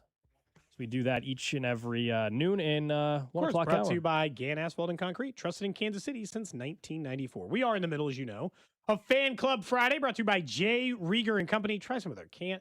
Like, we're getting into the weather where the canned cocktail is going to be really popular, or what I mentioned earlier, which is go out to Electric Park and get some of the frozen cocktails they got on tap. Gold, you've been out there during a concert. It's a great time, great spot. We obviously love our friends over at J. Rieger. That's right. It was the acoustic set by Shinedown. Yeah, that was fun. Yeah, you said it was a good show. Who's they got another concert series out there this year? I have no idea. I have no clue. Was that the? That was something we did through the. Was that through the Rock? Point. Oh, the Point. Okay. I couldn't remember which one it was through. Shinedown. I should look at J. Rieger's calendar. I went to their New Year's Eve thing this year. It was awesome. I felt like a rich person. You felt like a rich person. Well, it was a very fancy event. Everyone was dressed really cool. Were you dressed really cool? I was dressed in a suit. Mm-hmm. Wasn't it a masquerade thing? It was masquerade. Did you have a mask? I did not bring a mask. What? That should come be on, man. That should be a requirement. You think so? I know one thing that they do really well, by the way, since it's obviously a whiskey spot, is Kentucky Derby. So if you want to make your next event plan, get the seersucker suit. Yeah, get the seersucker suit and pop by there for the Kentucky Derby party. That's coming up. Early May. Yeah, right? I said we're a month out. Yeah, we're probably not even that Carrington far. went last year to the actual Derby. Sorry, not to Rieger. He went to the actual Derby in Louisville. Slightly I've been to Churchill Downs, but not for the Derby. It's on the list. It's on the list. Stinks. May 1st and May 2nd, by the way. I was there when Katie was playing. That's the year they lost to Villanova in the Elite Eight, I think it was, at the Yum Center. And then I went to Churchill Downs while we were down there. But yeah, May 1st, May 2nd. So I guess May 2nd would be May 2nd. I see it right the now. Oats, 3:30 to 6:30. Don, your finest hat. Grab your mint julep. 29 days away. I like that. I mean, it's a fun 2 minutes. Most exciting 2 minutes, they say. Yeah, that is exactly what they say. When Drew's going to pull those two things together. That'll be its own little drop. Let's talk a little bit for just a minute on a Fan Club Friday, brought to you by Jay Rieger. Let's talk a little bit about the starter for tonight, and then we can talk about some of the bets for this weekend in the college basketball end. Of course, as you know, we do that by circle. We'll do that in just a second. But Lewinder Avila, what I have, and as you know, before the season, very high hopes for Avila and what he could do for the team this year. But I always just kind of thought his impact was going to be eventually out of the bullpen, but that this kind of thing could happen where he could occasionally make a random start. He only went 3 innings in his only Omaha start, but doesn't really tell the whole story, so who knows. He was awesome in the World Baseball Classic. As Jake Eisenberg pointed out earlier in the show, that pitch he threw to Vinny Pasquantino, of all people, was proving that the stuff is great. So, yeah, I am kind of excited because I need Avila to be in the rotation next year. I need Avila to replace Bubic or down the road, maybe Waka when his contract runs out. I need him to be a rotational arm for the team at some point, or I need him to be a back-end closer. I was going to say, taking over for Carlos Estevez or one of these other guys. I need him to be a major player in the pitching game. Yeah, right now at some point. he's still stretched out, probably. Yeah.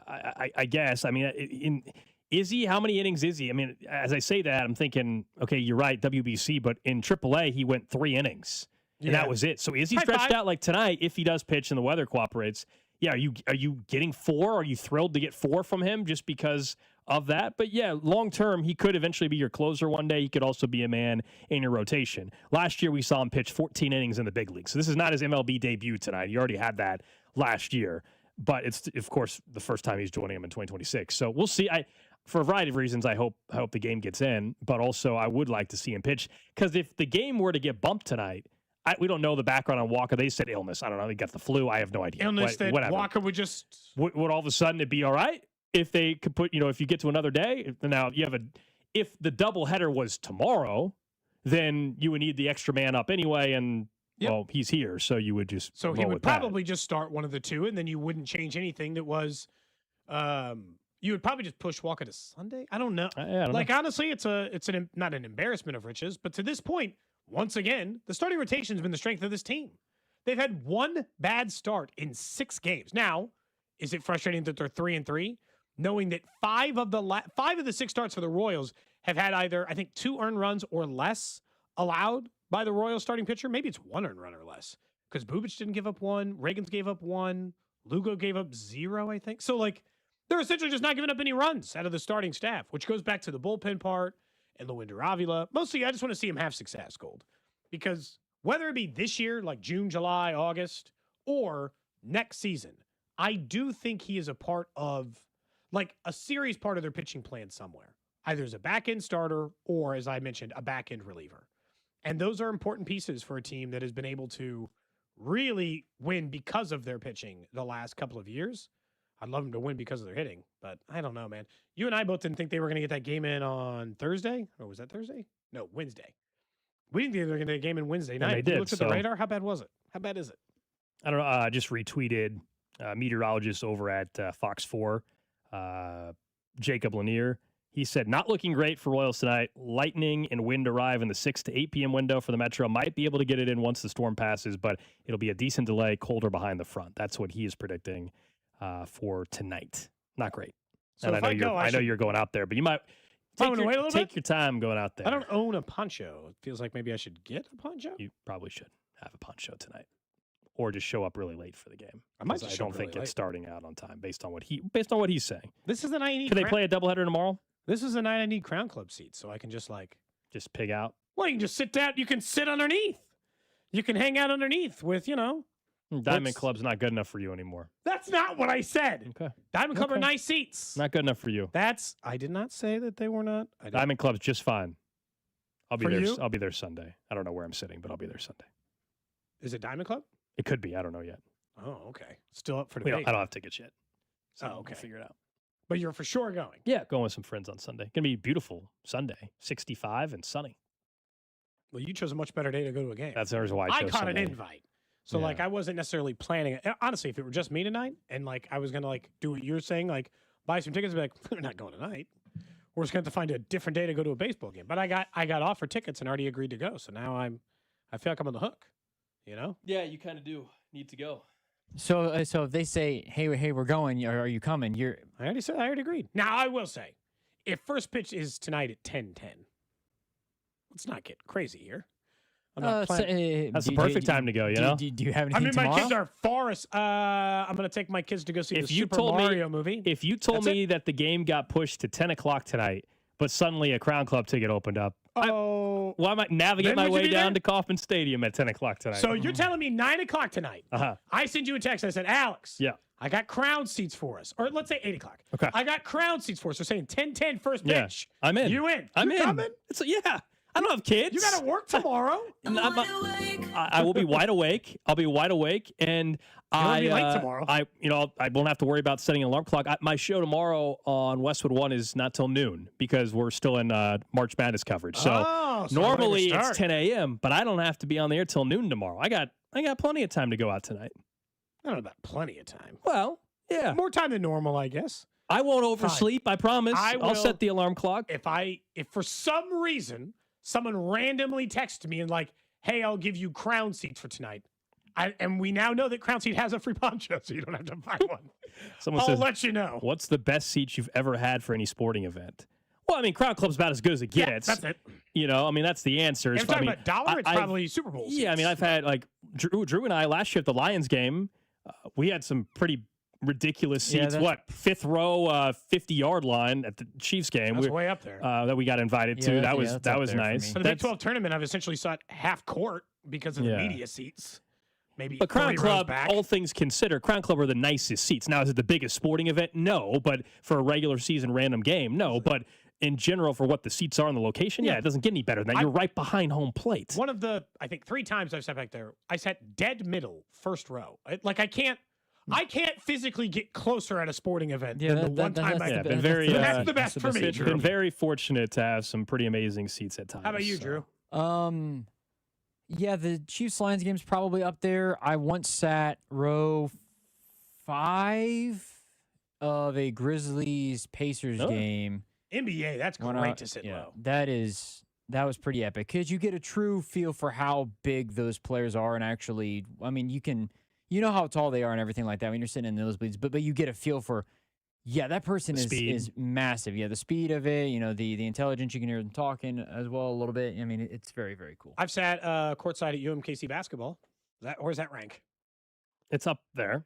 I've sat second row at the end of the court at Kansas. When they used to have that media pit area. That's better than under the basket. That's better than courtside at a UMKC. Oh, I'm not game. including media seating. I'm talking about just as a fan. I'm just giving you.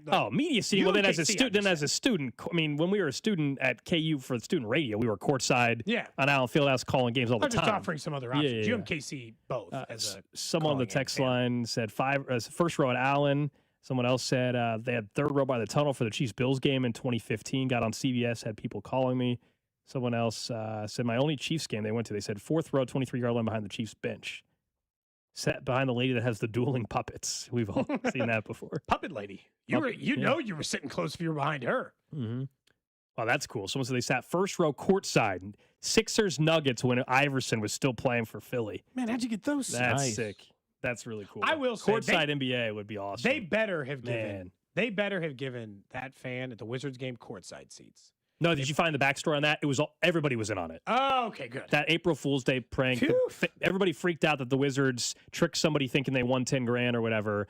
But they were all employees of the Wizards. Okay, is my understanding from what I saw the follow-up. They put out a statement apologizing. I'm like, why? I didn't see the statement. You didn't need to apologize. It's April Fools. You could have all. You also pranked an employee. Like someone who knew. Everybody was in on it. It wasn't some random listener or fan.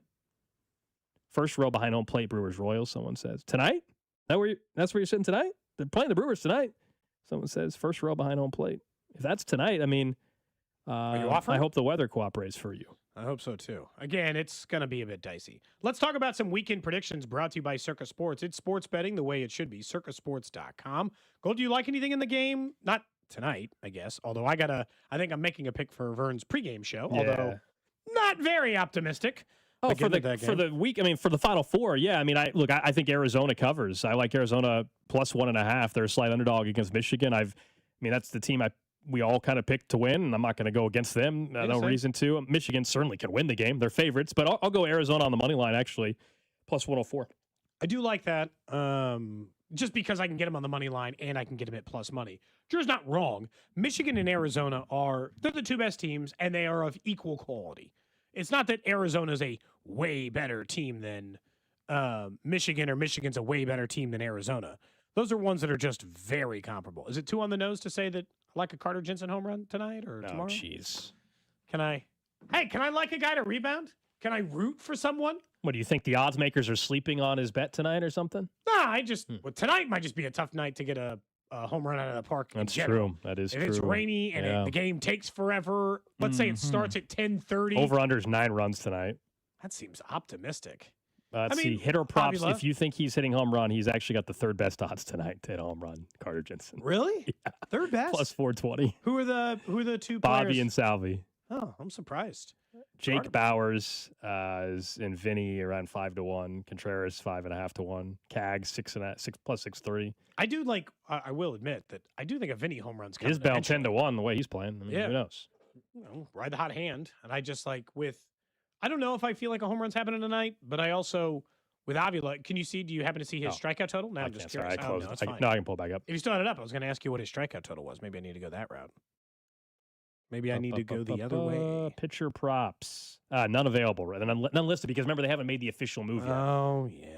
They have not made it official. That's just the speculation and the reporting is that, but they haven't made the corresponding move, so it's technically not an official thing that he's. Maybe just do a no run, classic no run first inning. Either a team to throw no hitter. Once again, 300 to 1. Cody, tonight could be your night to do it. Throw down $10 to win $3,000. The Royals who's pitching for the Brewers because the Royals first no hitter. Chad Patrick. I don't know who that is. His strikeout over under is 3.5. Well, then he's probably not throwing a no hitter. Chad Patrick. I don't. This is 27-year-old. It's all regional. Former 4th round pick.